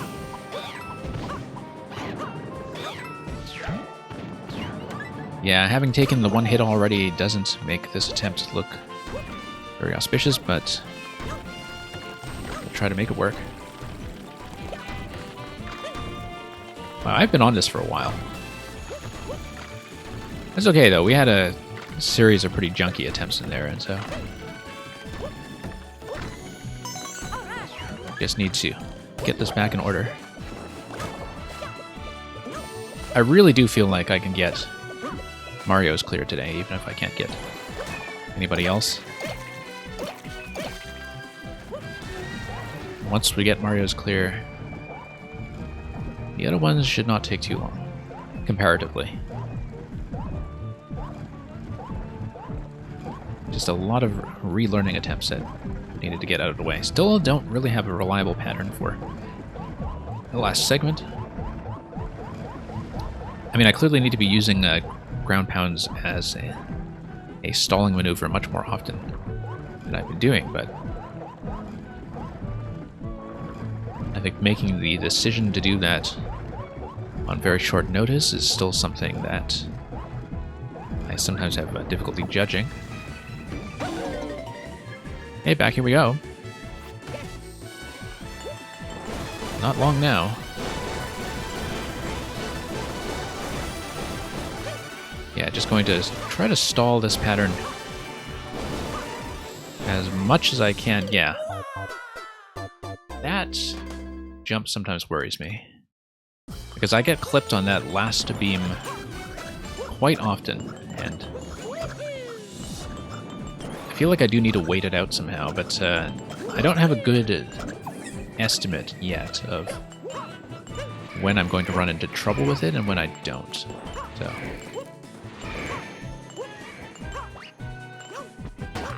okay. Nope.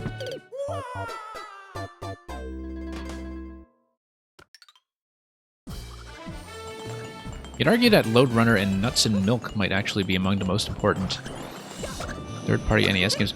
That's interesting. I've never heard that claim for Nuts and Milk, and you'll have to elaborate on that, I think, because that's a very interesting claim. That's not something I've heard often. But maybe I just don't know the story behind that.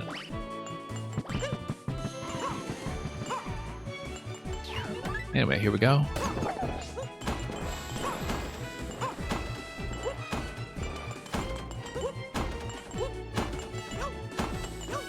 Yeah, it's always kind of interesting, given, you know, how centered Nintendo can be on their first-party library. It's always kind of an interesting question to look at each of their machines and ask yourself, what was actually the most important third-party game on this platform? So for something like the N64, it's very clear. It's GoldenEye, and there's not really another answer to that. For some of the other systems, I think it's much more difficult to say.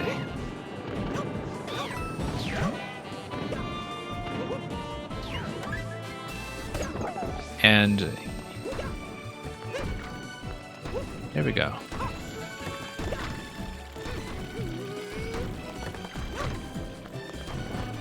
Whoops. Don't make that slip very often. I should just jump that from time to time.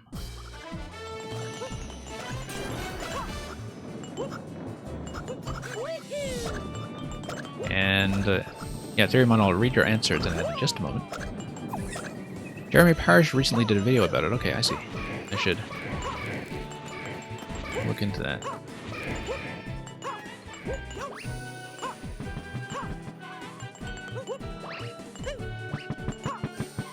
And here we are. No, nope.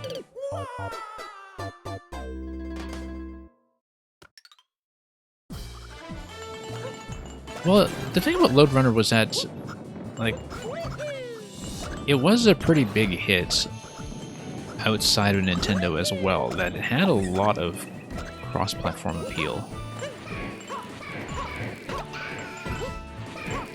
In terms of being a true crossover game between the pre-Nintendo systems and Nintendo itself. Like, I don't really associate Lode Runner with Nintendo that much, despite it having a presence. Simply because I think I mainly played it on other platforms. Mamma mia. But it is one of those really interesting intergenerational connective points. You know, and that sort of bubble in the early 80s, that sort of bubble in the early 80s when you would see Let's go. just a lot of crossover between arcades and a lot of different hardware platforms before, you know, just the effect of the crash followed by Nintendo consolidating so quickly in the console space kind of made it the dominant power in the regions where that was true. And there are, of course, a lot of regions where Nintendo was not a dominant presence, and which have much more PC-centric cultures, for instance.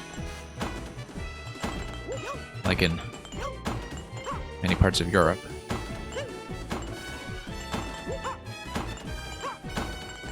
And, okay.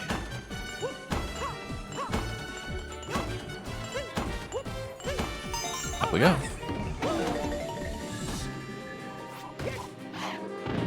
Hey, that's an interesting story behind the Lode Runner connection there, though, in terms of what you just said, which I kind of briefly had to skim. Yeah, you would expect the Famicom version to be what blew up in Japan, for sure. But it is difficult to say now, I think, what the big third-party presences are on Nintendo.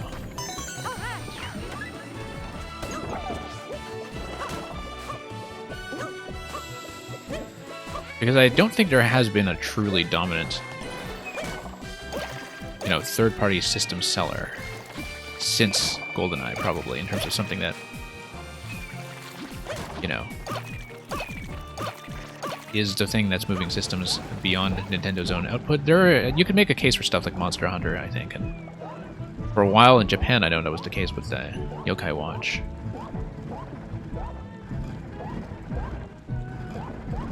But, yeah, very difficult to say.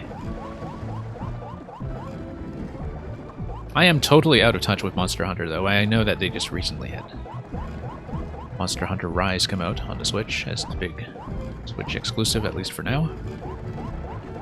But it kind of came out of nowhere at a time when I wasn't really paying that much attention to what was going on in the console market. Although I guess it was much more of a portable presence for the duration of the 3DS. Nope. Once again, trying to adjust to that, and that was a bad idea.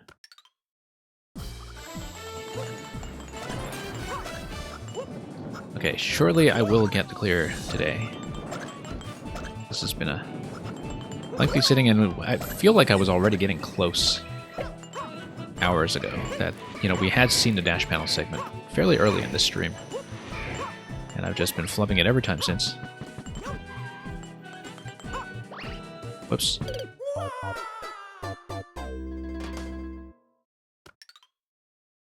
Yeah, kind of interesting to have Famicom Detective Club come back. I guess that's sort of what we were talking about earlier in terms of having a system successful enough that it's finally the right time for some of those older IPs.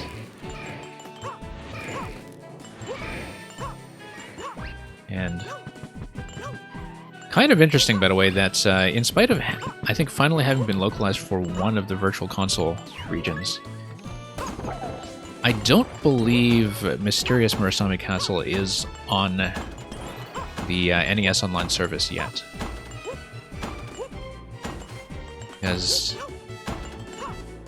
that's one very notable Koji Kondo score that I think a lot of people know now just through the sound effect in Mario Maker 2.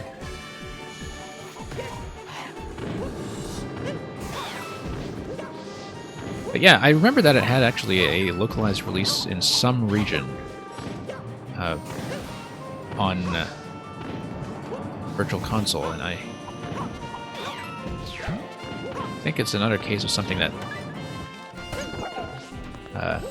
Nintendo is just kind of keeping in the chamber. Okay.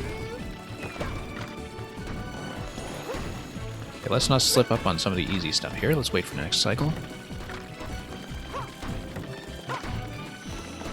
Nope. Slipped up on the easy stuff. What do we say?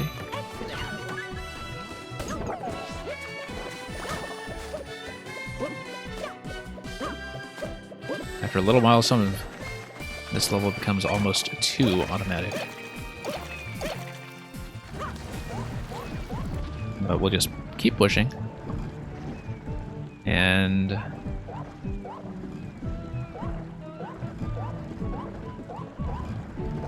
yeah, I know nothing about the old Japanese PC scene that you're talking about.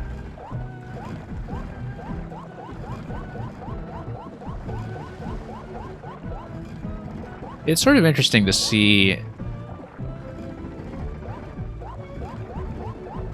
what kind of chains of influence are remembered when it comes to video games, particularly before the Nintendo era, which is sort of this foundational moment for a lot of people. I think it's true that for a lot of console players in particular, video game history kind of feels like it begins with Super Mario Bros. In 1985.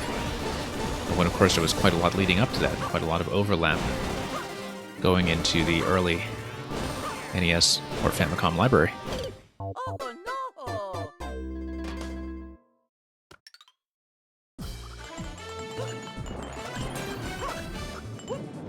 And here we go.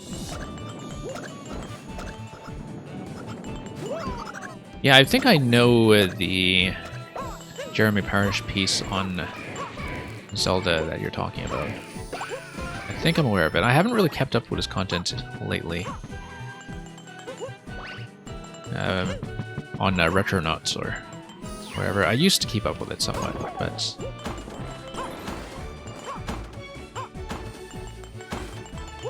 I actually consume surprisingly little video game content on the internet these days. I mean, written content. Obviously, I spend way too much time on Twitch, but does mean that video game time outside of Twitch is very sparse.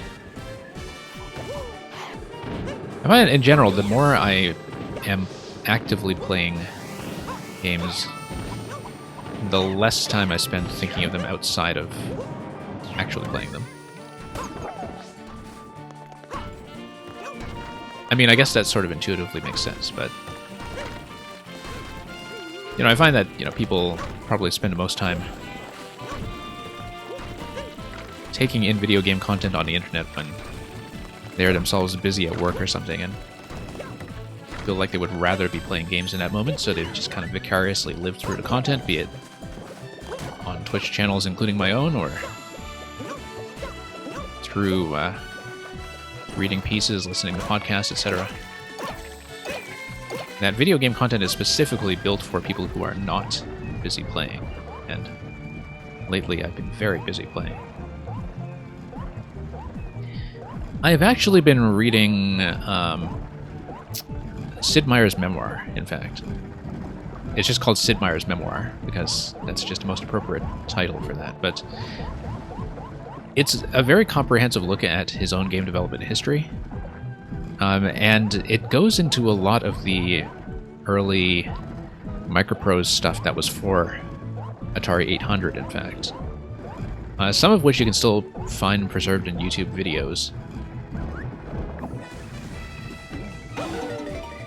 But yeah, there's quite a lot of material in there that's about sort of pre-civilization Sid Meier. And what's interesting about it is like what a platform-oriented designer he actually is in some ways before he really gets into this simulation and strategy space.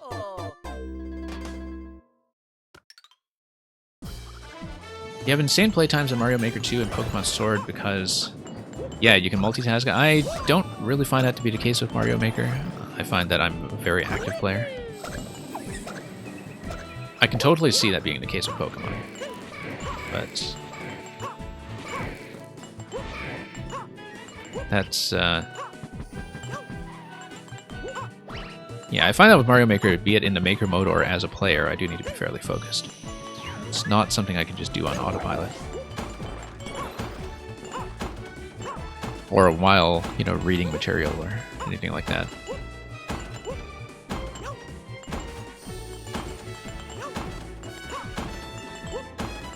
But here we go.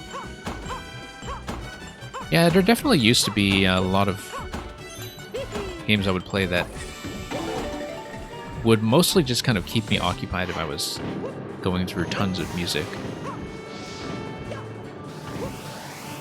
Where they're very appropriate to play with the sound off, for instance. That's something that is, I think, an underrated aspect of designing for portable, including designing for Switch, is taking into account the fact that in a portable context, very often you'll find players who play with the sound off. And that's actually part of why I had a great deal of playtime in Stardew Valley, in fact, because Stardew Valley was very much when I was active in it, a bit of a background game where, you could just have it occupy your eyes for a bit while something else is going on.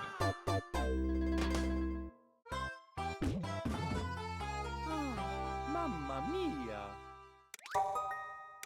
Well, I mean, no particular problem with overcomplicating things.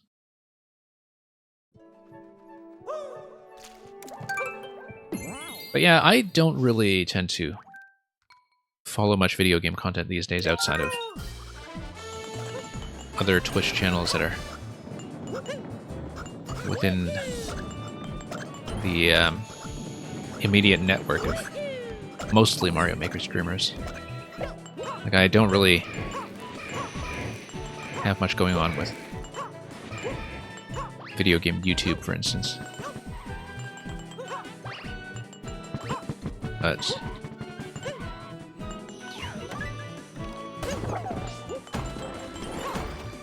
I mean, just there are some streams that are very good background streams on Twitch, I think. Okay, let's get recentered here. There we go. I mean, the fact that I've been running this level continuously for hours, I think, makes it a natural candidate to be a bit of a background stream. I don't expect that people have actually had their eyes glued here for hours and hours to watch me attempt the same stuff. So, hopefully as a bit of a passive background program, it's just at least somewhat interesting.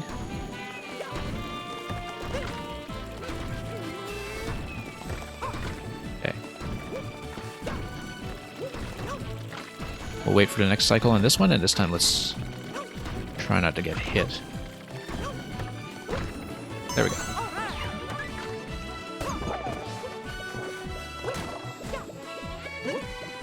Okay, we'll see how much of a disaster we're going to get into as we enter the dash panel segment. This attempt has felt pretty good so far, apart from messing up a bit on the first part of the beat block segment.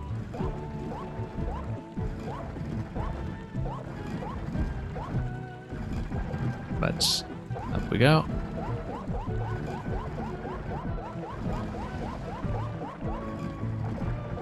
And here we are. It's a very deceptive level, Champions Road, and that, apart from the final segment, it doesn't even feel that hard at any given time. Like, everything seems manageable and everything seems like it can be honed to a great deal of consistency. But of course, the problem with this segment is that you just simply never get a lot of practice in it. Okay. Nope, too much of an adjustment there.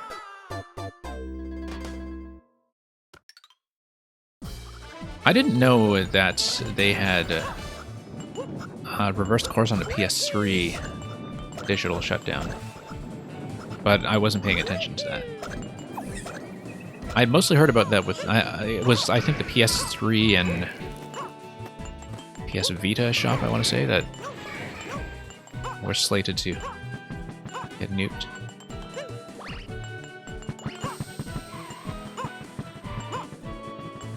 And here we are. Oops. Yeah, I didn't know they actually turned back on that.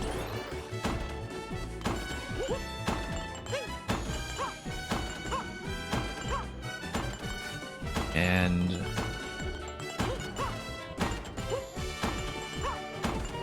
yeah, people keep their consoles active sometimes for much longer than we ordinarily assume when we see things like software sales taper off and such.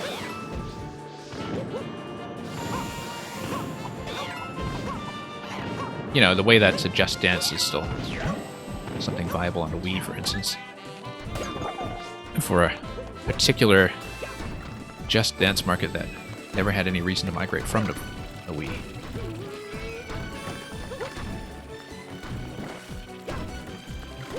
Okay.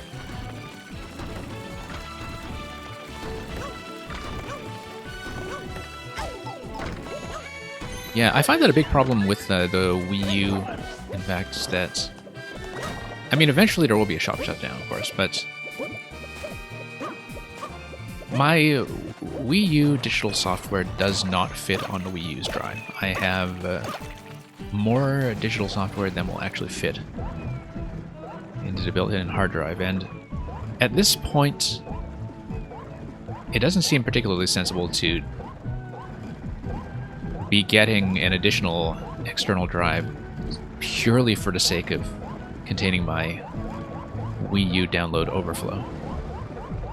And so I'm kind of mentally prepared at this point that at some point when the Wii U shop shutdown inevitably comes, that access to some digital purchases for me may just be lost.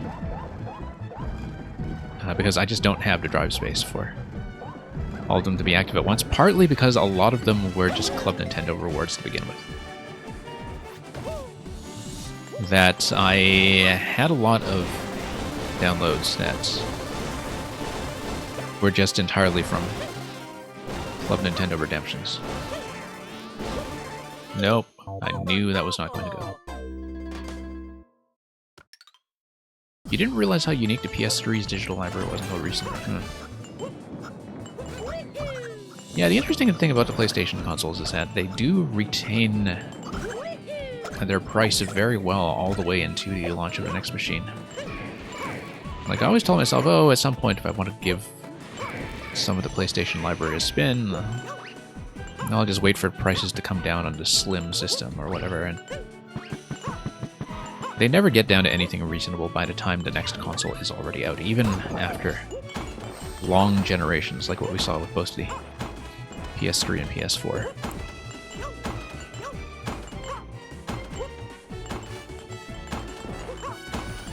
But here we go. No, that was a miss. Total slip up there.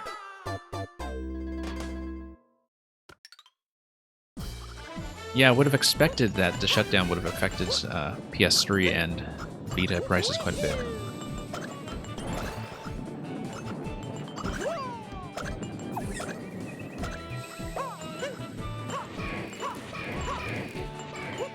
Yeah, the PS3 was a really interesting story and recovery, I think, in terms of how much it benefited from late adoption. It was definitely a late bloomer system in the way very few things have been.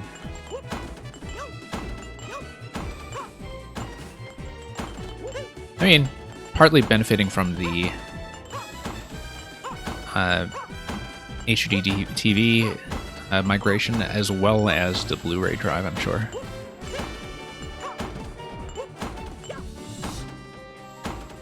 I think the strategy with the PS3 all along was to ideally set it up as the entry-level Blu-ray player, the way that the PS2 was the entry-level DVD player, except, of course, Blu-ray took a few years to get out of its format war.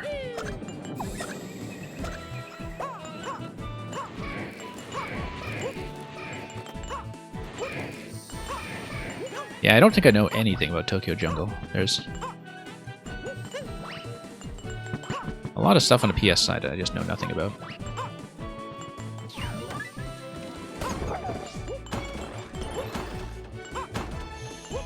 But, you know, time is finite, and one can only play so many games, or one can only put off so many games for even more Mario Maker. Okay.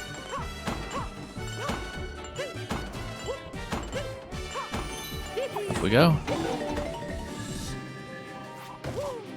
Yeah, I'd forgotten about the PS2 backward compatibility, in fact.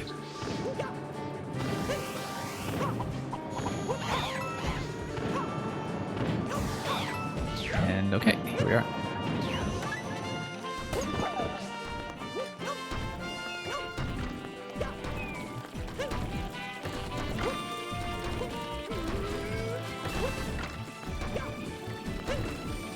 Okay, that's going smoothly so far. Let's wait for the next cycle.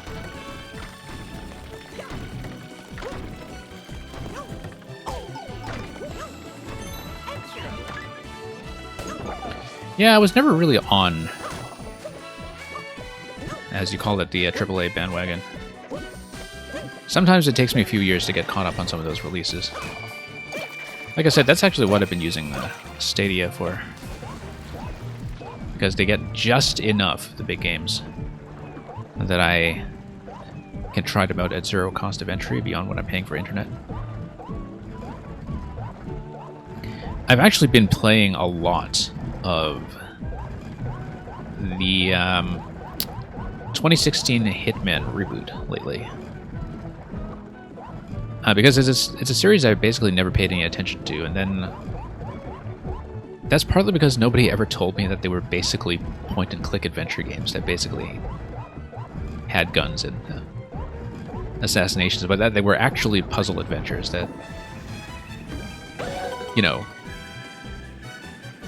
required you to kind of observe behavioral loops of the NPCs and find interesting item combinations or certain event triggers that would break them out of those loops.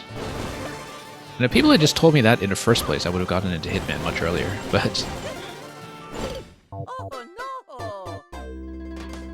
yeah, I was really surprised at how far up my alley Hitman actually is. I don't know how much of that is specific to the new trilogy, though, or if it was always just part of the series. Like, I just never paid any attention to it until I literally got to play the whole thing for free, because I had this promotional code to grab a whole bunch of free stuff off Google Stadia, and so I thought, okay, why not? Let's just try it out, and it turned out that Hitman is really, really good. And that, you know, in my case, I don't even mind that I can't have gyro aiming when I'm playing there, because it's a game that's really not about shooting. It's a game that's specifically about avoiding shooting as often as possible. Like, if you are playing it guns blazing, it's probably because plans A, B, and C have already failed. You have the controversial 360 game. I don't think I even know which one that is, or why it would have been controversial. Oh, controversial because it was more action-based, I see. Let's go.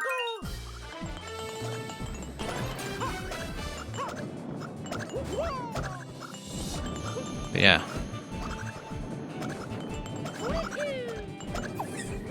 So that's been a big surprise for me recently. I mean, other than that, no, I don't follow the AAA train at all. Like, I would literally rather play Mario Maker than most of what comes out commercially. Whoops.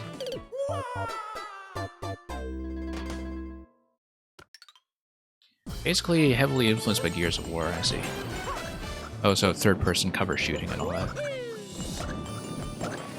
I know almost nothing about Gears of War apart from the fact that it is third-person cover shooting and mostly brown. And that the main character's name is Marcus. That is the extent of my knowledge about Gears of War, except for the fact that the lead writer on a lot of the later games is Karen Travis, who was kind of known for a series of like foot soldier-oriented spin-off novels in Star Wars for a time. And then she ended up doing like military science fiction in Gears of War, which I guess is a very natural career progression for somebody who is trying to fit that into Star Wars to begin with. And that is all I know about Gears of War. Yeah.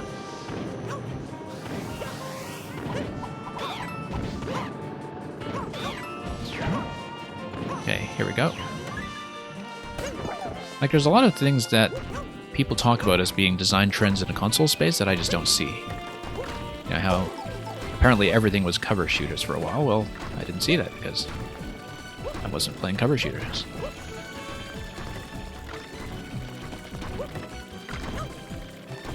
Okay. Nope. Oh no. Should have known that long jump would have been necessary there. I've actually never really even tried the long jump on that jump because usually I just make a poor estimate there.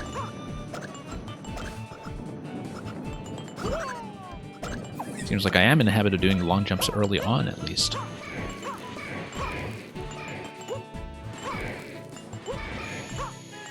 Okay, I did say I would get at least the Mario clear today. I still think I can do it.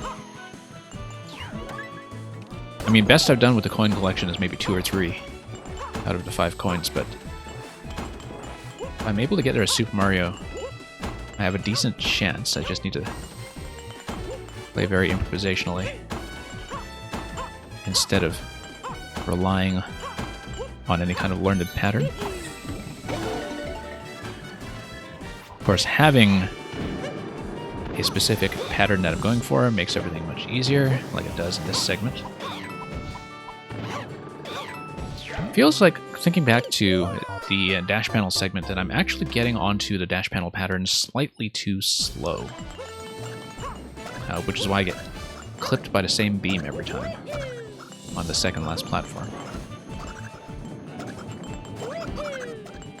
So I may be stalling a little too much in the first section there. The first section of the dash panels, that is. Whoops.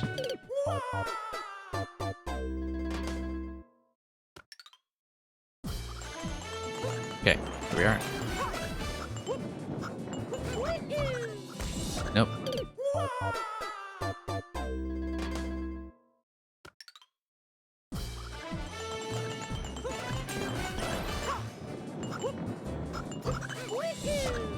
Okay, there we are. Yeah, so far I don't even mind that the release calendar this year for COVID reasons has looked very sparse, because to me that just means more time to catch up on Mario Maker. And I don't mind that one bit. I think there are probably too many video games these days that are built to be the only thing that you play. Like, everything is just too time consuming. too many service games.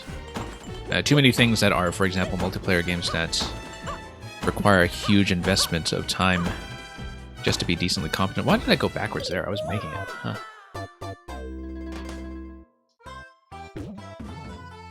Yeah, that was a total brain fart. Mia. All right.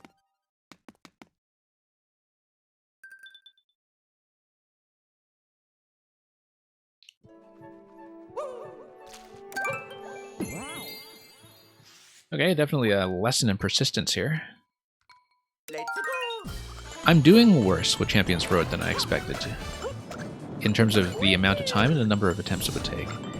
I mean, I did take an absurd amount of time to clear it in co-op back in 2014, but co-op is a very different game in some ways, in terms of which parts are easy and which parts are actually made more difficult.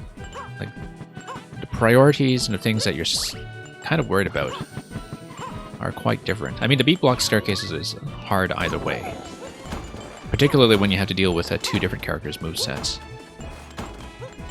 But certain elements are much less of a concern, certain elements are definitely much harder. In terms of not having that buffer of one person surviving.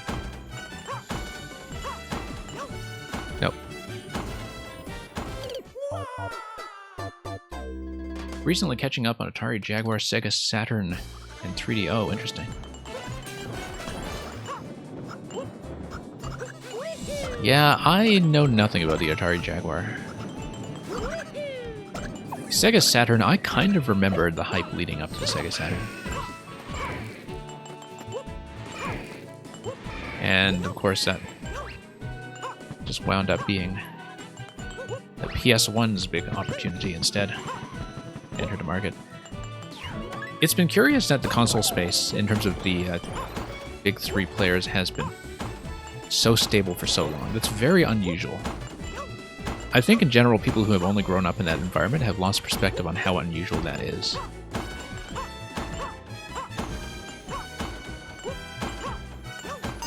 That despite each of the major console makers having made some major missteps along the way, that they've built enough of brand loyalty and also enough of a foothold in the market that they've been able to stay in long term, despite having had to make a lot of strategic readjustments.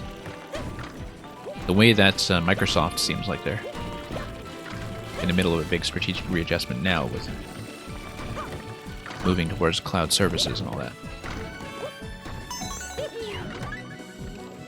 What's interesting is that the Sega Saturn did better in Japan than the N64. I can see that, actually. Given that the things we typically regard as the big N64 successes in the West are precisely the kind of things that don't do well in Japan. Oh no. In a way that 3D Zelda traditionally didn't actually do that well. And, shooters like GoldenEye definitely didn't do well. I think the thing that sort of really struck me about the sales figures that Splatoon 1 was pulling back on Wii U is that it was very quickly described as the best-selling shooter in Japanese console history. And that kind of puts things into perspective.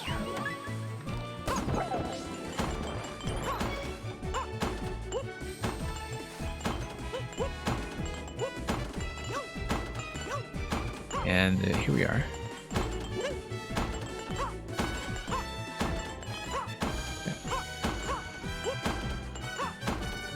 Okay, let's try to focus in this segment here. There we go.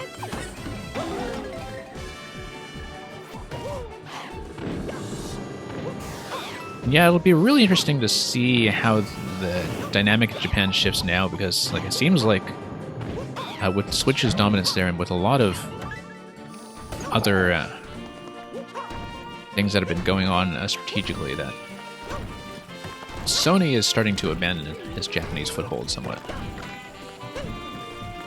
That the games division has become a very American and European division in a way that's very much the opposite of the continued centralization around Japanese priorities that was seen from Nintendo, where like we're finally seeing some bifurcation of their priorities when it comes to how how Sony has decided to treat that space. I don't know much about that firsthand. I just follow it very casually. But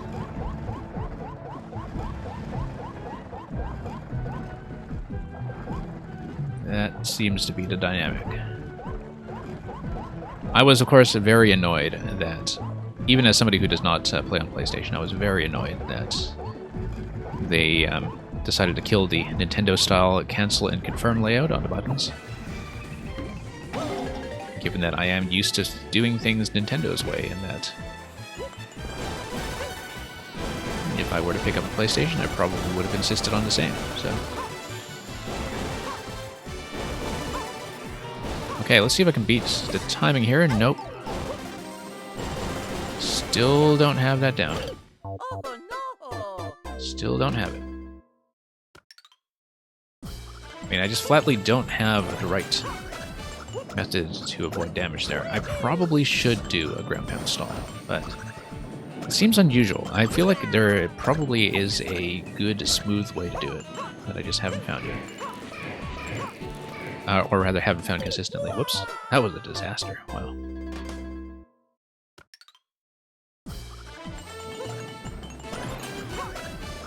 Yeah, I wonder how much of it is a shortage issue. Like, there is a global microchip problem, but... I mean, if you are a console buyer in Japan, what is the case for picking up a PS5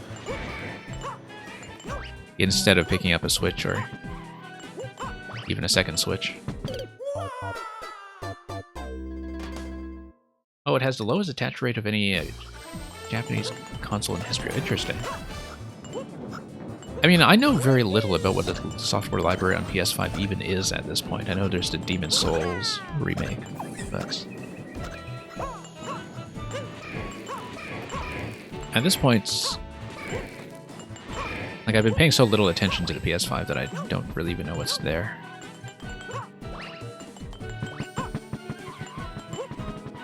There's one Mario streamer I watch from time to time who's been playing the Sackboy game, if I go with though.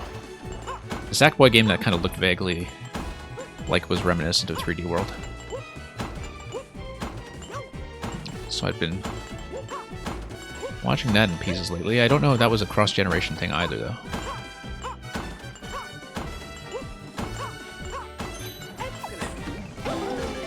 Jump on the bar is at the start of the first boost panel. Okay.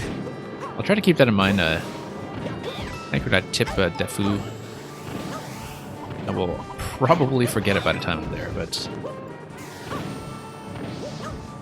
let's try to do it. I'll probably have to reread what you said just to understand it, but...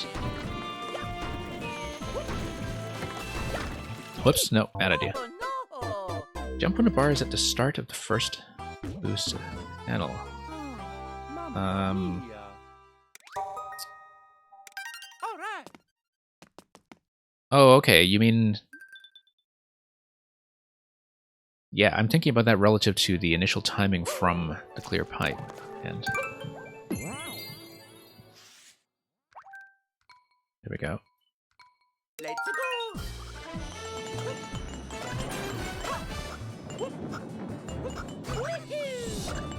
Okay, once more.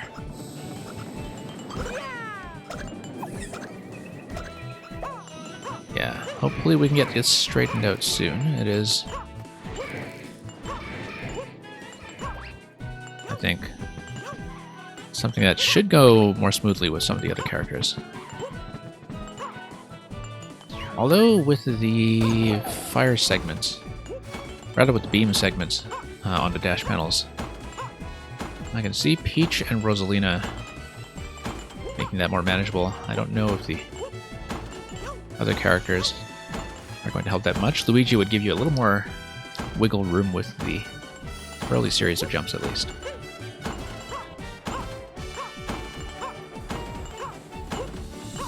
But I'll get back there and I'll see. Okay. And Defu, yeah, I'll try to keep what you said in mind about the starting timing there. I need to, of course, pass some of this stuff first.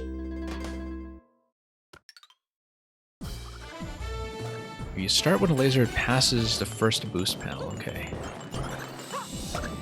Huh. We'll see. I don't think I have a very good intuitive sense of that just yet.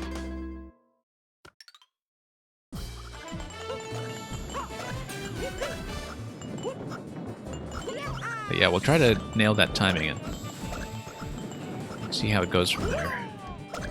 Because definitely the thing I'm missing in that whole segment is a sense of reliability. Okay. Whoops. Wow, okay. Very rare that I'll get hit in the chuck segment.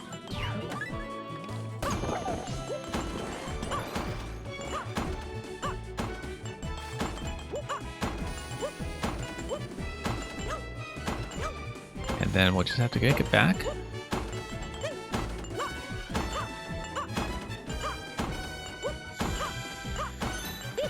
Staircase is going much better than it used to, at least. Yeah, definitely Toad's short jump is much better in levels like these than people give it credit for, I think. Whoa, okay. That I did not expect. I was just totally misreading my depth there.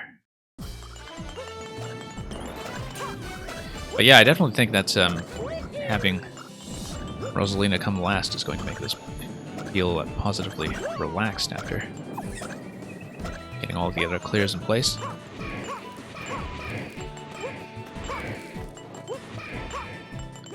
Okay, going to push through it.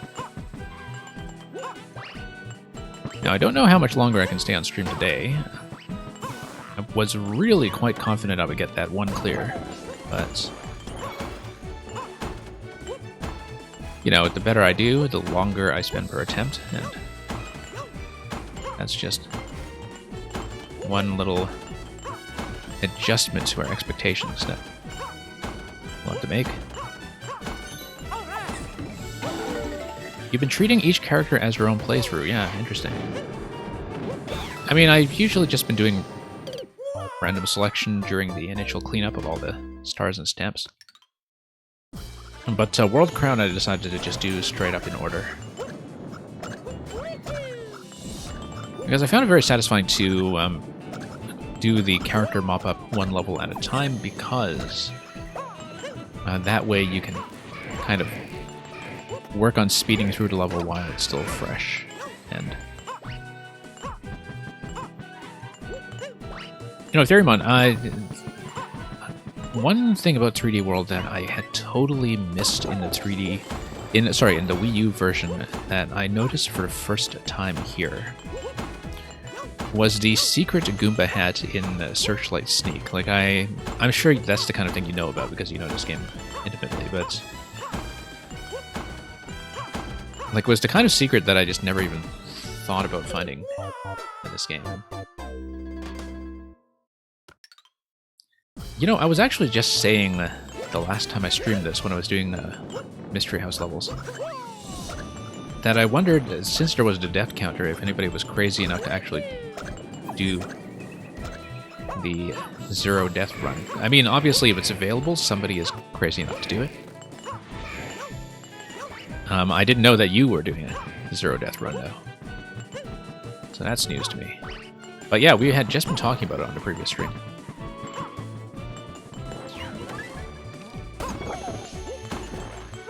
Yeah, I'm sure I've found a lot of the other secrets, but I think describing it as SMB3-like is very appropriate, because it does feel kind of like when you come across something like the hammer suit in SMB3, where it's just this one-off thing that's, you know, in some ways optional, but also totally overpowered. The crazy hidden one-up that requires co-op, I'll have to think about that. Whether I would have seen that in co-op. I don't know if I know the one you're talking about, but I'll have to give that a look at some point.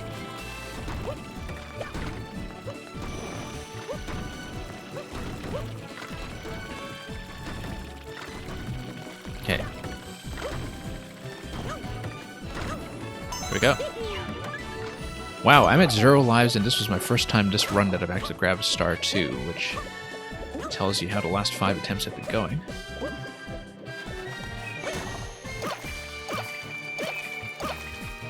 Okay, back to the dash panels, and we'll try the entry point timing that we had just heard about.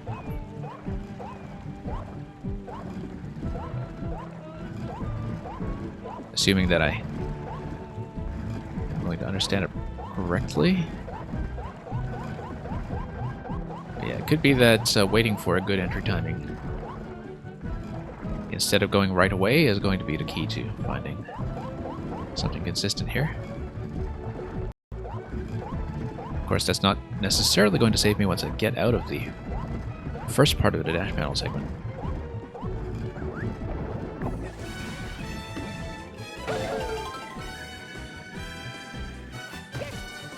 Okay, so once it passes the first panel, like that. Okay, that's interesting. Not quite. I don't know. Maybe I misunderstood. Mamma mia. Yeah, I know that you're reloading from save. I know what you mean.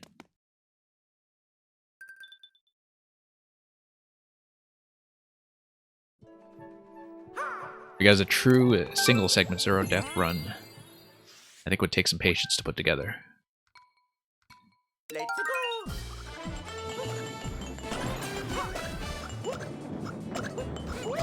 But here we go.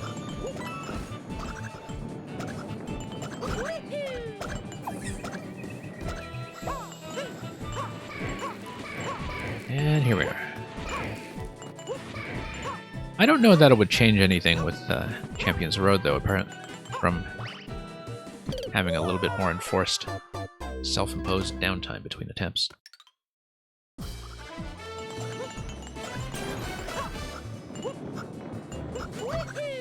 Okay, here we are.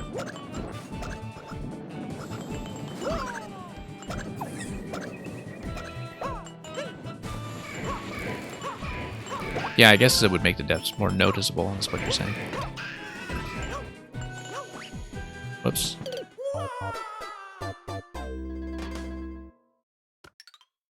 Okay. Some of these have been bungled.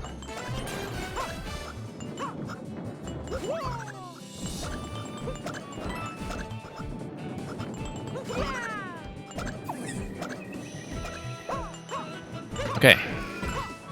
Kind of surprised I actually managed to hit the first guy there.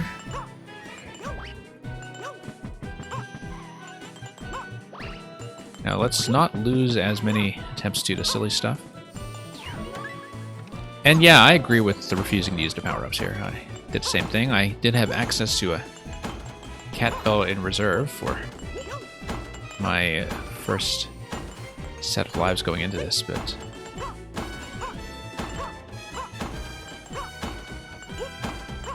as I was saying to somebody last stream, I was very disappointed to find that the first time I cleared Champions Road, of course I went back to try to clear up the rest of the stamps back in Wii U, and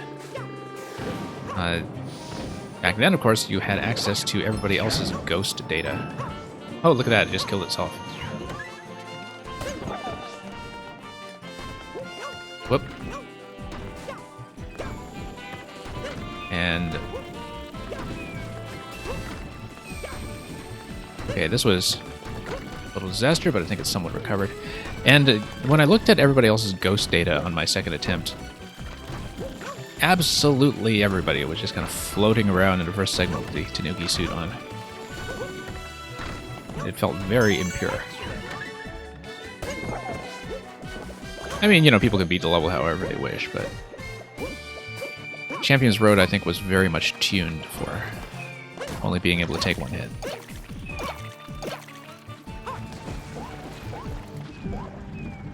There are a few things here that are trivialized by the cat, and certainly the Tanuki, but in some ways that's no worse than the float that you get when you're playing with Peach.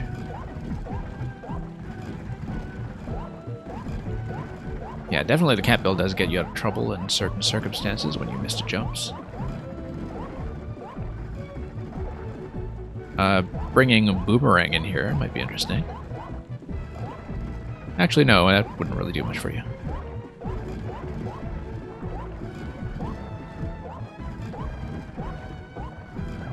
Okay, here we go.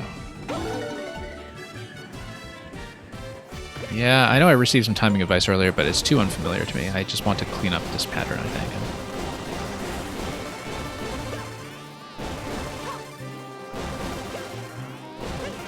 If I can avoid this hit, there we go. Yeah.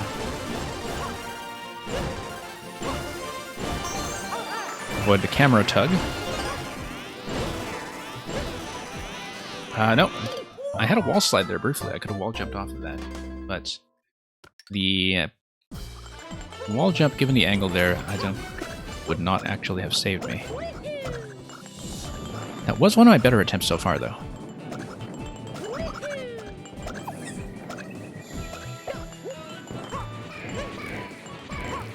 You've beaten this stage in every power-up permutation. I didn't know that.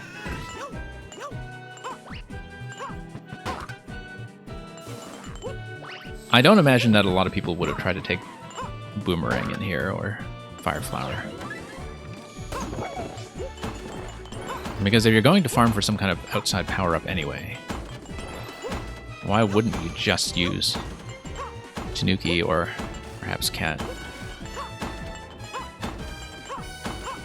That's if you're thinking optimally, of course, and not thinking like somebody who experiments.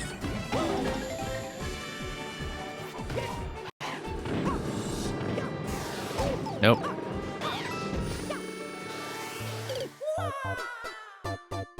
Small only is extremely nerve-wracking. Yeah, I can see why.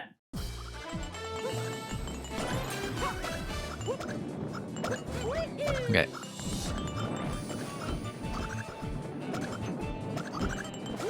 Yeah, the Magic Koopa section... That's probably the thing that is made easiest with the Boomerang out of everything here. I mean, it's the only real combat section, really.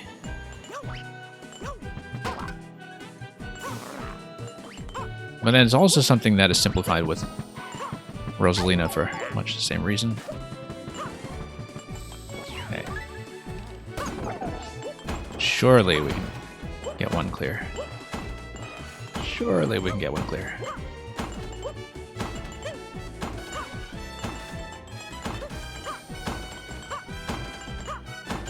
So yeah, that time going dead center in the panels, in the boost pads, rather, the dash panels,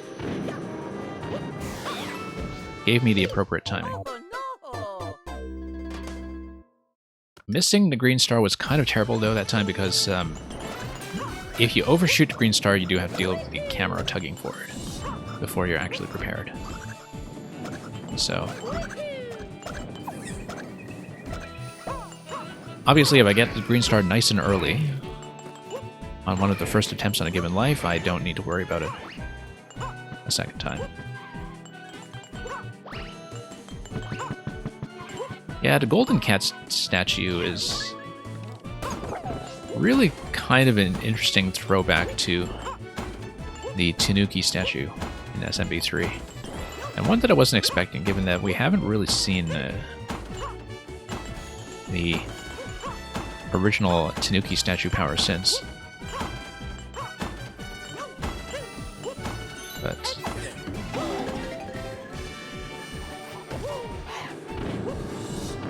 okay, there we go.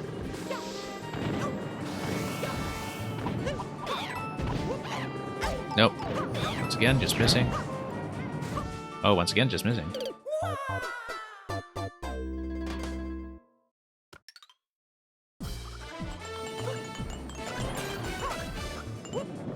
Yeah, I don't think I knew most of the interactions with the gold statue simply because I never played with it very much. I mean, it doesn't really spawn in this game until quite late. And when it does, one thing that it does sort of mess with is ground pounding in terms of what your expectations are.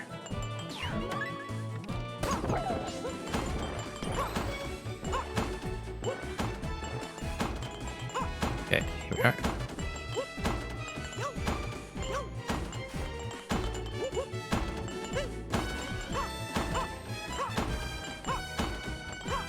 Okay, that segment is pretty second nature by now, at least.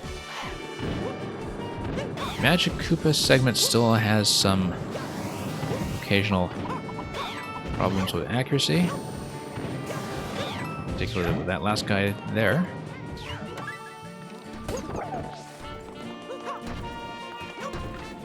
Okay.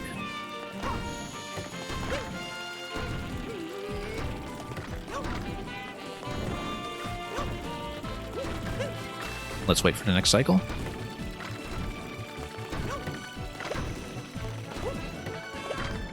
And okay, that felt pretty smooth.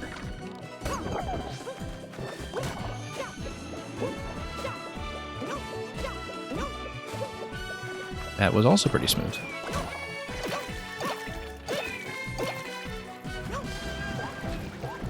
So yeah, I was commenting on this much earlier in the stream, Theoremon, I think before you came in, but when I originally played this in co-op, the Piranha Creeper segment was the one section that I could not figure out how it's supposed to work in co-op, because that was the one section where we always felt like one person had to bubble out and the other person would actually do the platforming. How did I miss the timing at that time? That was unusual. Most difficult permutation of this stage was Small Toad. Okay. No, that isn't particularly shocking. Okay, I got totally complacent about the corner on the swimming section there. I thought I had plenty of time. Spending too much time talking about the Creeper segment. Let's go.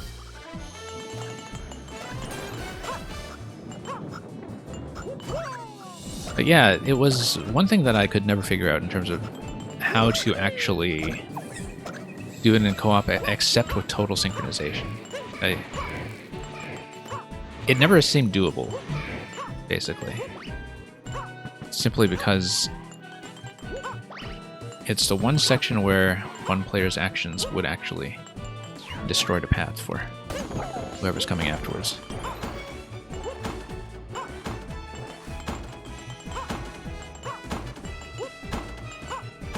And okay, here we go.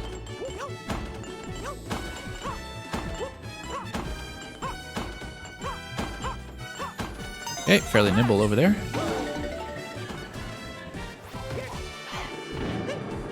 Yeah, I don't know if you've gotten any mileage out of the online co-op this game. I haven't had a chance to try it yet myself, so I don't know how the network performance is.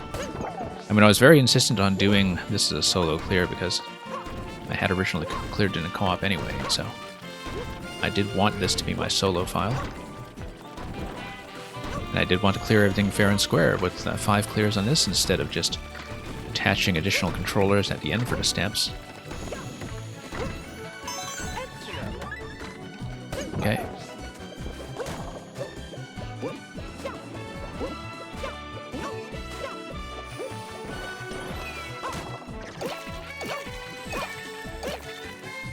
Alright, let's not bungle the easy stuff this time. Let's pay attention. Not slip out the end. Yeah, I think I took a little too long going past this red block segment last time. Lost a lot more time there than I thought I did. And got really complacent with the swim. Get up. To the top. Okay, well, I'll wash my head here. What did I say? I have to watch my head there. Which, that's actually the first time I took a hit there in this entire sitting. Which is odd because I do remember that being a huge problem for me in co-op, simply because co-op is so much more crowded in that segment.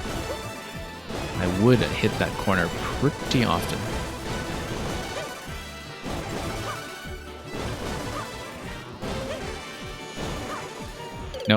Oh no!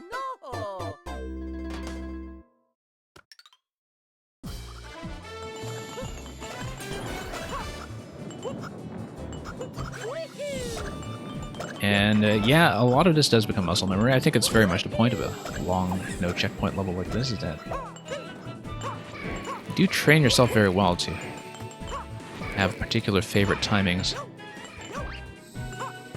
in the early segments, which is why it's sometimes something that throws me off when I do bungle something that I just, by this point, expect to be totally second nature and have to do some kind of disaster recovery.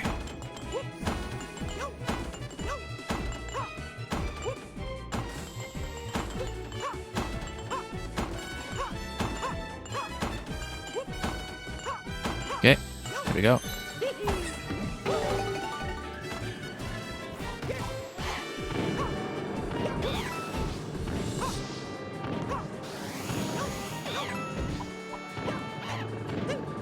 And yeah, the more 3D world you play, I think, the worse its implementation in Mario Maker 2 actually feels.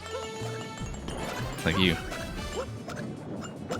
really start to notice all the ways in which the Mario Maker implementation of this game does not function as well.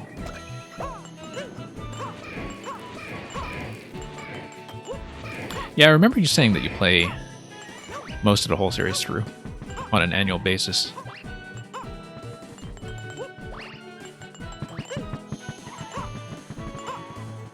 That's... I mean, I guess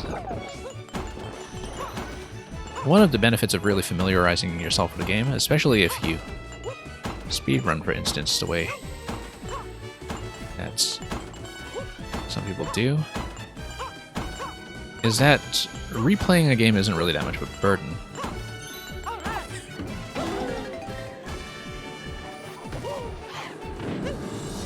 Like, if you're somebody who knows how to do Metroid speedrunning, for instance, like, it's really no big deal to just replay a Metroid game over lunch. You might not get your world record time or anything by any means, but you could still... Even if it's a bad speedrun, it's still a reasonably quick session. And even so, I mean, you know, a lot of the older games are doable in a day.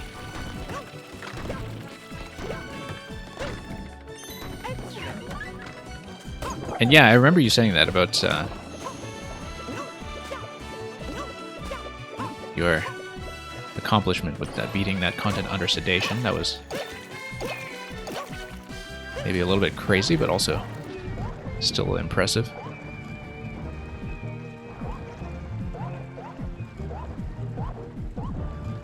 Okay, I'll have to catch up and chat for a bit. I should definitely focus more than I've been doing in this section, given that I'm beginning to take hits on silly stuff here that was previously never giving me trouble. Okay. Yeah, that corner is feeling a bit thrilling.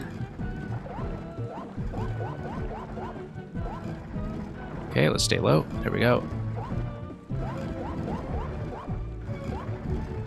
Alright, get the one-hit buffer going here. Would still like to make it past the first segment with no hits. But stayed dead center this time.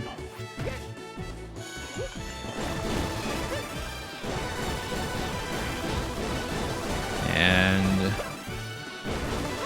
maybe that will be ideal. That will not be ideal.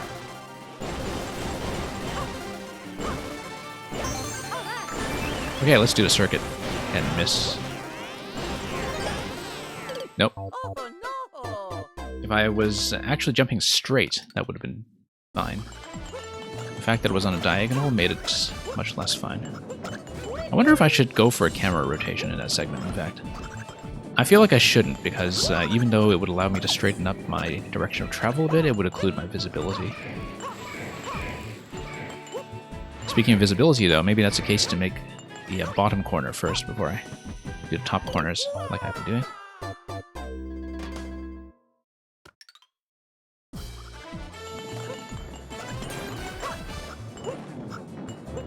And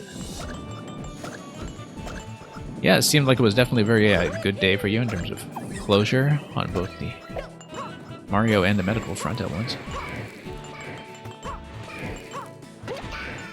Okay, I don't know how much longer I can stay on, but I'm visibly so close. And I don't even need to get the green stars anymore. Though that's, of course, only consequential for the third and final section.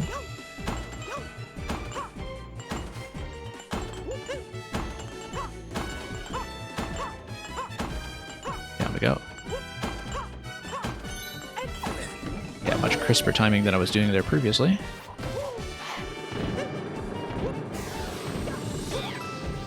Nope. Wow, I don't know how I've been so far off my Magikoopa bounces lately, but I've been flying right off the level. Okay.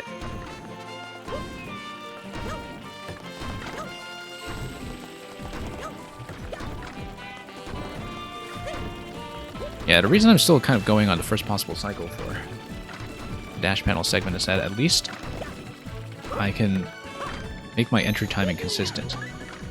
If my entry timing is consistent, then eventually it'll be something that will hopefully converge on some kind of safe method.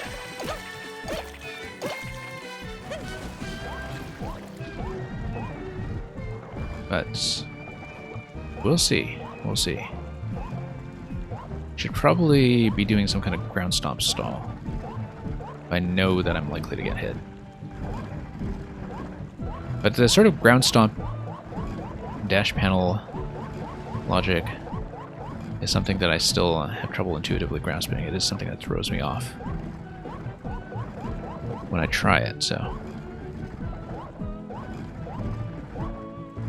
just a matter of setting expectations, I guess.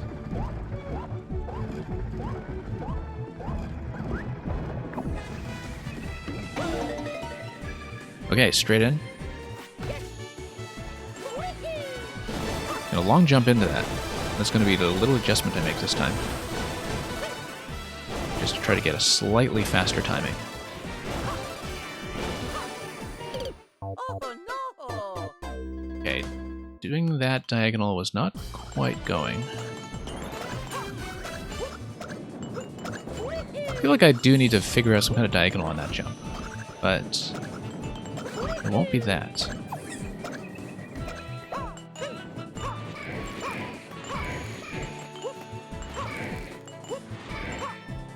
Maybe... yeah.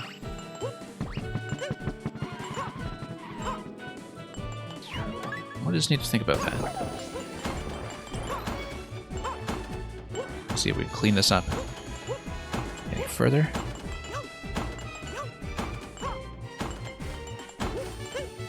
Most things up to that point are relatively automatic by now. Including the steps, which is nice. Feels like I haven't had trouble with that for a long time. I stalled a little bit on my entry to the Magikoopa segment here, and that's totally going to throw off my timing when it comes to the fire bars. Because the fire bars already start spinning when you get up to the glass pipes up top. Oh no! And yeah, that's going to totally throw me off. You need to instantly fire there. Mamma mia! All right. Yeah, Theoremon, I think that's very true. That's, I mean, everything here is something you've had to deal with before. Sometimes with a bit of an additional twist to them. Let's go. But I think one of the reasons it's so replayable as it is because you really can feel yourself getting better at individual segments very quickly. That it's possible to get everything under control and get everything to behave consistently. It's just a matter of finding the right pocket for it. That's the case with, I think, all of the final exam stages in Mario design. And as far as people doing this kind of thing in Mario Maker more often, I kind of wish that levels of this kind of difficulty tuning, you know, where it's long but a lot of medium difficult segments, I kind of wish that were more available. Obviously, given just people's limited patience in Mario Maker, especially for checkpointing, it's not as feasible to release into a sort of environment where you don't know what players' expectations are going to be. I think the sort of average Mario Maker player would not like the pacing of this so much, but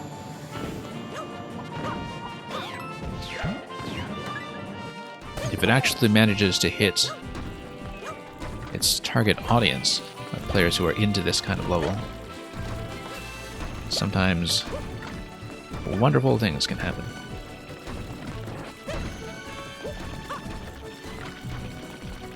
Okay. That's going to work out well. I think I found a good cycle for the swings now, which is nice. I'm getting hit by those less and less. But yeah, I absolutely adore this level. I mean, that's partly why I'm sticking with it for so long, and why I do, in fact, intend to get all 5 clears on stream eventually. I just find it immensely playable.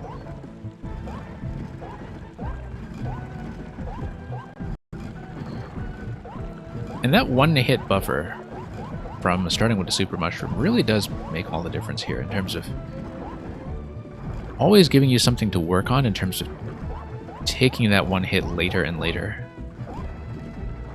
And just as this very subtle kind of feedback.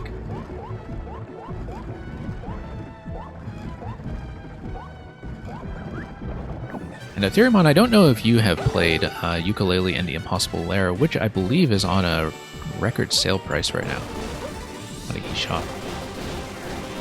But it also has a final level that really speaks to the same kind of pleasure as Champions Road. You haven't finished it, but you do own and enjoyed a lot of it. Yeah, very well worth finishing. And yeah, I've played a lot of attempted Champions Road remake levels in Maker 1 and Maker 2, of course. Maker 2 giving makers a lot more options for how to do that. But, you know, given that you actually have a 3D world style with elements like the beat blocks. Whoops.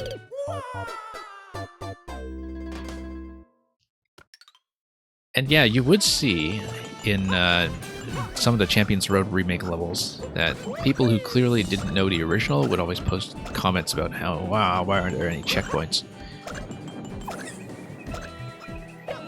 It's Champions Road. You don't whine about checkpoints. I mean... Okay, here we are.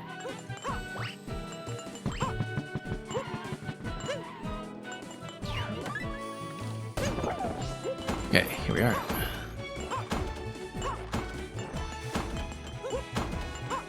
Yeah, really love that Galaxy 2 started the trend of having these capstone levels.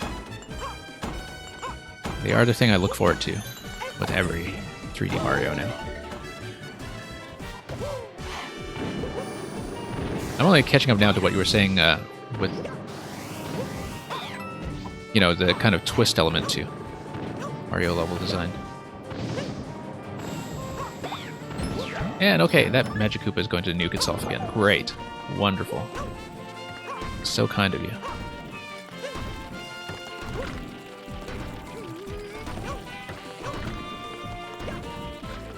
Okay. Next cycle. And yeah, I mean, people have a lot more trust in Nintendo generally than they do in makers when it comes to their patience for anything.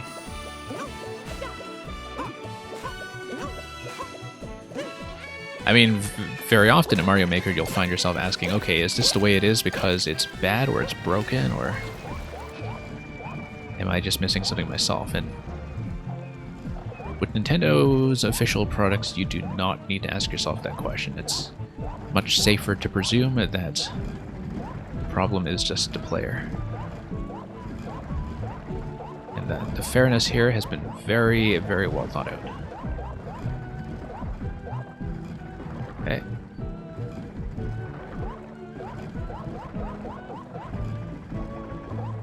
Okay. Doing okay. It's going to be my first arrival at the 3rd green star, if we do in fact get that far safely.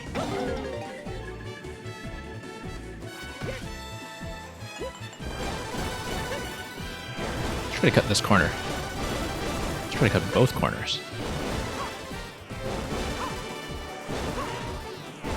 Oh, that works so much better. That works so much better, just cutting the corners on the diagonals. Like, unbelievably better. Miss. Miss. Miss. Oh no! Okay, no, we have the pattern there now. I need to cut the corners on the diagonals. It is so much better. I'm so glad we found that pattern. I think that's something I can, in fact, execute consistently. And I don't know why I didn't think to try that earlier. I think it's one of those things where, as with, oddly enough, shell jumps and Kaizo levels, sometimes the hardest part is to figure out which direction you should be compensating in. Like, if you're going too early or going too late.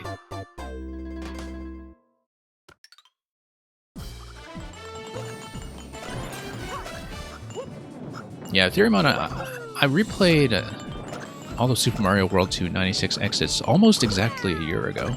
A little over a year ago, last April, and like, while Super Mario World is wonderful,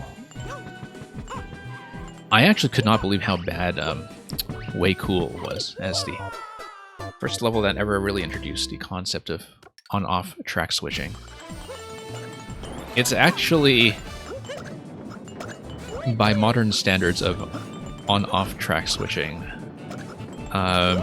pretty close to a pick-a-path blind garbage level. And, you know, the last time I replayed Super Mario World, it felt like it was by far the worst level of the game. Although you can kind of forgive its growing pains because it is really the first crack at a concept that has become so standardized by now.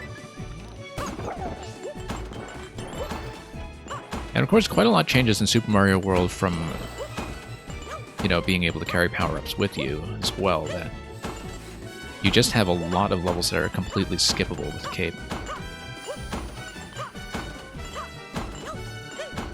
But it also had a stressful and rushed dev cycle, yeah. I actually never noticed until Ragnarok X pointed it out to me, and he's very fond of pointing this out, that the Super Mario World sprites actually are just reskinned SMB3 sprites. Like, the silhouettes on the animations are in fact the same. And that's something I didn't realize, because the art style just feels so different between the two. Let's go!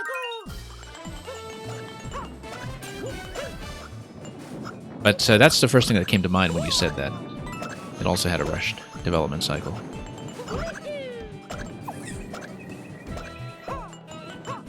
The game doesn't really have any real level data. Oh, okay. I think I understand what you mean in terms of the memory management, but I'll have to think about that in more detail when I get a chance to properly process what it is you're telling me. Okay, I feel like we've found a bit of a breakthrough when it comes to the dash panel pattern. The problem, of course, at this point is just not missing every coin.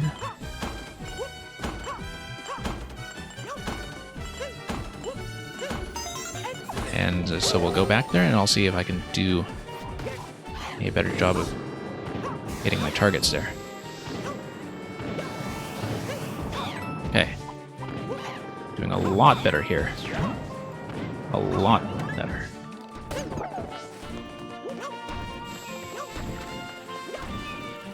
And, yeah. Sorry, just gonna try to focus on this segment before I catch up in chat.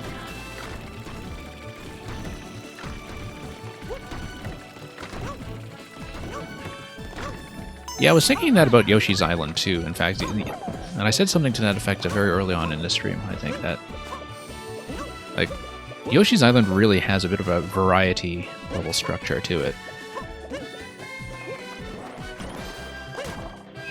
In a way that, like, a lot of people in Mario Maker couldn't really get away with anymore, for instance. That I think there's this expectation these days that levels have fairly coherent, self-contained concepts. Not everybody does that, of course. But that seems to be idealized in a way that was not true of a lot of the classic platformers. That a lot of the classic platformers were really unafraid to be multi-concept levels. It's somewhat noticeable in Super Mario World. I think it's extremely noticeable in Yoshi's Island. But, you know, by the time you get to the NSMB series, I think even Nintendo has gravitated towards the one distinct concept per level format. In a way that feels much more standardized than it used to be. Okay, let's cut the corners this time.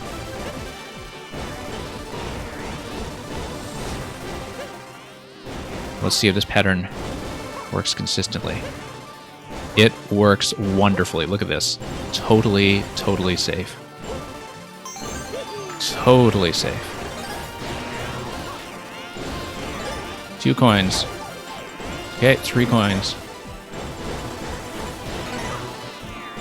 Oh no! 4 out of 5. We're doing this. We'll get the clear. We'll get the clear. But, like, yeah, just the mere fact that I found the good pattern for the dash panels has made this so much more tractable all of a sudden. It was just a matter of playing this level until I could find that. And find a method that works, but I think we finally have it. And that is, even if I don't wind up getting it clear by the end of the stream, that is such a significant breakthrough.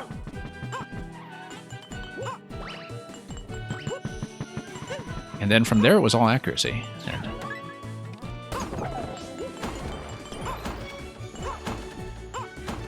so we were 1 coin, and of course the exit block away from the clear. Okay, nope. There we go. Salvage that one, just barely.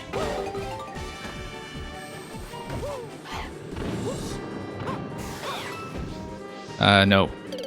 Flew right off, once again.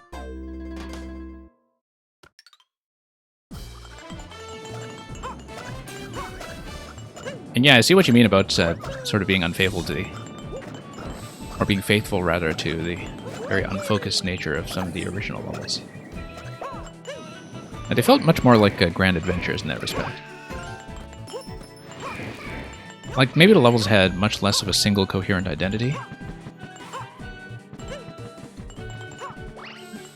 But there was a bit of a grander sense of space, perhaps.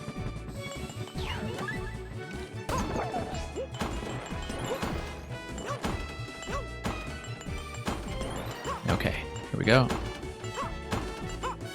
I think some of the Yoshi games still have that. I mean, Woolly World is very much one concept per level. Crafted World, although I kind of had my fair share of issues with it, is one of those games that does treat a lot of its level design as, you know, variety pack adventures. Whoa, totally off screen there. No, nope. Oh no! Bad idea. And yeah, that's kind of true about Galaxy as well, given that Galaxy has so many levels that are consisting of those independent pods. But very often a lot of independent pods that still feel like they belong to the same level. I think that, you know, it's something about the difficulty tuning, something about the scope as well. And yeah, I know what you're talking about with the falling logs and that part of SMB2.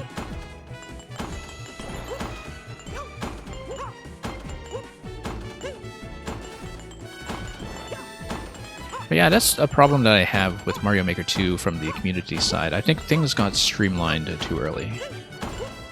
That people had standardized expectation for pacing, checkpoints, focus, etc. much too early. And that certain community standards felt locked in a way that they weren't in Maker 1. And sometimes we benefit from those standards. Like, I do like having levels that really commit to a single concept well enough to develop it properly, which under the entity limit is sometimes hard to do.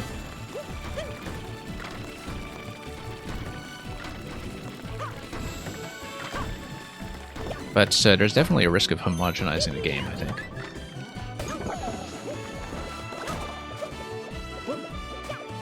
Okay.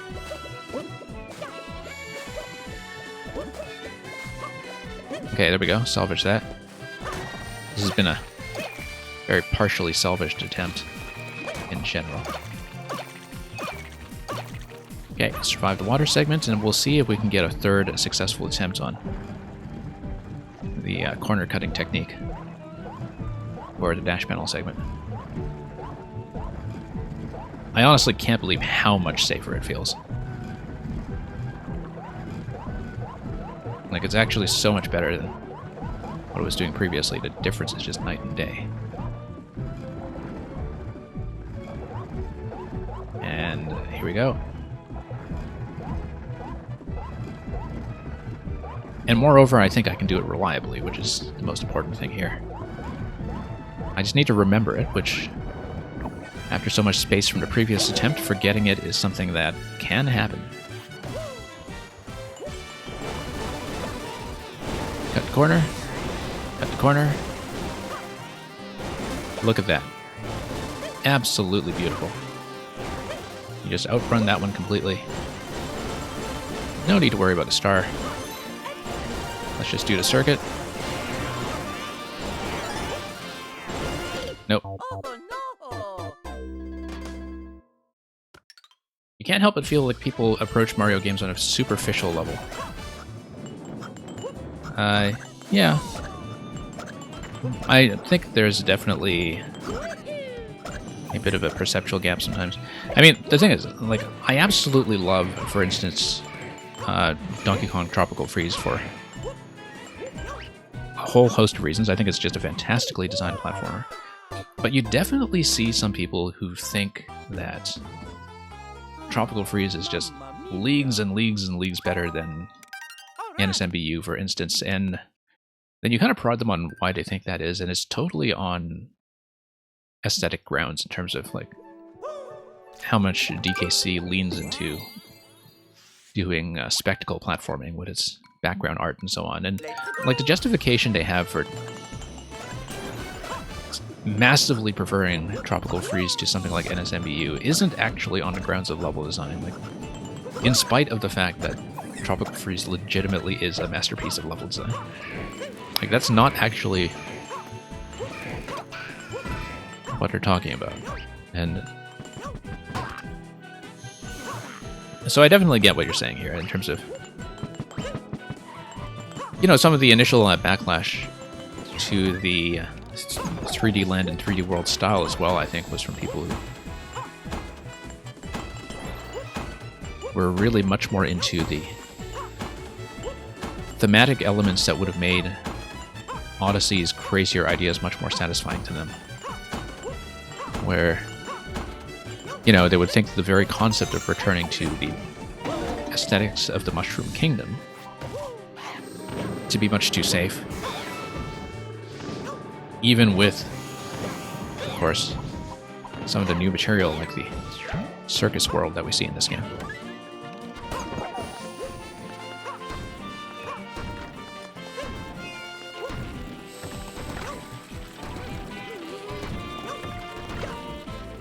And here we go.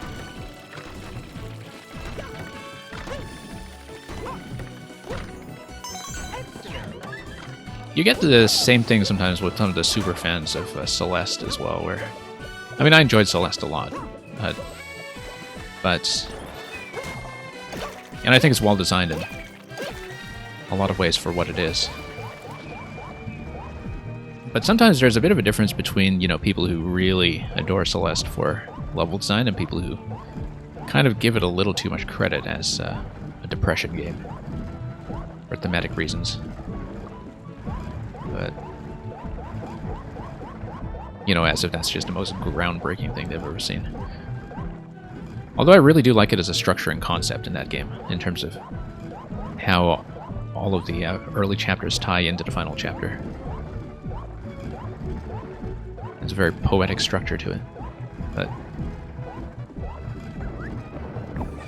I think that sometimes it's worth keeping that stuff in mind when you see things like refreshing levels becoming super popular. That maybe there's a big crowd out there that just, you know, for thematic reasons is really into refreshing levels because they genuinely enjoy the spectacle.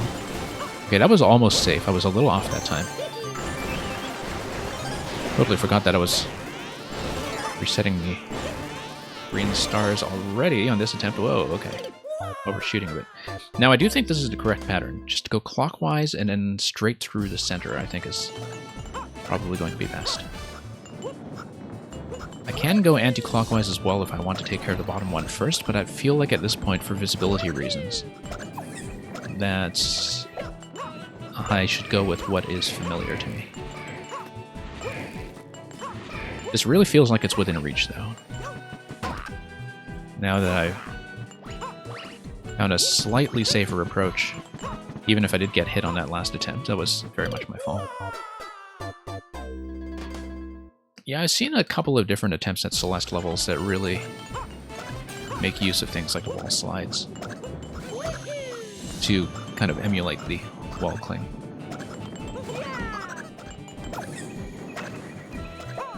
You see them on stream every now and then. Oddly enough, I never really liked the Mario Maker levels by the creator of Celeste very much. I thought that was actually a very ample demonstration of how a lot of the design philosophy of Celeste does not, in fact, really fit Mario.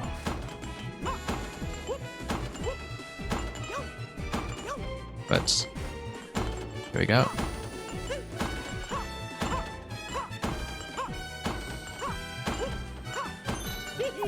And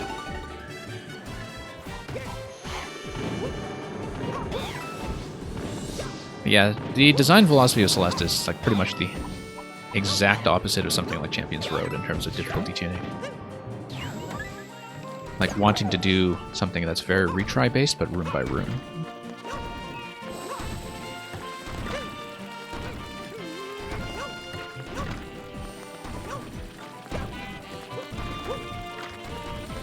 But yeah.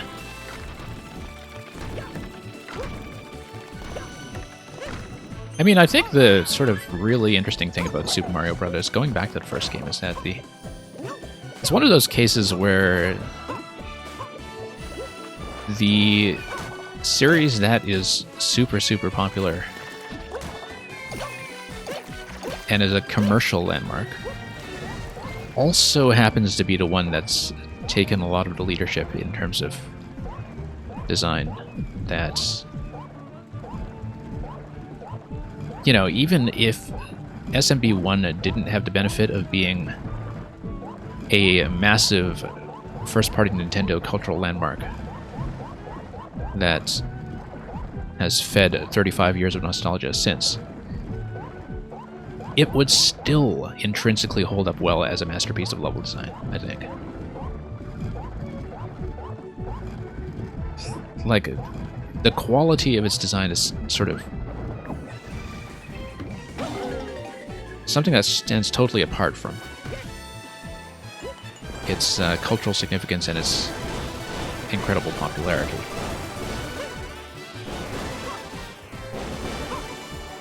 And in some ways, as far as video game history goes, we are so lucky that that should be one of the big commercial breakout games that kept the console industry alive. Nope, miss. I was trying to reverse course there. Oh wow, I can't believe I'm still alive. And I'm not alive. Okay. Come on, we can certainly do it. I'm so close. I actually couldn't believe how long I kept that attempt going, considering what a disaster the dash panel segment turned out to be. Okay.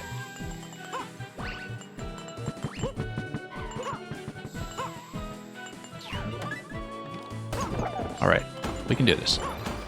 We can do this. I hope, unless I do have to log off before I'm able to finish, which is definitely a possibility.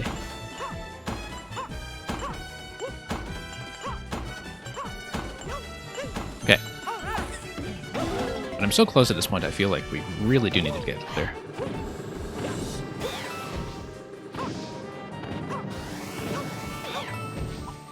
Been taking a lot longer, as I said, than I thought I would. Okay, thought I would be able to get to refresh over there before the wall jump.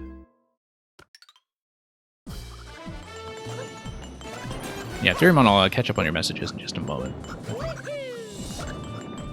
Been very good to have you talk about Mario design here, though, and kind of keep me company for this session so far.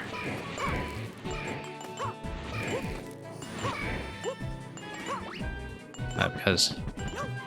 yeah, whoops.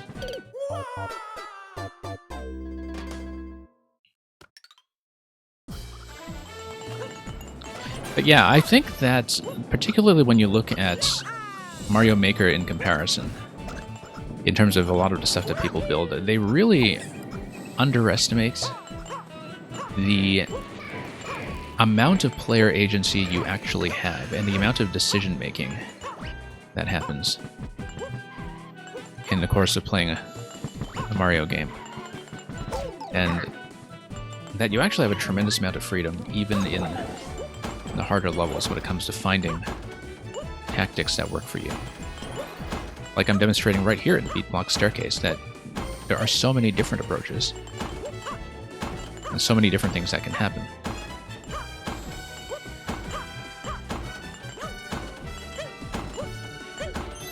Like, I am somebody who subscribes very much to the notion of a game being a series of interesting decisions, which is a saying that's most frequently attributed to Sid Meier, who we were talking about earlier. And, you know, people always think about that in terms of strategy games, but I think it's true of platformers as well. That we are making decisions all the time. It's just that they're very low-level tactical decisions about where to go and where to jump.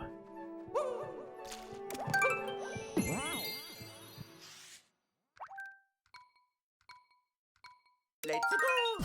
And yeah, it's not just that SMB1 is influential. I think it does hold up very well on its own. And I think SMB 35 actually drew a lot of attention to that.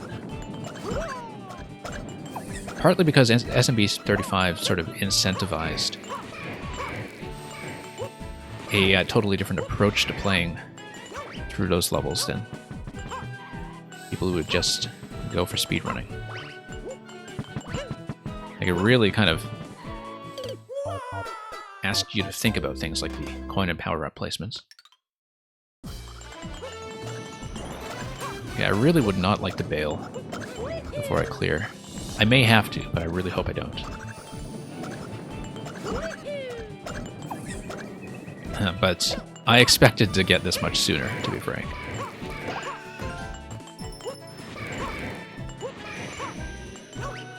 But it's okay.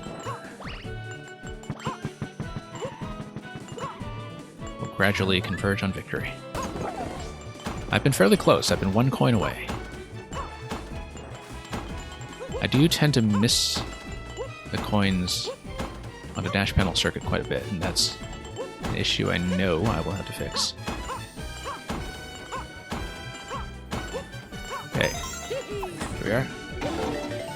After completely blowing the first attempt, we finally have one green star.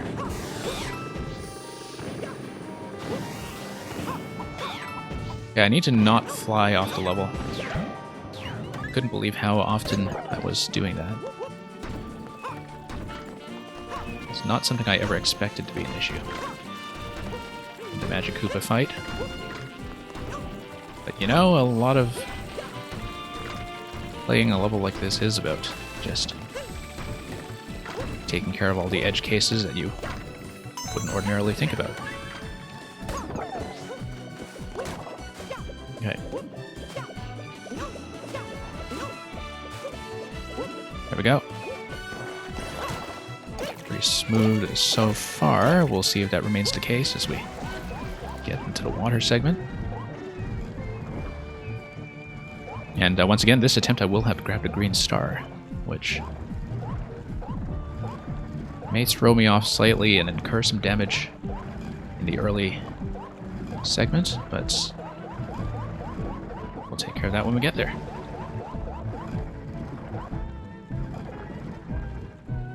And okay, up we go.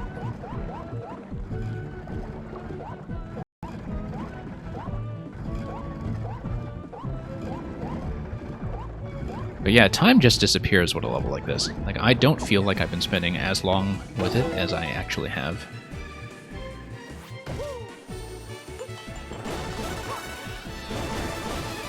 Like, I really have not found this tedious or boring or repetitive.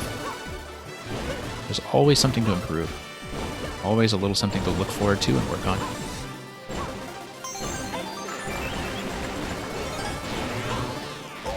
Okay.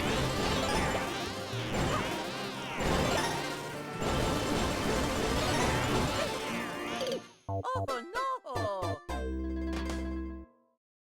Getting closer. Getting closer.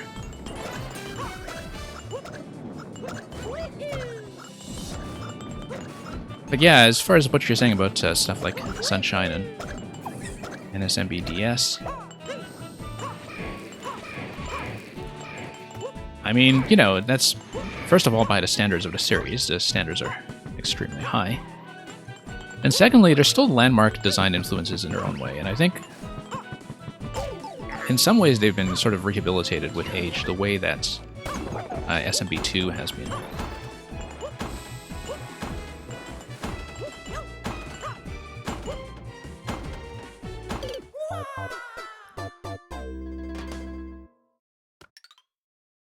I mean, NSMB on DS was really, as I was saying much earlier, really what kind of initially unified the concepts introduced by Mario 64 with the 2D line. I think that was very important to set the direction for where Mario was going to go from there mechanically.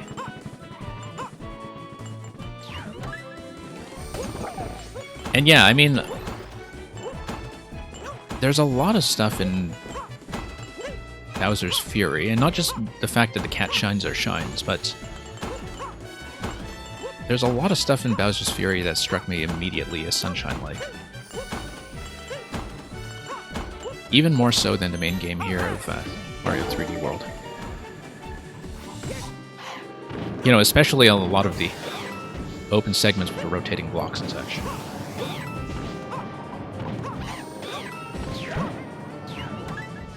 I think even when Bowser's Fury was first introduced, and even before we knew that the shines were shines, there were a lot of reasons why I was looking at it and thinking, wow, they're really kind of giving some of Sunshine's ideas a second go.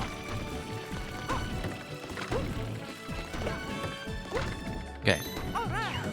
Pretty consistent effort so far here. But yeah, obviously I will not be doing all 5 characters today. I'll be lucky to do even one. But I do plan to stream all 5 clears. So, Therimon, if you want to see more of Champions Road and hang out even more, we'll have more of this going into next week, I'm sure. I am going to be back to Mario Maker for viewer levels over the weekend, though. But, yeah, 3D World is going to replace my midweek program for as long as it takes for me to get my act together 5 times. And yeah, now that I have a lot of the patterns down with Mario, I feel like the other ones should not take as long.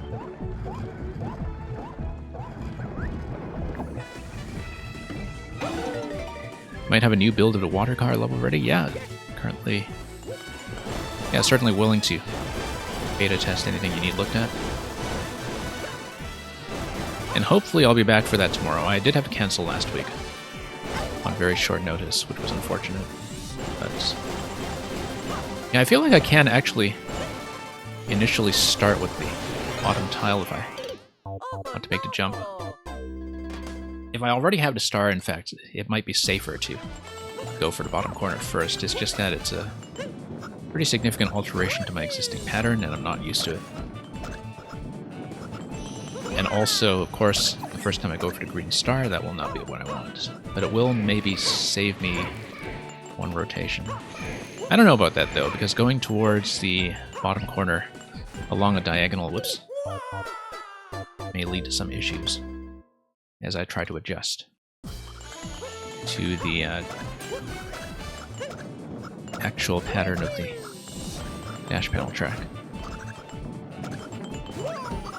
It's something I'm definitely considering, though, just shortcutting my way over.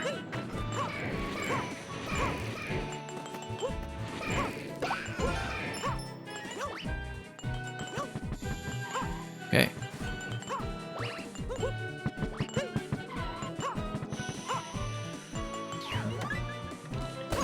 And yeah, let's see if we can make this happen.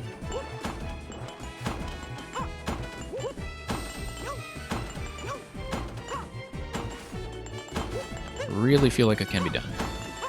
I'm very optimistic about it. Okay. Oh, I see. You wanted to see if there was anything existing with underwater cars.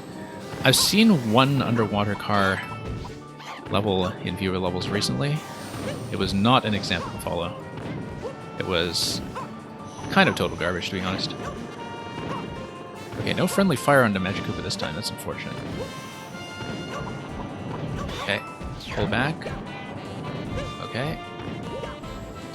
Dance around a little bit and finally get the block. There we go.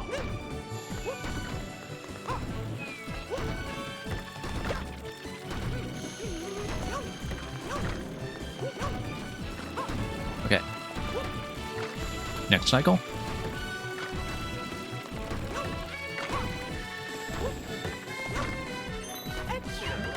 Yeah.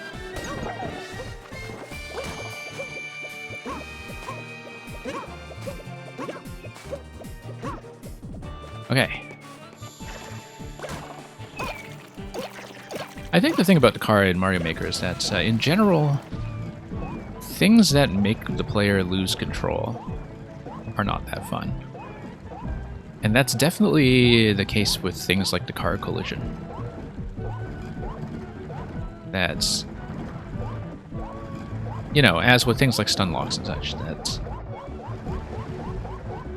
it's very hard to get a good amount of mileage out of that element when the failure state is something that feels very clumsy and difficult to recover from. But then that's just a design challenge for people who want to work with the car. Okay. Back here we go. Let's make it happen. Got the corner. Got the corner.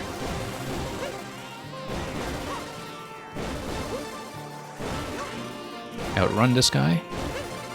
Oh no, slight diagonal there. Threw me off.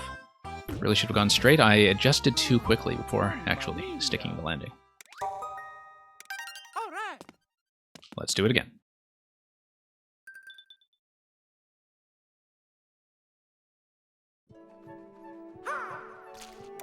I still think I can get it done. Let's go. Yeah, the pattern I have for the dash panels is fundamentally correct. It's a good one. I'm sticking with it. It's just coin collection itself that is going to take a little bit of work because the more I miss each of the individual coins, the more at risk I will be for all of the additional cycles. So as long as I just change directions there very crisply, everything should be fine.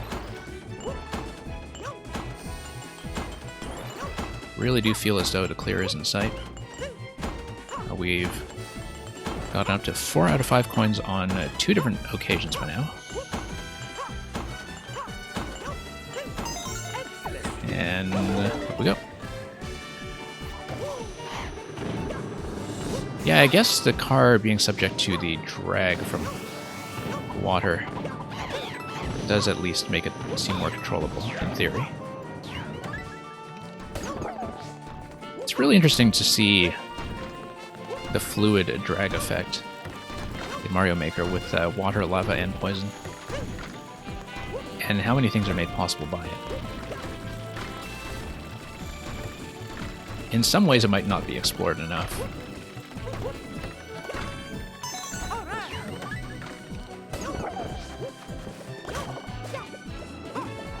And here we go.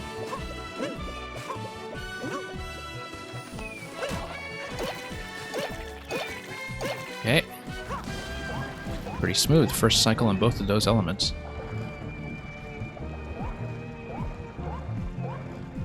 And then we'll see how the swimming goes. This area is prone to mistakes if I'm not careful and if I'm not quick around corners. No! Wow, that was just an input error. Okay. Accidentally squeezed the trigger there. Totally needless hit, but a bit of a salvaged attempt regardless. If I can at least get the green star on this attempt, at least I don't have to worry about that. Yeah, no, that was just a totally mistaken squeeze of the controller.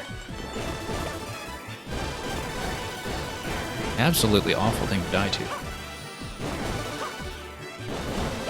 But hopefully it will not be total death.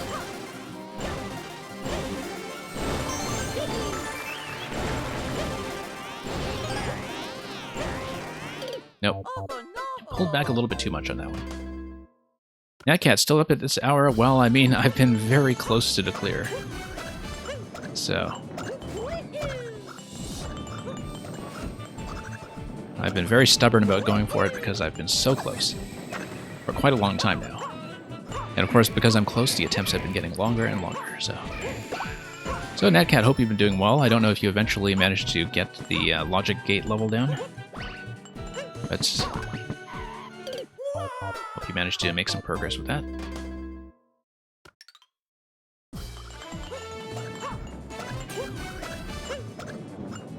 But yeah, it's been a bit of a marathon session. It's actually been my longest stream in some time. But whatever it takes to make this stick. I mean, you do need to kind of get into the groove for a level like this and depend on a certain amount of muscle memory, and so that's what I'll do. Also, just to get some of the needless mistakes out of the way, which was what killed me on the previous attempt. Totally bungled an easy segment in the worst way.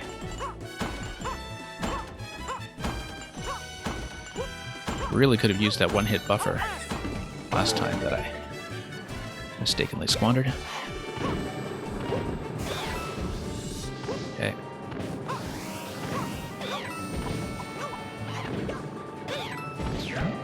Wow, okay. I never really managed to compensate enough for the fact that I don't have enough room below the camera. Not nearly as much room as I thought. And Natcat, you took a break from Mario Maker yesterday? Yeah, always good to pace yourself from time to time. Seems like you had been on fairly often lately, so...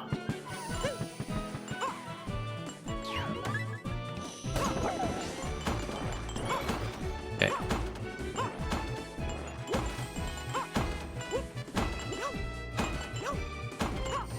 And yeah, Theoremon, as you may have discovered, reset doors are the path to deceptively high clear rates. Sometimes it does keep people attached to the level if it's that kind of level that works well with resets. Once again, taking a needless hit there. Yeah, every hit on this level is just incredibly painful, just because of what a huge impact it has on the prospects for the clear. But I kind of like that, it's very high risk. Like, you really feel the impact.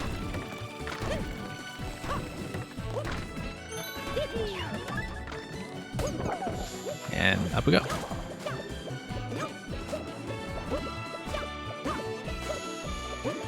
Okay. Everything here is feeling a lot more fluent.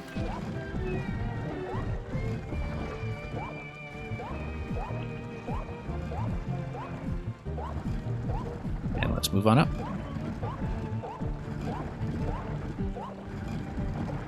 Okay.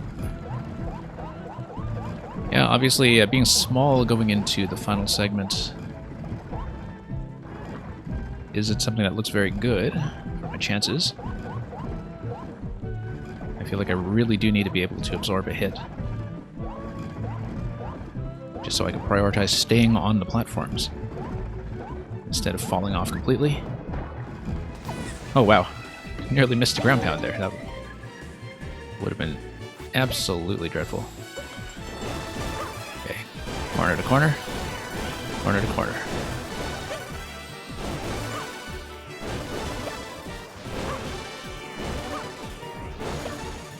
Doing okay so far. I really should have gone corner to corner there as well.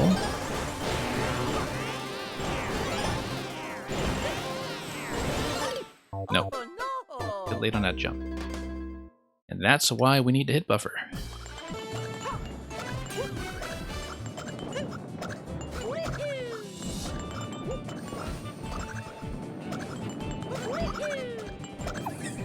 Getting warmer. Really do need to get this soon, though. While we still have some momentum. Okay.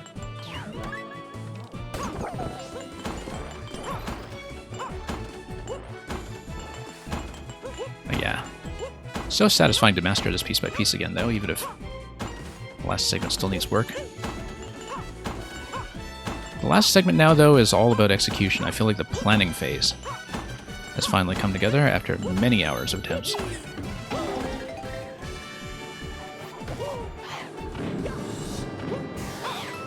The method fundamentally works. It's just a matter of not messing up until then.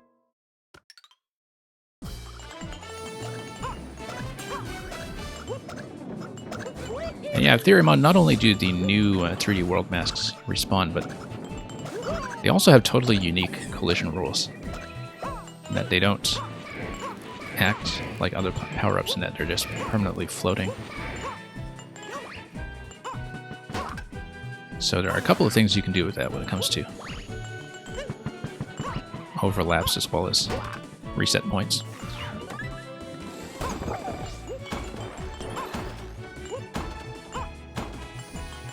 I have an easier time explaining if I'm not also playing a completely different game.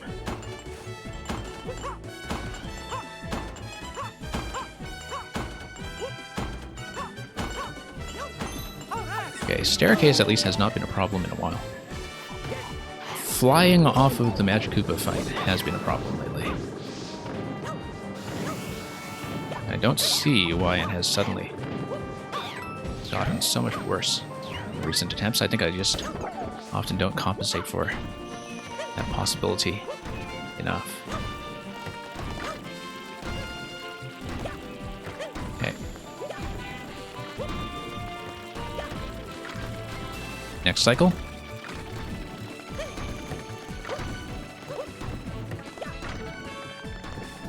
Okay, that's fine. We can skip the star.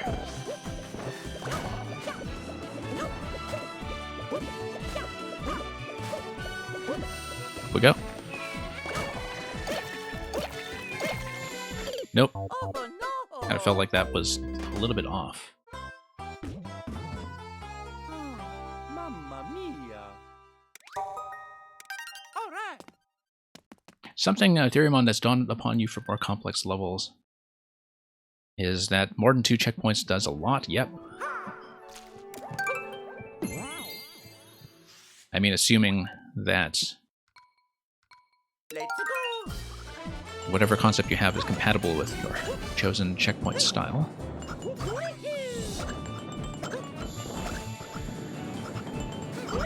Obviously, if it's something that depends on a lot of objects spawning, bullet blasters, etc., certain entity limit-based checkpoint methods are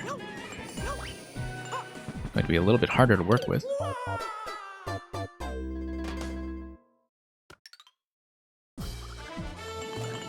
But yeah, general rule of thumb in Mario Maker, I think, is that strangers are going to be much less patient with you than they are with Nintendo. And certainly much less patient with you than I am with Nintendo, which, given my progress in this level, has turned out to be very, very patient.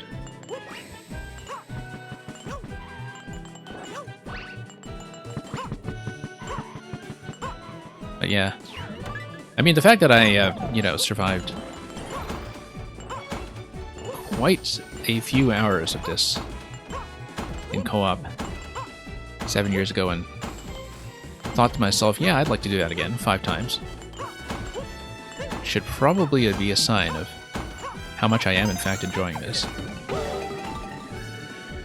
Also, I'm at 94 coins, which tells me that a 1-up is a possibility after a few additional kills. Okay, doing that cleanly for once, which has not really been the case lately. Not going for the coins despite the prospect of 1-up dangling before me. Oh, whoops. Very ugly way to take a hit there. No. Oh no! Yeah, totally blown that.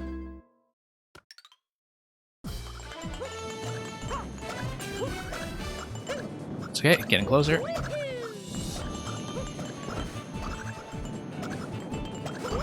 Just need a good series of attempts.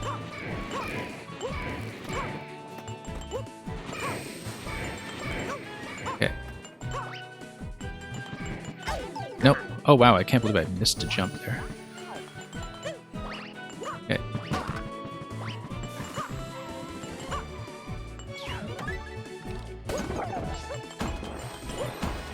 Yeah, I don't know why I was distracted by the camera stick for a moment.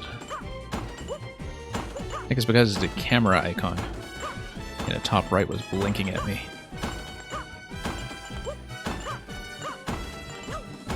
And I hadn't really paid attention to that in all this time.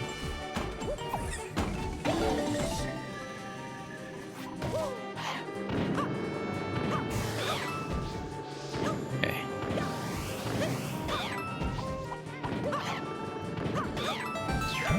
Down that goes.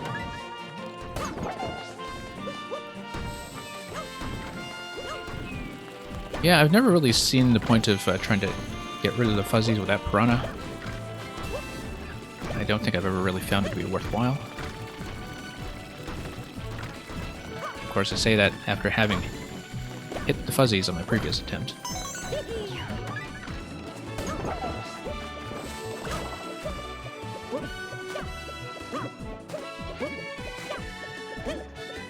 But much safer to skip them entirely, I think. Having to deal with the piranha plant does carry the risk of throwing me off a little bit. So, nope. Leaning too tight against a wall. No. Leaning too far away from the wall. Just needed better directional control there all around. But at least you have a bit of a safety net for that segment. Kind of a rarity on Champions Road to have so many chances at something, but it does compensate for the fact that I could never figure it out in co-op. Other than just faking one's way through it solo. Okay, no accidental ground pounds here this time. That was very sad when it happened previously. Really killed an otherwise excellent attempt. You can barely see that pipe. That's actually very difficult to visualize it as an entrance if you're not overtly looking for it. Wow, I can't believe I just missed a jump. Just late on the jump input completely.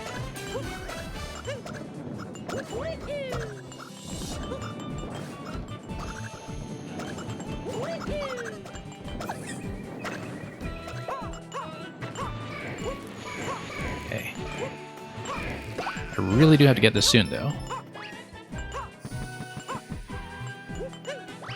Because unfortunately, I cannot stay on it indefinitely.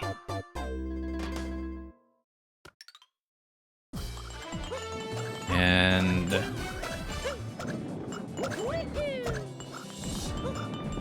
we'll just see how much further I'm able to get.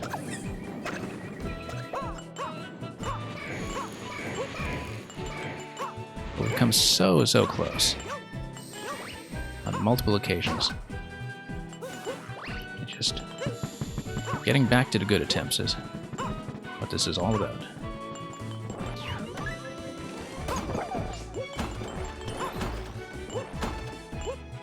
Okay, up we go.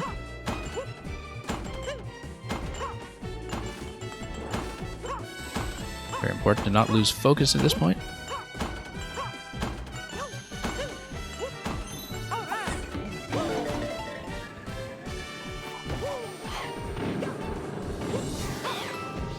Okay, staying on it.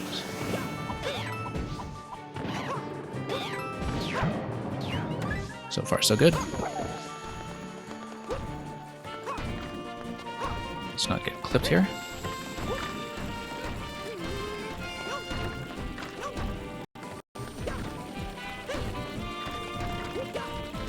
And next cycle.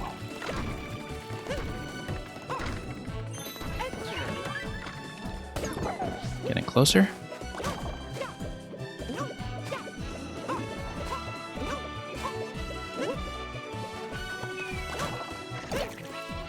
Nope.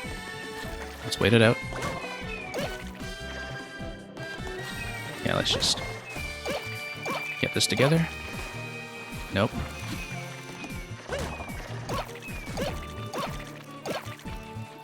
Almost there. Almost there. Anything can happen. But if I can get to the coin collection as Super Mario, I'm in unusually good shape. So.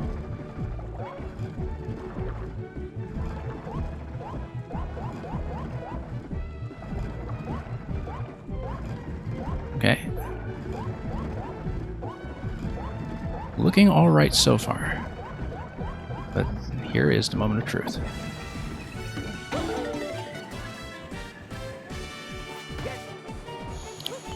Okay, going to cut the corners.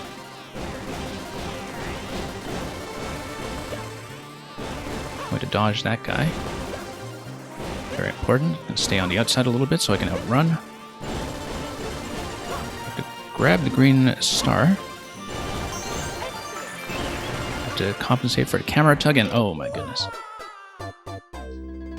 Yeah, the camera tug and a green star was a bit of a problem that time.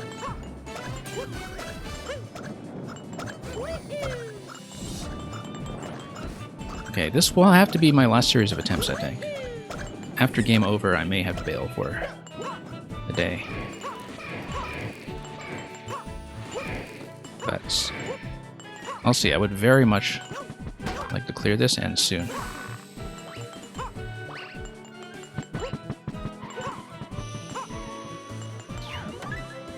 So, just a matter of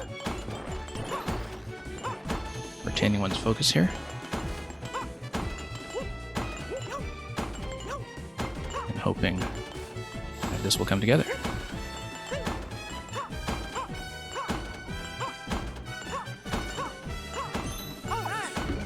lot of this early stuff is feeling great. Even the early part of the dash panel segment is feeling great now.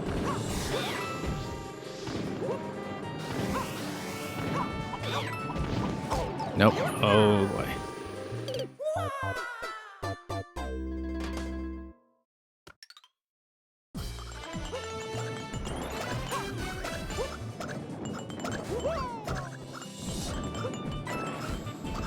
Well, we'll see how serious I am about this being my last attempt.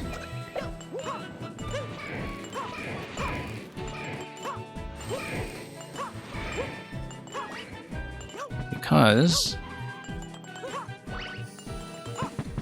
since I am going to be streaming Mario Maker the next 2 days, if I don't get to clear it today, it will have to wait until next week. But hey, this is a learning experience as we gradually develop our strategy. I don't know if that should count. Mamma mia. All right. I'm going to regret that.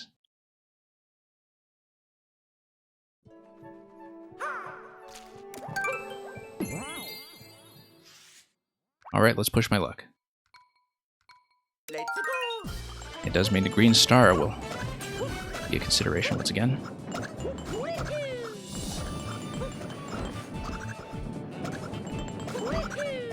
We've had such good attempts, though.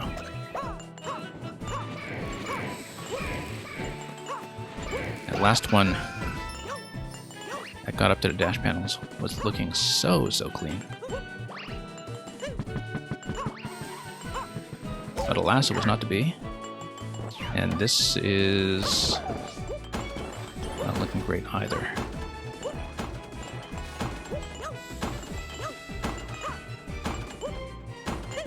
Yeah, the thing is, at this point, the median attempts are looking good enough that every cycle of 5 lives is actually taking longer and longer.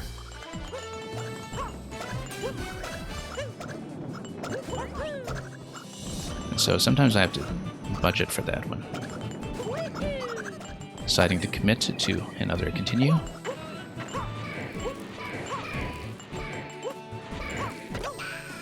Okay.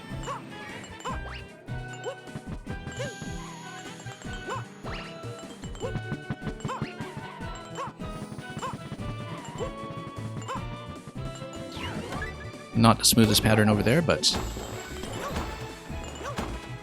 we'll see what we can do.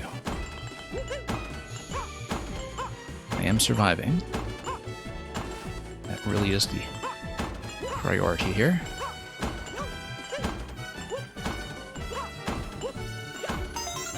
Okay.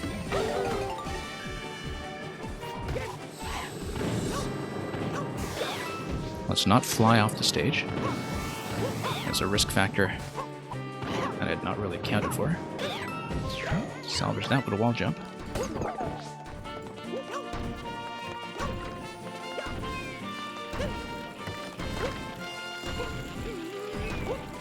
Okay. Next cycle. Was a little bit dangerous there, but I made it.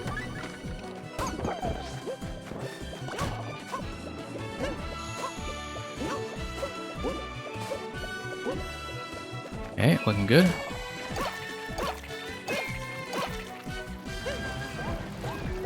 Let's not get clipped. And let's not fall off either.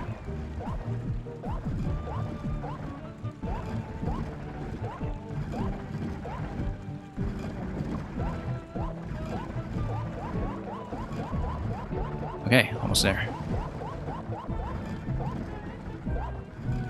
I do need to get the green star, so if I manage to do it accurately without getting hit, that would be ideal. But the priority will be to stay on course. And even if I don't grab the green star on Mario's clear, I am able to grab it with any of the other 4 characters when I do them. So it's not absolutely vital that I escape with it intact. It would be nice, though. It would simplify things quite a bit.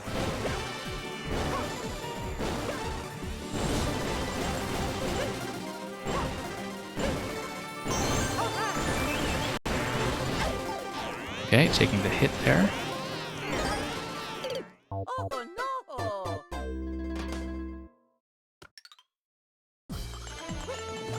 Okay, this will definitely be the last game over, though. I absolutely cannot stay longer.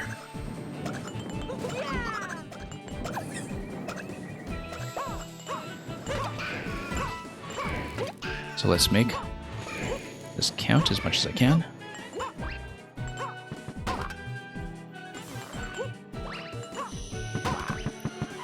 That's maybe not the way to do it.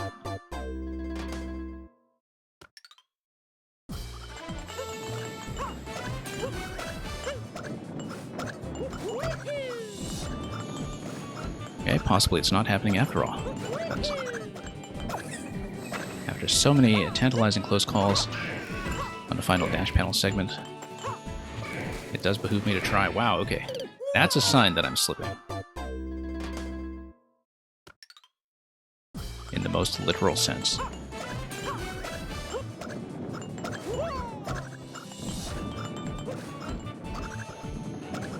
So can we get to clear? We'll see.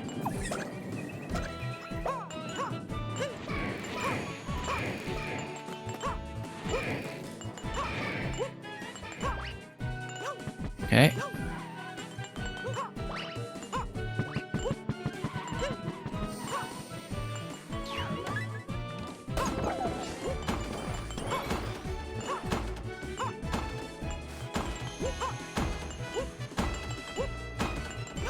Okay, going okay so far. This hasn't been a problem in a while, which is nice.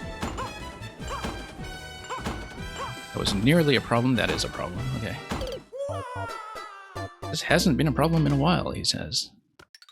And lo and behold, we are on our last attempt. I'm clearly slipping, though, on some of the easier stuff, so I feel like this will be an appropriate endpoint if it comes to that.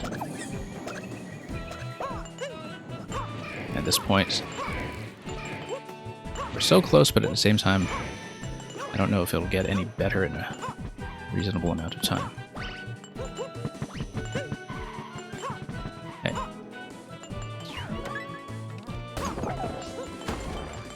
Can it happen? We'll see.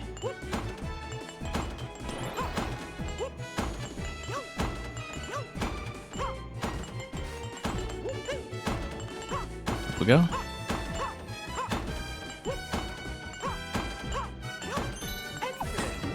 So far, so good, despite some close calls. Nope.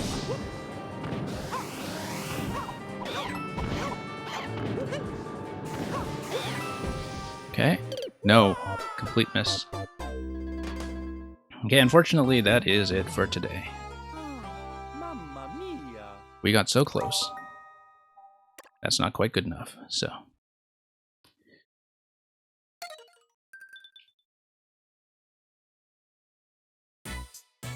I'll tap back in, though, so we can hear the... Oh, no, you know what? I'll just leave it here. I was going to switch it back to the Gusty Guard music, but I don't think we've quite earned it, so we'll just leave it on the main screen here. And I'm going to send you folks off on a raid. Thank you for joining me for so long, for nearly 7 hours of failed attempts. We got to the last segment quite a few times, and this was a fairly good learning effort in terms of finding, finally, a good pattern for the dash panels, which I had not previously established. So I'm actually fairly confident that we will get it on the next stream and even get it with multiple characters, if so. So, thank you so much for watching.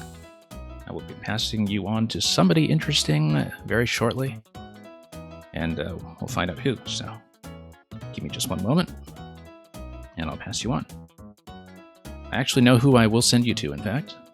Somebody who I am usually not on long enough to raid, but a Mario Maker streamer I've been catching a fair bit of it recently. This is Sherby Hancock, and you'll enjoy that stream quite a lot, I'm sure. So we'll send you off, and for the time being, you have a good day over there. Do say hello, and we'll see you soon enough with Mario Maker before coming back to wipe out on this some more. So until then,